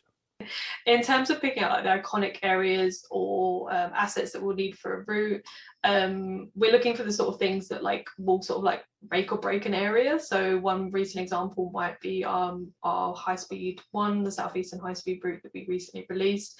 As you're sort of driving into Rochester Station, if you know that area, which I do, I live right down the road from it, you see the castle, you see the cathedral. If that wasn't there on that skyline, you would instantly know that something was wrong. So having something there, as well as the an actual like representation of the castle, not just sort of a random castle that we've been taken from somewhere else, is really important to get that visual impact of I am driving into Rochester Station. And that can particularly be the case with the much larger stations as well. So one, for example, being Brighton in East Coastway, sort of that approach, so you're getting the full effect, the big arches, the pillars, so as you're driving in, it does feel like I'm in this place. The very vast majority of everything you see in a train sim world route has been manually placed carefully by hand by one of the art team. Actually sort of like placing the foliage into the world comes in like different steps and different stages, and then as it gets to sort of closer to the track and more touchable, we'll actually tend to place these by hand, just so that we can actually be very specific on the location. So it's a sort of quite a big process and quite time consuming, because it's not just necessarily a case of like drag out and there's all of your trees. It can be a case of like individually altering the position and then thinking of how it sits, how the other foliage sits around it, such as the grass and the bushes, and then how that all blends in with the landscape and the whole feel. So as you're driving along the route, it's not just a case of like a wall of trees. Adding the grasses and the weeds and all the little pieces of clutter, all the little storytelling moments that we try and filter in throughout the route. I think that's really where we elevate the route from something that looks quite plain into something that feels alive. Sort of meet a level of authenticity for the route. There's certain things that will obviously put the attention into, and this can be down to something as simple as the color of the brick on a station building, or making sure that like the platform line is in the correct position from the edge. When we did the Bakerloo underground route, actually having like the mind the gap signs on the floor was really important for us to be like, actually that is a sort of thing that you expect to see. And we'll also try and incorporate some things that, if we can, obviously licensing wise, whether that be like logos within stations that sort of like tell you that is the station that you're in. If we can have that, then that is really important, and all of that goes through our incredible licensing team to make sure that we can actually achieve making it feel like it's the place that you're actually in.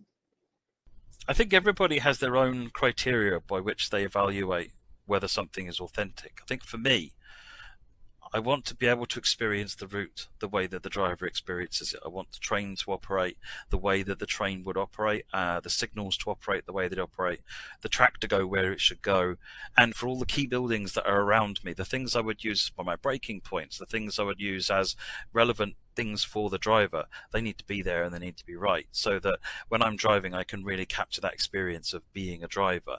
You need the important scenery around you, but you want to be focusing on being the driver. So it's those kinds of things that for me really make the difference between what's authentic and what's perhaps not quite reached that bar yet. So that's kind of the measure I use against it.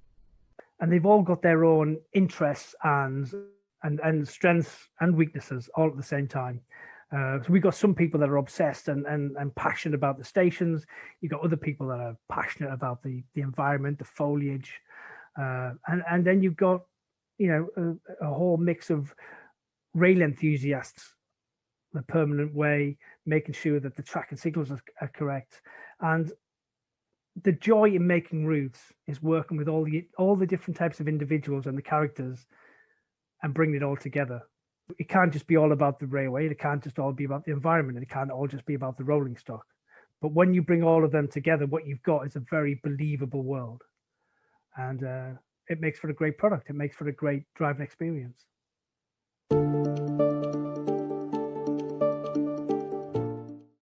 Gameplay is a really interesting topic. Trying to understand how you extract fun gameplay out of something which is fundamentally just trains running up and down all day. Trains are not... the real world tries to boil out all of the strange fun things that happen that you would want to happen in a game, because anything that introduces variation introduces risk.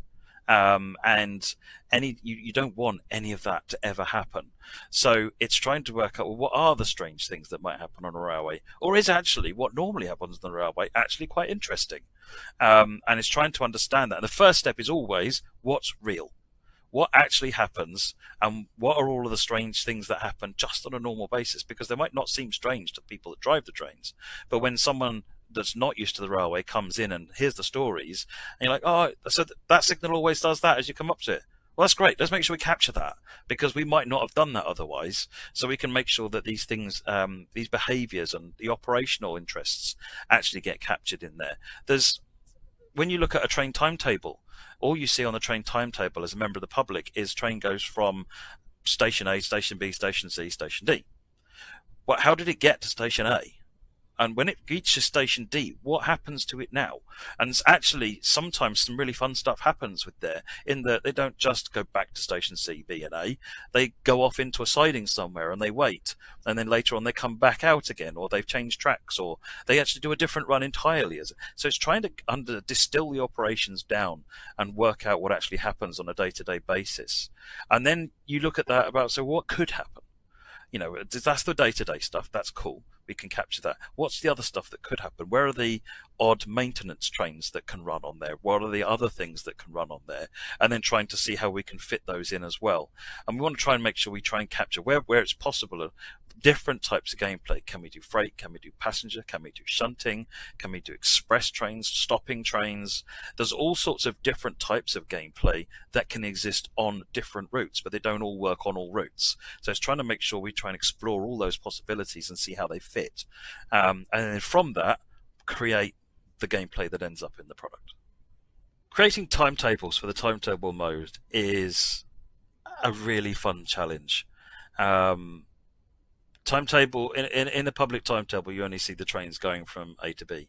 You don't see what happens between, and so sometimes there is actually information available, and you can kind of see, oh, actually, if you piece the puzzle together by following various websites online, you can see actually from platform 5 this train then moves over here and then comes back to there, and then later on in the day becomes that service.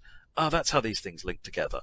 Because when you're creating a timetable, you can't just have trains magically going from A to B and then B to A again. There is the thing that happens between there, and we have to capture that and figure it out, or work out what's reasonable and make it up. Because the information actually for that stuff is generally not publicly available. And so it's, well, what's plausible, what's reasonable, what do other railway companies do? It's amazing how many railway companies work in a very similar way, because they all do learn from each other, they talk to each other. So where we've figured out a way that things can happen on one railway, the same practices probably can be applied, if we can't find out the real practices, to come up with an educated best guess for that. And then it's really just recreating the stopping patterns, capturing the timings as much as we can. We generally wouldn't go to the level of capturing the individual times at every station, because there'd be thousands of them. But we would try and capture all of the start times with all of the services from the real timetable wherever possible, and then replicate those. And then the simulation that we do will then tell us what the timings are, and we can populate those all automatically, which gives us a close approximation of the real timetable for the intermediate stops. But all the trains start at the right time. And we can also use the real world data to give everything accurate names. So in the UK, train services have train reporting numbers, like 1A09 would be, an example of a service. So when we get the timetable, you can see all of these reporting numbers. They go into the timetable with their starting times, and wherever possible, do exactly what that service would do according to the real-world timetable. And then we put in the glue that links everything together, add in depot moves to put things into depots and out of depots, and try and capture the ebb and flow of a timetable, because at rush hour things get busier, during the day things get quieter. Well, what happens to those trains when it was busy at rush hour in the morning? What happened at lunchtime? Where do those trains go? They don't just disappear. So you get midday depot moves as things come out of service and then come back into service. And it's really capturing all of that stuff into what's going on to recreate the timetable.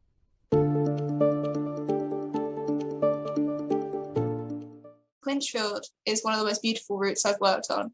We got to polish it, and when you got to that part, there's just so much to work with. It's so beautiful in the landscape. You have so many trees in the backdrop. You have like the contrast of maybe the Bakerloo route, where it's just so housey, so central London. But yeah, Clinchfield is just, there's rolling hills in the background. So that's one part. And then the closer you get, there's just, and anything you can add, we have added. There's coal piles, there's little workery scenes where you can go up to. The collectibles as well are hidden so well.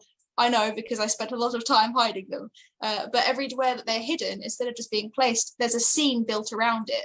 So it makes you feel like you're in a real place, as opposed to just wandering wasteland almost. So something we like to do on the environment team is to put little Easter eggs in there now and again. So some of our fans might know, but we like to hide donkeys in all of our routes.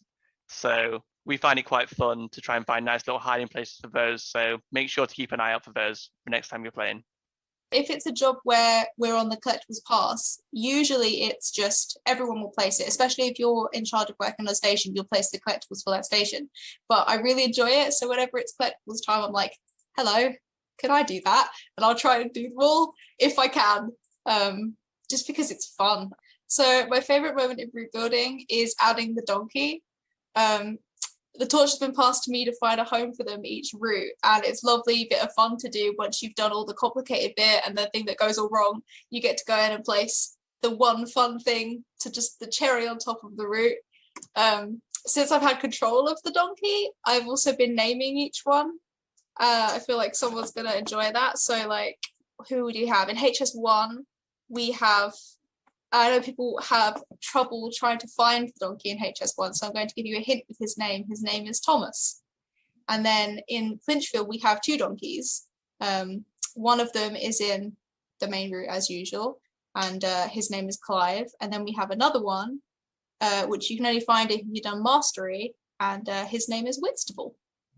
So aside from the donkey, yes, we do sneak a few Easter eggs in. A few I won't mention, but there's my favorite one that we did for HS1.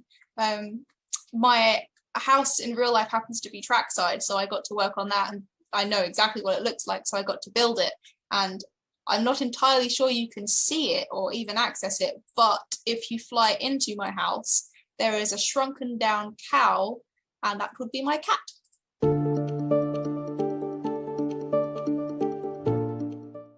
I don't really have a favourite moment of building a route. It's a collection of favourite moments, because for me, one of the things I enjoy the most is seeing the route evolve. The first time I see a route, it's a green landscape that's got some vaguely defined hills and some track on it. And then another time I'll look at it, it's got texturing on the landscape, and the landscape is more clearly defined. And then a little while later, the buildings springing up rapidly as the scenery teams start building. And all of a sudden, in a relatively short space of time, you've gone from this bare landscape with just track on it to this populated landscape. And suddenly you can drive from something that looks virtually finished to something which still looks like it hasn't been started yet. And you see this whole evolution, and I always find that really exciting, seeing this process of these worlds being built so cleverly and quickly. by the team to recreate real worlds, and then compared them with the videos and some of the reference material. And it's just like, wow, they captured that detail. That's amazing that they captured that. That's cool. It's just that's probably my favorite thing is the whole process. I find really exciting. One of my favorite routes that we've done recently is the London to Faversham high-speed route, because that is one of the routes that I have personally travelled on. And actually going through the Medway area, it really strikes me how accurate we've made that. It's really nice to see all the features like the castle and the River Medway, just capturing things like the submarine that you see on the way past. All those little features really help to bring Medway to life, and I'm very proud that we managed to recreate Medway so well. There's got to be almost the last week when everything drops into place, because up until very late in the process, everything's still being moved around and manipulated, and there's still bugs, and there's still, everybody is doing their work throughout. It's nice to see things evolve, but it's so good when everything comes together, because there are moments where you doubt yourself. There's moments where you feel as though it's not quite right. And then within the last couple of weeks, everything just slots into place, and you drive the route for the first, what feels like the first time. And where there was a blank area, the station's there, the signals are all correct and working, and they're showing the right aspects. And then that is such a great feeling. My favourite moment of the whole route building process is that final reveal. Being able to see everything come together and know that as a team that we've created this product. You've got so many different layers in the development cycle. It's not just the route builders, it's the engineers and QA and everybody just coming together and seeing that final product and being known that it's ready to release. It's like, great. We're like, everybody's proud and should be proud of the work that they've achieved.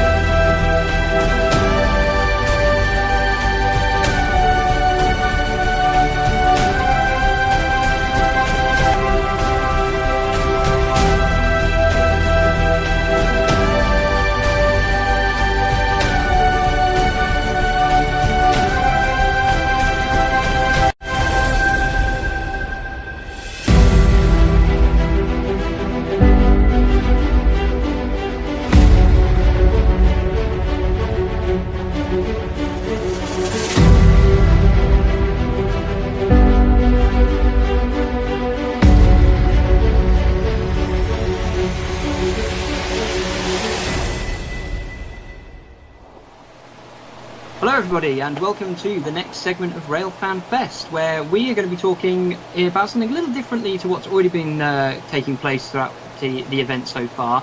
So far, we've seen some fantastic tutorials on things like modelling, and we've seen how things happen in the inner realms of the train simulator world. But in this segment, we're going to be talking about busy commuter rail, and we're going to be talking about that in the sense of the United States. So joining us, we've got two guests today, one of which I'm sure you'll know, very familiar face, Jamie, who is the train simulator community manager, and you'll have seen him on various live streams on YouTube. And joining him also is Vaughan Williams, who's the Chief Marketing Officer of New Jersey Transit. So firstly, Vaughan, welcome. Thanks for joining us. Oh, thanks, Joe. Happy to be here. And hi, Jamie. Again, thanks for joining us. How are you doing? Hello. Yeah, all good. Thank you very much. Thank you. Excellent. So we've obviously got quite a broad range of people, hopefully they're going to be tuning into the event, and a lot of those will be from the United States, and they'll know the New Jersey area, New York and Pennsylvania, that sort of area on the East Coast. But we'll also have people from other parts of the United States, and we'll also have an international audience, so people from the UK and Europe. So Vaughan, if you don't mind starting off, if you could explain briefly, what is New Jersey Transit, where does it go, who do you have as passengers, where is it in America? That would give a good sense, I think, to our audience as to who you are. Sure, my pleasure, Joe. And hopefully everybody does kind of know where New Jersey is. If you have seen The Sopranos or maybe some other popular TV shows, we're there on the east coast of the United States between New York and Philadelphia, really kind of on the main eastern seaboard there. And New Jersey Transit is the public transportation company for the state of New Jersey. So we run commuter rail, bus, light rail, and paratransit for the entire state. And we run routes, from rural parts of New Jersey to the urban centers, between New York, Philadelphia, and Trenton, which is our capital. And we do 160 million trips a year, basically. So we're certainly one of the busiest. And I think I get my facts, a little bit fuzzy here. I've been in the role for about a year and a half now, but I believe we are the largest by trips state public transportation agency in the U.S. So we do a lot of trips for a lot of people and service a very important area of the country. Wow, so to put this into perspective, we're not talking kind of long distance, rural, mountainous journeys that you might get in the sort of mid-states and things like that. We're talking busy, sort of urban commuter stuff, yeah? A lot of urban commuting stuff. I mean, our most popular routes are our urban bus routes in cities like Newark, New Jersey, which is up closer towards Manhattan.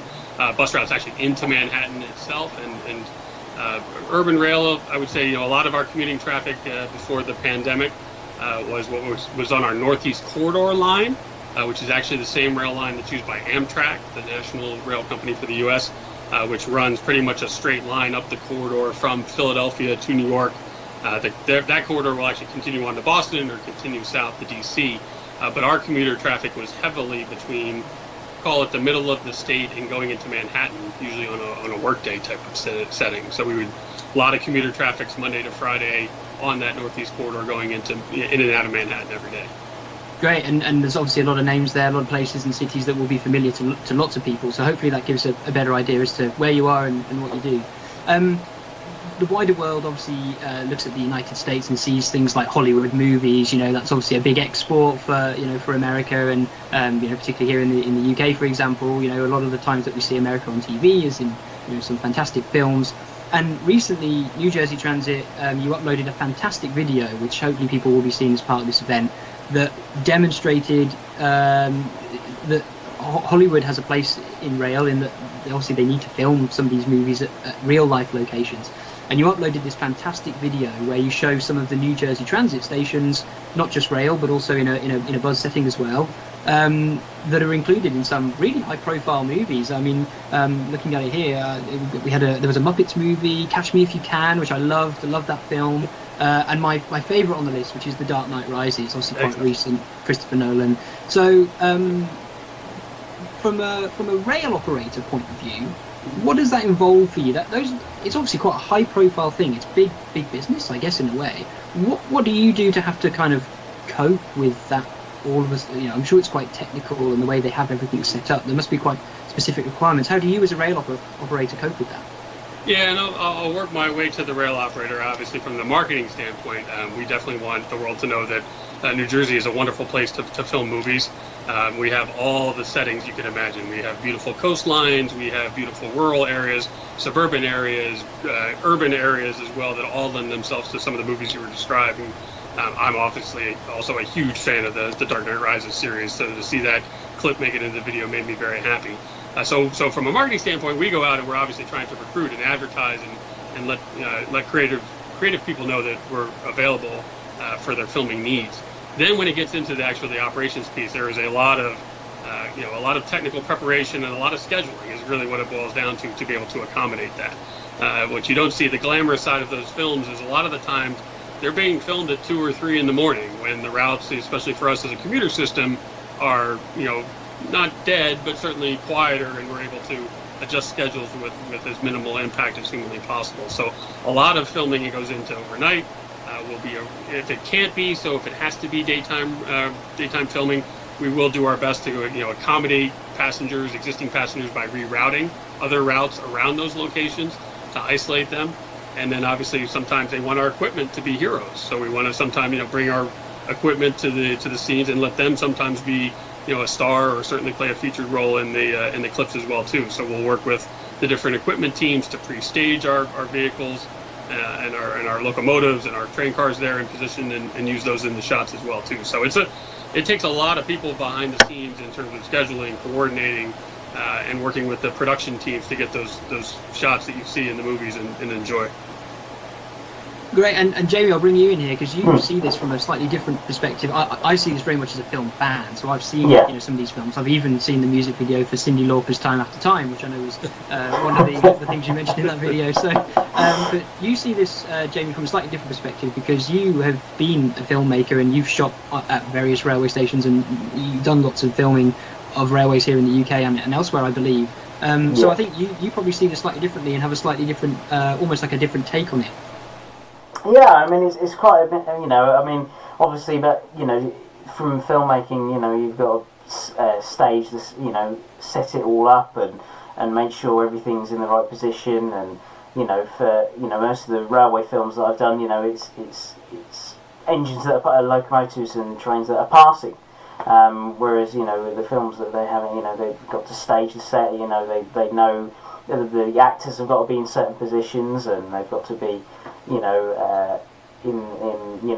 the locomotive and the train cars have got to be in the right position, whether that be that they've got to, take it as the train's coming in or coming out, or, from the, view of the passenger, etc. It's all has to be timed, which is quite I should imagine, for you, quite a big effort, for timetabling, as you said. It's must be amazing trying to. And I mean, the other thing is, how many famous actors have you seen? That's the other question. How many famous actors you've met in person and things like that? None for me personally in this role yet, but we're hoping to turn that around, and that was part of the reason we produced that locations video. As we really want to send, as people are looking for locations and destinations for their filming needs.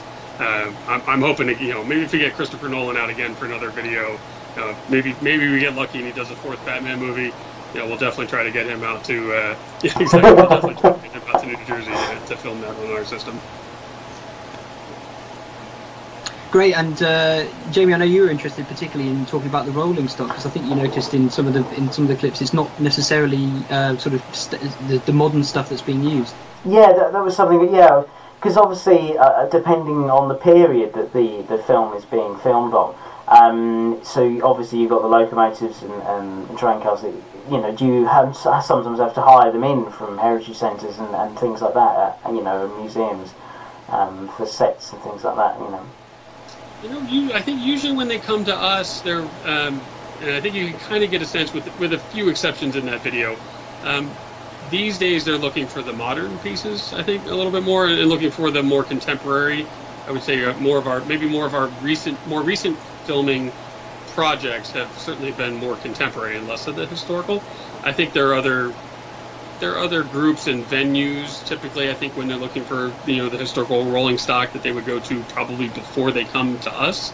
Not to say we wouldn't try to accommodate them, but yeah, generally speaking, I would say we're getting more of the I want to see a current station, or I want to filming something in the modern time where they want to see kind of the natural fit of current transportation and rolling stock in the scene. I suppose in many ways they want to see the real New Jersey or the real New York. Yeah, that's what they're looking for. A lot of, again, I'm generalizing, but a lot of the films are set in modern day. So they're like, hey, I'm in Newark in particular, and some of our urban settings do a pretty good job for standing in for New York. And they're also a lot less expensive to film in than New York. And so therefore, you'll see we do get our fair share of requests to film things in kind of pretend New York on our system. So we do our best to accommodate those too. Excellent. I think it's a really fascinating part of the rail story in a way, and I don't think it's something people appreciate necessarily, the effort that that's gone into making some of these movies that include railroads. I think it's fascinating. I just think it's brilliant. Slightly leading on from that, in a way, obviously that's a way that people are making use of your railway, not necessarily that involves passengers, because as you say, you sometimes have to accommodate timetable changes and things like that for the movies, but it's obviously a very important part of, as you say, marketing and showing what you can do as a railroad. Obviously we're in a situation at the moment where people are perhaps using rail slightly less, and obviously one of your main areas of business, I suppose, is this busy commuter train service that you offer into the big urban city centres. But I think there's obviously things that we can learn, and there's obviously things to look forward to when it comes to getting things back on track, no pun intended, and seeing how rail plays a role in those commuter services in the future. So New Jersey Transit naturally will have been affected, like we all have, by what's happened in the last 12 months. What's being learned from that? What's to look forward to? How is the railroad adapting as a result? What's the sort of situation that you're in with that? Yeah, it's a great question, and there's a lot still to learn, and we'll see how this goes kind of over time. I think our biggest learning, and it's been actually a bit of an opportunity for New Jersey Transit. We are, as I mentioned, right between Philadelphia and New York, and we had a really heavy load of passengers, and we were trying to get those folks in and out of New York every day on infrastructure that still needs a little bit of help.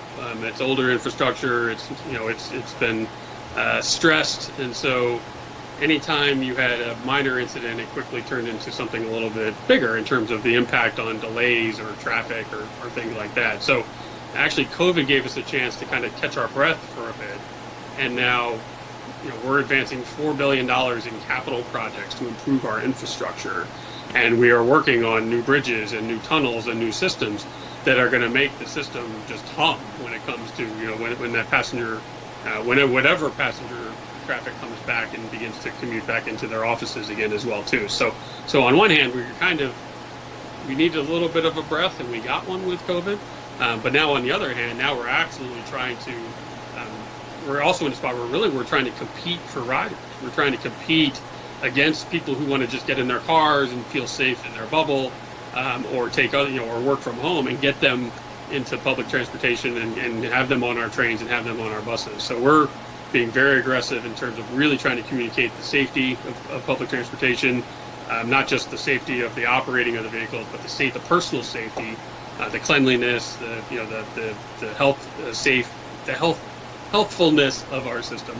And then we're also trying to adapt to the realities of their work environment with new products, so new ticket options. I mean, it sounds kind of really minor in the grand scheme of things, but not everybody's going in and buying a monthly pass. We used to sell basically unlimited trips for a month, and we've now said, well, the people aren't buying those because no one's going into an office for an entire month.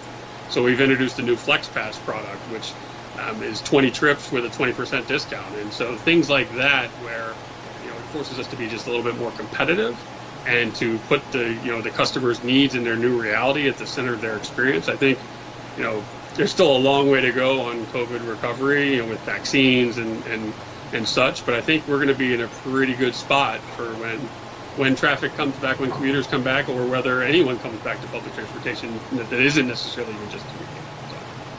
I mean, it sounds like there was a lot of positivity there, I think, in what you said, which is brilliant. I think it's very easy to dwell on the doom and gloom, and we don't like to do that. We like to look at positivity and where things are going for the better. I think you can either speak generally or specifically with regards to New Jersey Transit, but it sounds to me like there's going to be a better railroad as a result, almost, as a result of everything that's gone on. I think there is. I honestly think there is. I think that the fact that we got a bit of as an organization, we got a bit of a break, a little bit of a breather to step back and to really take a comprehensive look at our entire system and everything we knew we needed to do and couldn't do because we were so focused on taking people in and out of the cities and driving, putting them on trains every single day. There just simply wasn't any time to get any of the work done to maintain the system. So I really do think that we're going to kind of, this break, this ability to step back, to make these investments to improve, some of the infrastructure. We still have a long way to go. We're certainly not there, immediately, but I think we're going to come out of this with a better system that's able to better serve and accommodate our passengers. New Jersey Transit's obviously an authentic railroad that people ride every day. That's something that people want to experience on Train Simulator. That's something that they want to recreate almost, especially at the time, in the time of a global pandemic. Some people, in a kind of bizarre sense, almost want to make the daily commute virtually. So railroads like New Jersey Transit or others, in elsewhere, like the London Underground, for example, are they popular routes that people play? Is that something that people are interested in doing? From your Train Simulator perspective, what's the appeal of recreating a popular commuter railroad in the virtual setting? Yeah, I think it's something that people enjoy. For Train Simulator, you've got different routes for different situations, and I think New Jersey shows the sort of it's something that you can have a go at and see a different side to America. Because I think a lot of people get the impression that American rail is all freight, and it's which isn't the case. And it's lovely just being out, and the different locomotives and the different train cars and things like that. It just gives a different perspective on American rail, and it's I think that it is I think New Jersey is popular purely because it's a different style of railroading for American fans. And Vaughan, from your perspective, obviously it's a totally different thing to have, totally separate to the film side of things, to have a railroad like yourselves included in something like Train Simulator. What does that bring to you? What do you feel New Jersey Transit might benefit from that? It's a bit of a strange one in a way. 100% love it. I will admit, though, I'm just working my way through the academy right now in Train Simulator, so I'm just gotta take it easy on me. I'm just getting started. I'm not sure they're going to let me at the controls of a locomotive anytime soon because I'm in marketing, so they don't trust me with that. But I think it's just a phenomenal way to build a brand. Again, there's a lot of folks in New Jersey Transit evokes a lot of passion in a lot of people.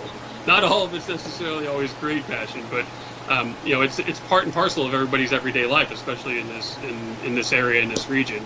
And a lot of folks will come in and out of New Jersey. New Jersey's there are quite a few people who come and work here for a while and then may leave and go to other parts of the country as well, but they'll have an experience with New Jersey Transit. So there's a nostalgia element. There is a personal experience element, like we were describing. Like I rode that line for X number of years, so now I get to drive the train and show them how it's done and show how to do it too. So we love it from Transit. Any opportunity to kind of get folks and to help support a community and that attaches and builds and works on our brand and strengthens it. It's a no-brainer for us. Sure, and you mentioned there the community, and there's obviously a huge Train Simulator community that's sort of just for that side of the rail fandom, if you like. But Jamie, you're a rail fan yourself, and you just mentioned there about it's not just all about freight in the United States. There's these fantastic commuter railroads like New Jersey Transit. From a rail fan's perspective, how is that different?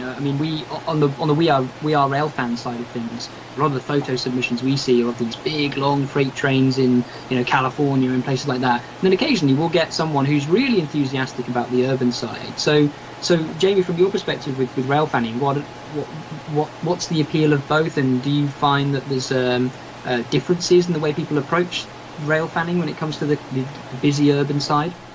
Yeah, I think there is. It's different because you sort of. Obviously, because we're from the UK, we're used to commuter rail. That is literally. Obviously there was a lot more freight in the early days, in steam days. But for a lot of the you know, a lot of our rail in the UK is mainly commuter. You know, it's mainly, you know, you occasionally see freight, whereas in America it's obviously the opposite.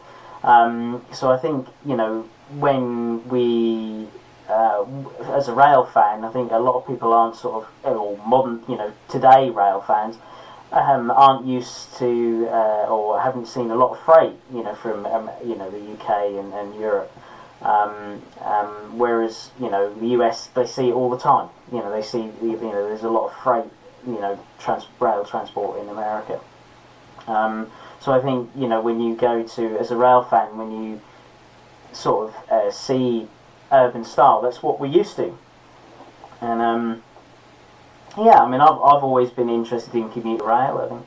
I think it's nice because it's not just that. As a rail fan, sometimes you like to go behind the locomotives, you know, like to travel behind the engine and get the experience of being a passenger and things like that.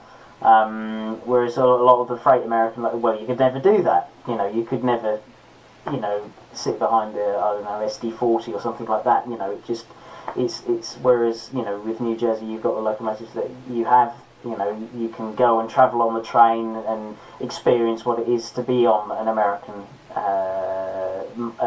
you know, commuter rail service. And presumably the stations are an important part of that as well, because again, with freight you've got to travel out to the middle of nowhere, and you know, somewhere like New Jersey you've got a full array of stations that you can go and see, you know, different settings from and different platforms. That must be part of it as well. Yeah, of course, yeah, because it actually it gives you an experience of different stations and different settings, and you can see sort of like, sometimes about the architecture, you know, if it's got traditional architecture in the stations and the buildings, and also the history, because obviously, you know, New Jersey obviously will have a, you know, quite an extensive history of rail, you know, the line itself. So we, you know, we're always looking at the history of like where, you know, even sometimes you know, you walk along the, you know, say there's a road near the railway line, and you walk along the line, you know, where the road is, and to see where, you know, where bridges are and things like that, to see how the architecture was done. And yeah, it's just, I think the stations, you know, it's enjoyable, because also the stations you get off, you know, you'll go along so far, you'll get off, and then you'll take some shots of trains passing through, you know, and then you get back on and go along, just so, you know, actually from a filmmaking perspective as well, because that's something I, you know, when I go over to Europe, I'm actually, most of the time here I'm mainly steam, but in Europe, you know, I like sort of electric traction, things like that, so I'll go over there and, you know, go between different stations, film it, and then, you know, take a few locos of each shot and things like that. So yeah, as a rail fan, it's something interesting, you know. And from your perspective, Vaughan, rail fanning is a huge thing in the United States, and we've just spoken about all the different areas, you know, stations, freight, commuter rail. For New Jersey Transit, you've obviously got quite an extensive array of rolling stock yourself. I know you've got the light rail as well as the commuter rail stuff. So where does rail fanning fit into New Jersey Transit? What do you see from your side? Oh, first and foremost, I see it in the employees. I mean, I think our organization is you know, they're, I won't say we're all rail fans. Like I said, I'm just learning that, you know, trying out the academy here. But, you know, when I was asking around before this conversation, I was asking folks, and you know, the amount of knowledge and, you know, history and expertise, you know, the rail community is very much, you know, the rail employee community is also very much its own community and a fan community. You know, hearing the stories about, you know, people who were familiar with equipment throughout their entire careers and had watched certain rolling stock come on when they had first joined the company, and how we had evolved, and, you know, the technology had changed and shifted, yet we were still using different vehicles was a piece. It's just, you know, the photography. I mean, if everyone had, I don't want to say everyone at New Jersey Transit, but there are a lot of rail fan photographers who work at New Jersey Transit as well, who love to take, you know, pictures of the rolling stock of the stations, of things in action as well too. So we have a huge part of it, I think, in our own culture, which then lends it to when we deal with rail fan communities, where we're basically, you know, as supportive as we possibly can, you know, supporting photography, supporting events or anniversaries at stations, or you know, licensing activities, or things like where, you know, our partnership with Dovetail, where again we are a huge fan of it because, again, it just, for us, it helps build our brand, and it helps people walk away from New Jersey Transit going, not only are, these are experts in rail, but they're also, a community and an organization that shared values with us. You touched on a number of things there that I think is really interesting. You mentioned about licensing and the external partners, and in many ways that kind of sums up a lot of what we talked about in this conversation, because we've got the filmmakers and the big budget film companies, which are an external body, and you obviously do everything you can to accommodate them, which is really important, and that grows your brand. That's the hope anyway. And then of course you've got the Railfan community and Train Simulator, and that's a totally separate external body that you're obviously looking to try and accommodate as well. And then first and foremost, your sort of main external body that you're always having to cope with is the passengers, and do your best for them. So I mean, it sounds like New Jersey Transit have really got it nailed down when it comes to dealing with all those different threads of railroading and the railroad community as a whole. In a way, it sounds like you've got that nailed down pretty good, I think. We're trying. I mean, you can always get better at it, right? I mean, everything in our world is only as good as the last trip, right? So if the customer has a bad experience or a bad trip, or they're late getting home to see their kids, or they're late getting to the office, or if they have any kind of disruption, that's we have to earn our credit with customers every single day. And one of the ways you mentioned that we're actually working on in terms of tying it all together, which is a blatant plug here for anyone who happens to be in our general service area, is we're launching a new rewards program. So we're going to hopefully be one of the first public transit agencies out there, certainly in the U.S., really with a rewards program that helps our daily riders and any of our commuters earn points that they can use for offers. And so this has been another great example where we can bring in some of our ties with the Railfan community to provide offers and discounts and coupons, as well as local establishments and local businesses in the New Jersey area, and our riders who interact with both of those groups all the time as well too. So I think you'll check out njtrewards.com for more information if you're in and around New Jersey. But I hope that this becomes a model that you see other commuter groups take on as well too, because it is a great way to tie together all those different threads in a way that's good for it's good for everybody. It's a win-win for everyone involved. And of course, it's another tool in your armory. It's another weapon in your armory in a way to work and try and encourage people to use the rail safely and responsibly. Obviously, when things start to become normal, it sounds like in addition to all the things you said about infrastructure and the ticketing, something like a reward system for rail fans, for leisure travellers, for commuters, or people that just want to go and see where The Dark Knight Rises was filmed. That sounds like a really important tool to get people out and about again in a safe way. Yeah, we hope. I mean, again, it's definitely part of our toolkit. Like you said, we have a lot of ticket products, rewards programs. It's what can we do to inspire rider confidence to make them feel safe, but also give them incentives to come back on board and take us for a ride.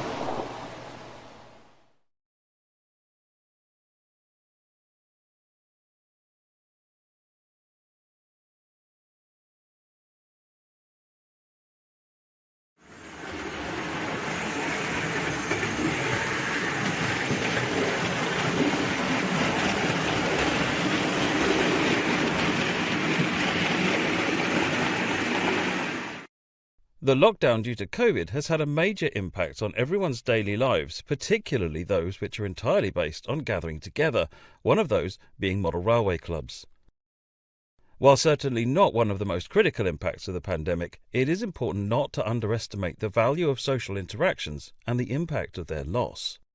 In this video, I talked with the owner and some of the operators from the One House Model Railway, based in Suffolk, to find out what they've done to continue enjoying their hobby together during lockdown. My favourite bit of the railway is very much the electronics. I spent most of my career as an electronics and software engineer. I think all of it, but it's underground early. I like that. I enjoy it down there very much. You can fall asleep. Fall asleep. You can do that, yeah. Not but that the other part, not the that other any part of us of the have fallen railway. asleep under there. Yeah, many of us have.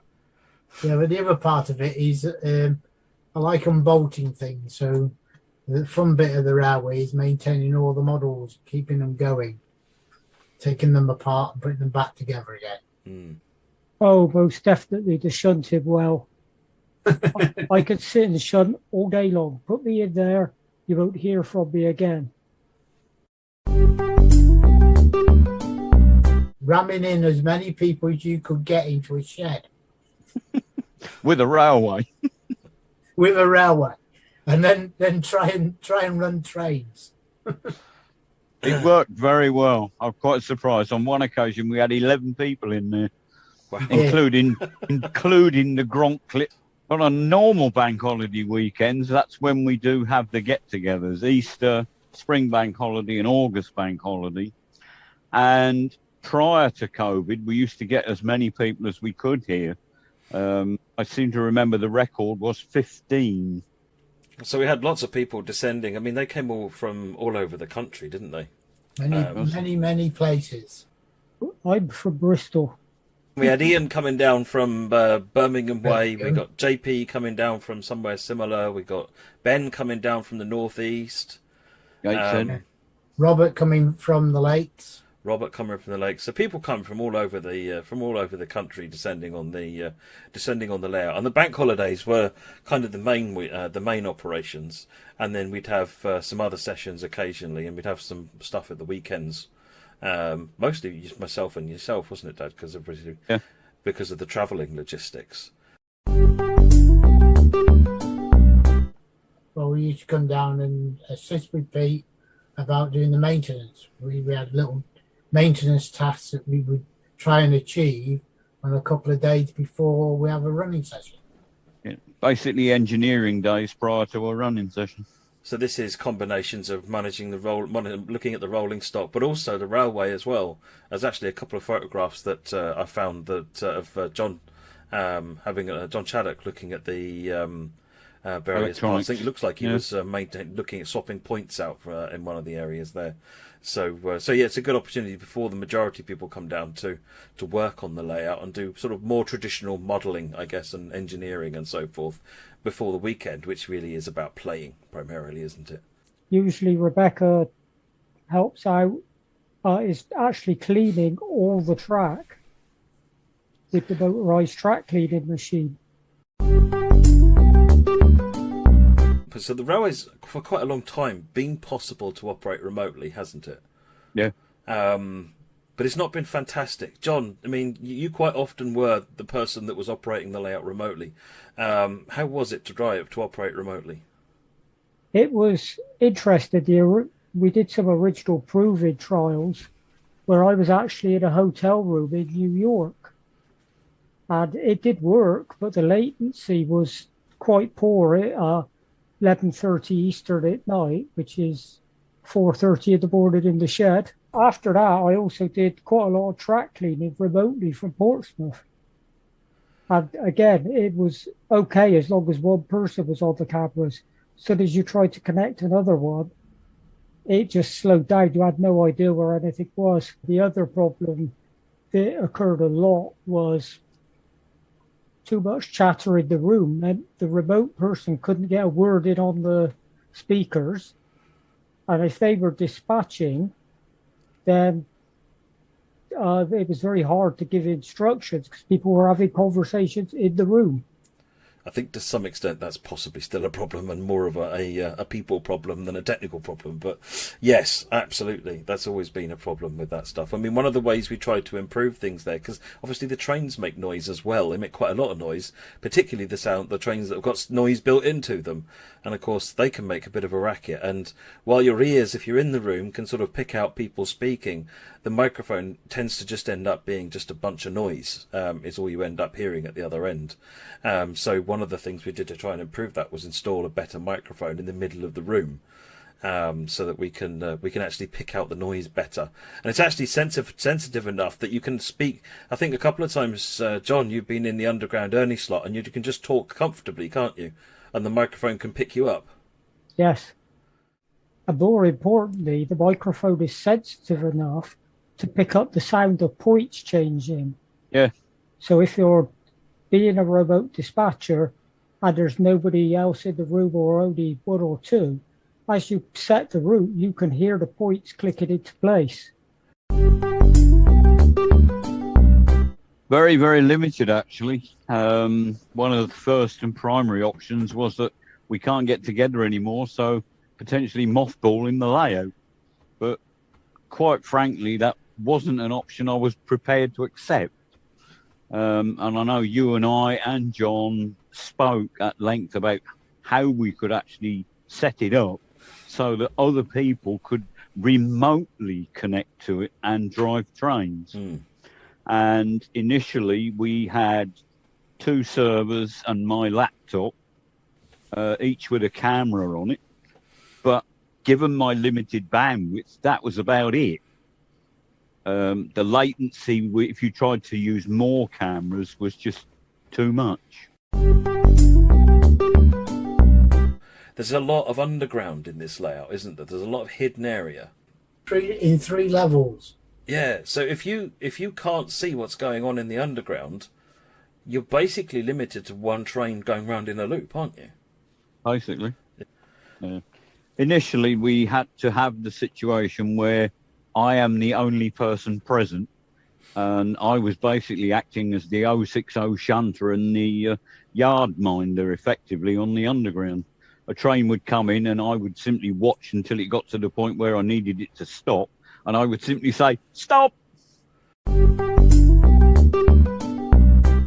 So in order to go fully remote, we need to solve the problem with the cameras, and we need to get everybody driving. Now, we kind of had everybody driving already. Fortunately, and we're really fortunate in this, that has always been a fundamental part of the layout's design. Even if it wasn't something we were taking advantage of as much, the layout's always been operable remotely. Initially, we used Zoom and many PCs sending their camera feeds. But again, with the way that the bandwidth worked, this meant we could go from 2 cameras to, say, 4. Which was better than it was previously. So, I mean, what was it like driving remotely with the 4 cameras, John? It was a challenge because there were areas where you literally had to wait for the train to appear in the next camera. You'd seen it go through the field of view of one, and you had to wait 10 seconds before it would pop up in the next one. Yes. Yeah, and in that 10 seconds, you have to keep a listen out in case there's a crunch. So we're now using, we switched from Zoom to Discord for various reasons, and we're using some clever camera tech called NDI, which stands for Network Display Interface, and you can get that on newtech.com. It's free, and that allows us to stream currently 8 cameras, as was mentioned earlier on, in real time at something like 30 frames a second. So this is incredibly watchable, and using some other stuff like OBS, we're able to combine all those 8 cameras down to only use the bandwidth of 2, and still remain having a good quality picture. So, I mean, this weekend we've been having our first operating session with the sort of the latest upgrades in the various tech in place. John, again, as the most experienced remote operator, talk us through how it's better, how it's different. Oh, you've got continuity of pictures. Literally, most trains are only out of your vision now for 2 or 3 seconds at the most between cameras. And it gives you that much more flexibility as well with the underground. When you're trying to stop, you don't need someone there to spot you into position. You can see it on the camera. With all the other cameras, I think we've had you running around the layout a lot less this weekend, I think. Oh, yeah. It's very much so. I think there's more confidence to actually drive the trains into areas of out of vision and back in, while others are doing the same. So you get a bigger confidence in it. I think this weekend we've been going a bit crazy, to be honest. We've been flying trains all over the layout and bringing them out of hidden areas and putting them back in, and it actually seems to have gone remarkably well. You've had the odd train derailed, / on the floor, / all sorts of things. The crashes aren't as frequent now. No, they're not. But when you compare it to when we're actually in person, are we crashing trains or, having incidents? Let's call it having incidents. Are there more incidents now than when we were in person? What do you think? What do each of you say? No, there's less. When you're on the cameras and you're remote, you're spending a lot more attention to what you're trying to do. Very much. I quite agree with that, because certainly with me sitting here trying to drive as well as acting as the 050 shunter and the pick up off the floor job, I tend to lose concentration occasionally, and I'm the one that causes most of the crashes. You see, folks, you heard it here. It's not me all the time. Only the other half, essentially. You can blame me.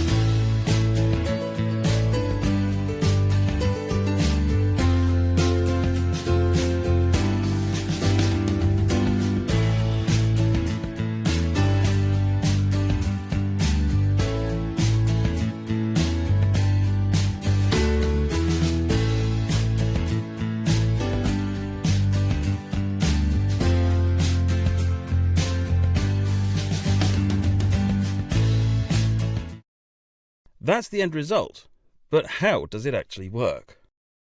You start with the train on the track. The track is connected to a Lentz DCC command station, and all locomotive control is conducted through that DCC system. Points and signals are connected to a bespoke system developed by Peter Pedalston for the railway, which is powered by PICAX microcomputers. There are around 40 of these dotted around the underside of the layout, all talking to each other via a master control box. There are 2 tiny Raspberry Pi computers, each running the Linux operating system. One of them simply controls various remote main switches, allowing the room lights and all the power systems for the layout to be remotely controlled. The other connects to the DCC system, the point and signal control box, and a huge range of lights dotted around the layout, and forms the central hardware for controlling the layout. Running on the layout computer is some custom software called Rail Director, which presents access to all the various hardware systems on the layout via a single simple network interface, allowing other PCs to connect and issue commands. A Rail Director client runs on any PC that wishes to control trains or points and is able to have full control of the layout in this way.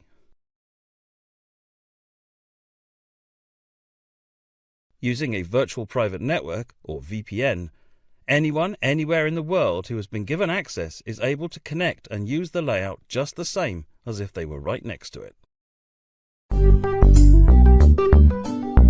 You made an observation today while we were running that we've got lots of cameras. There's one person who can't see them. That's me. I would just see everything, which at the moment I don't. You can help everybody else park their trains up, but everybody else can now park their own trains up. It Now kind they've of got you all need the us to help cameras. you park your trains now. It's kind of the Basically, tables have turned a bit. Yes, very much Unless so. you want to go play monkeying around the layout again, you kind of need us to tell you when to stop. Or if Yes. you want to say what's in level 0, you can't see on the camera. You've got to go and look. So Yeah. one of the things that I know that we're looking at is actually putting a TV on the wall so that you can actually see the cameras that everybody else is seeing and get the benefit of those, which is kind of like a surprise benefit, really, that we weren't expecting of. Was just like, having built this stuff around solving the problem of remote, actually we've made it better for everybody, even if you're in the room as well. It would be better, much better, definitely. Something else that we do quite a lot is we stream the layout on Twitch, and which means that it's, we might have a group of 15 people operating the layout and chatting by voice. But actually, when we're streaming on Twitch, it means that we're opening it out to a wider group of people, sometimes 100 people at a time, on the Twitch channel. Just either enjoying watching the cameras, chatting with us on the text, or even saying, "Can we see a steam engine? Can we see a HST? And I want to see something modern." And so we can, bring that in there. So which I guess brings it in so that we've actually got a much wider participation than just even the people that are in the shed or the people that are actually acting remotely. There's then a third group of people that are enjoying and engaging with the layout, even from afar. There is one thing we're good at, making an exhibition of ourselves. We're the best, John. Absolutely. We've been trying for how many years? Definitely full control. It allows people to operate it as a group and being a part of a team, and also you can operate it individually on your own. Since we got the cameras and stuff, it's stepped the game up very much so. I think at this point, with the way that we've moved things and advanced the whole layout, it boils down to us now just learning how to communicate properly. It's become really apparent over the last several operating sessions since we've relied on everyone being remotely running remote, that there are loose terms. The English language is a very loose thing, and it's very easy to say one thing and mean something else. Like, you're routed you're routed to the station, and then there's an accident happens moments later because I thought you meant I was routed through the station. And so we have to be very clear about what that means. And similarly, okay, you're clear to leave the station, and runs out and rams into the back of another train. Well, you said I was clear. There's clarity of language that we've seriously needed to up our game on, and still need to up our game on. Yes, There's a bit more to that, Matt, and that is that one is that when you're doing it remote, you slowed down. Everybody's slowed down, and the other one is that you've got the ability to look at the dispatcher, i.e., the panels, and see where the condition of the track ahead is. So you've got a lot more than when you're physically in the room. Because if you stand in the wells, you can't see the panels. No, you can't see the dispatcher panel at all if you're in the layout. That's one of the things that I can't see where I am sitting in the layout as the 050 shunter and collect the rubbish off the floor. Yeah. I can't see the dispatcher panel. All I can see is the physical layout. Going forward, what I'd like to think is that we can keep the team building going and advance the layout to the point where anybody remotely can operate it. Anybody locally can see exactly what's going on, a la the big TV on the wall, etc. We've also got the camera train to finish. That's another project that I'm currently working with. We've talked a lot about operating trains on weekends and the workshop.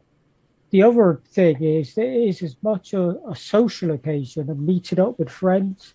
Yes, if very much. If there are too many people in the shed, then you can go and sit in the garden and talk about trades, talk about computers, talk about anything you want. Yep. In fact, at one point, we actually, I think there were 2 or 3 weekends when some of the people who came along actually brought some garden railway stuff, and we set out a garden railway with live steam engines running around in the garden. It's not just about the one big layout, is it? When we get together, we can kind of it's about just enjoying trains. Sometimes someone will be watching a train video in the living room, and it'll be, or playing train sim or something like that, and others will be out in the layout. But it's, as you say, it's an incredibly social event, isn't it, for all of us? Very much so. Yes, especially the English breakfast in the cafe. I do miss the Egg Express. I've got to say that. We haven't done the Egg Express. No, the Easter egg train, and the Great Heist. The Great Heist. The arm that came out. Yeah. He's pictured with a wanted individual. Absolutely. The highlight of the social activities at the weekend is the excellent roast dinner. Yeah, that is an important point. Is that Peter and Christine do put on the catering, which is a massive undertaking, particularly if you end up with 10 of us all there in one session. That's a major undertaking. Through the use of a range of readily available systems, the One House Model Railway has not only kept operating while everyone has been remote, but has improved their whole approach and made the layout more accessible overall. The end result is that this group of enthusiasts have been able to continue to enjoy their hobby together, operating the railway and sharing their thoughts and ideas as if they were in the same room. If you'd like to get in touch to find out more about what we've done, you can email us at the address shown on screen now. We're more than happy to help.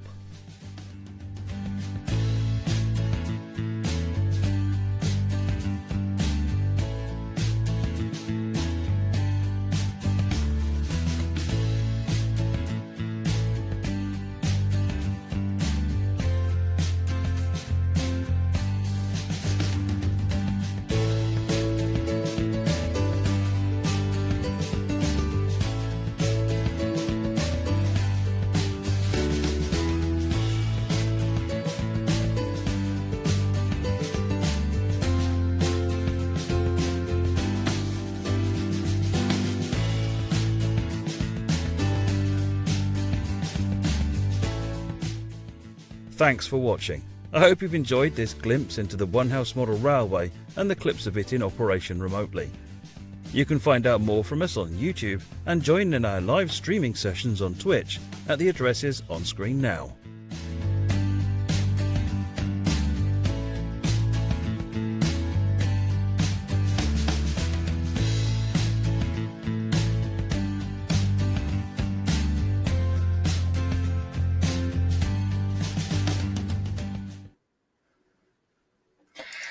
And that's all for today's events. Thank you to everybody who has joined us. Don't forget to join us tomorrow, where we're showcasing more fantastic Railfan content. Some of the highlights you can look forward to include a Hornby focus, a very special Railfan themed quiz, and we'll get a first look at some of the Train Sim World 2 screenshots showing what's currently being worked on, as well as an introduction to the overall theme of this summer's release. It's been a pleasure hosting tonight, and I hope everybody's enjoyed day one as much as I have. Thank you for watching.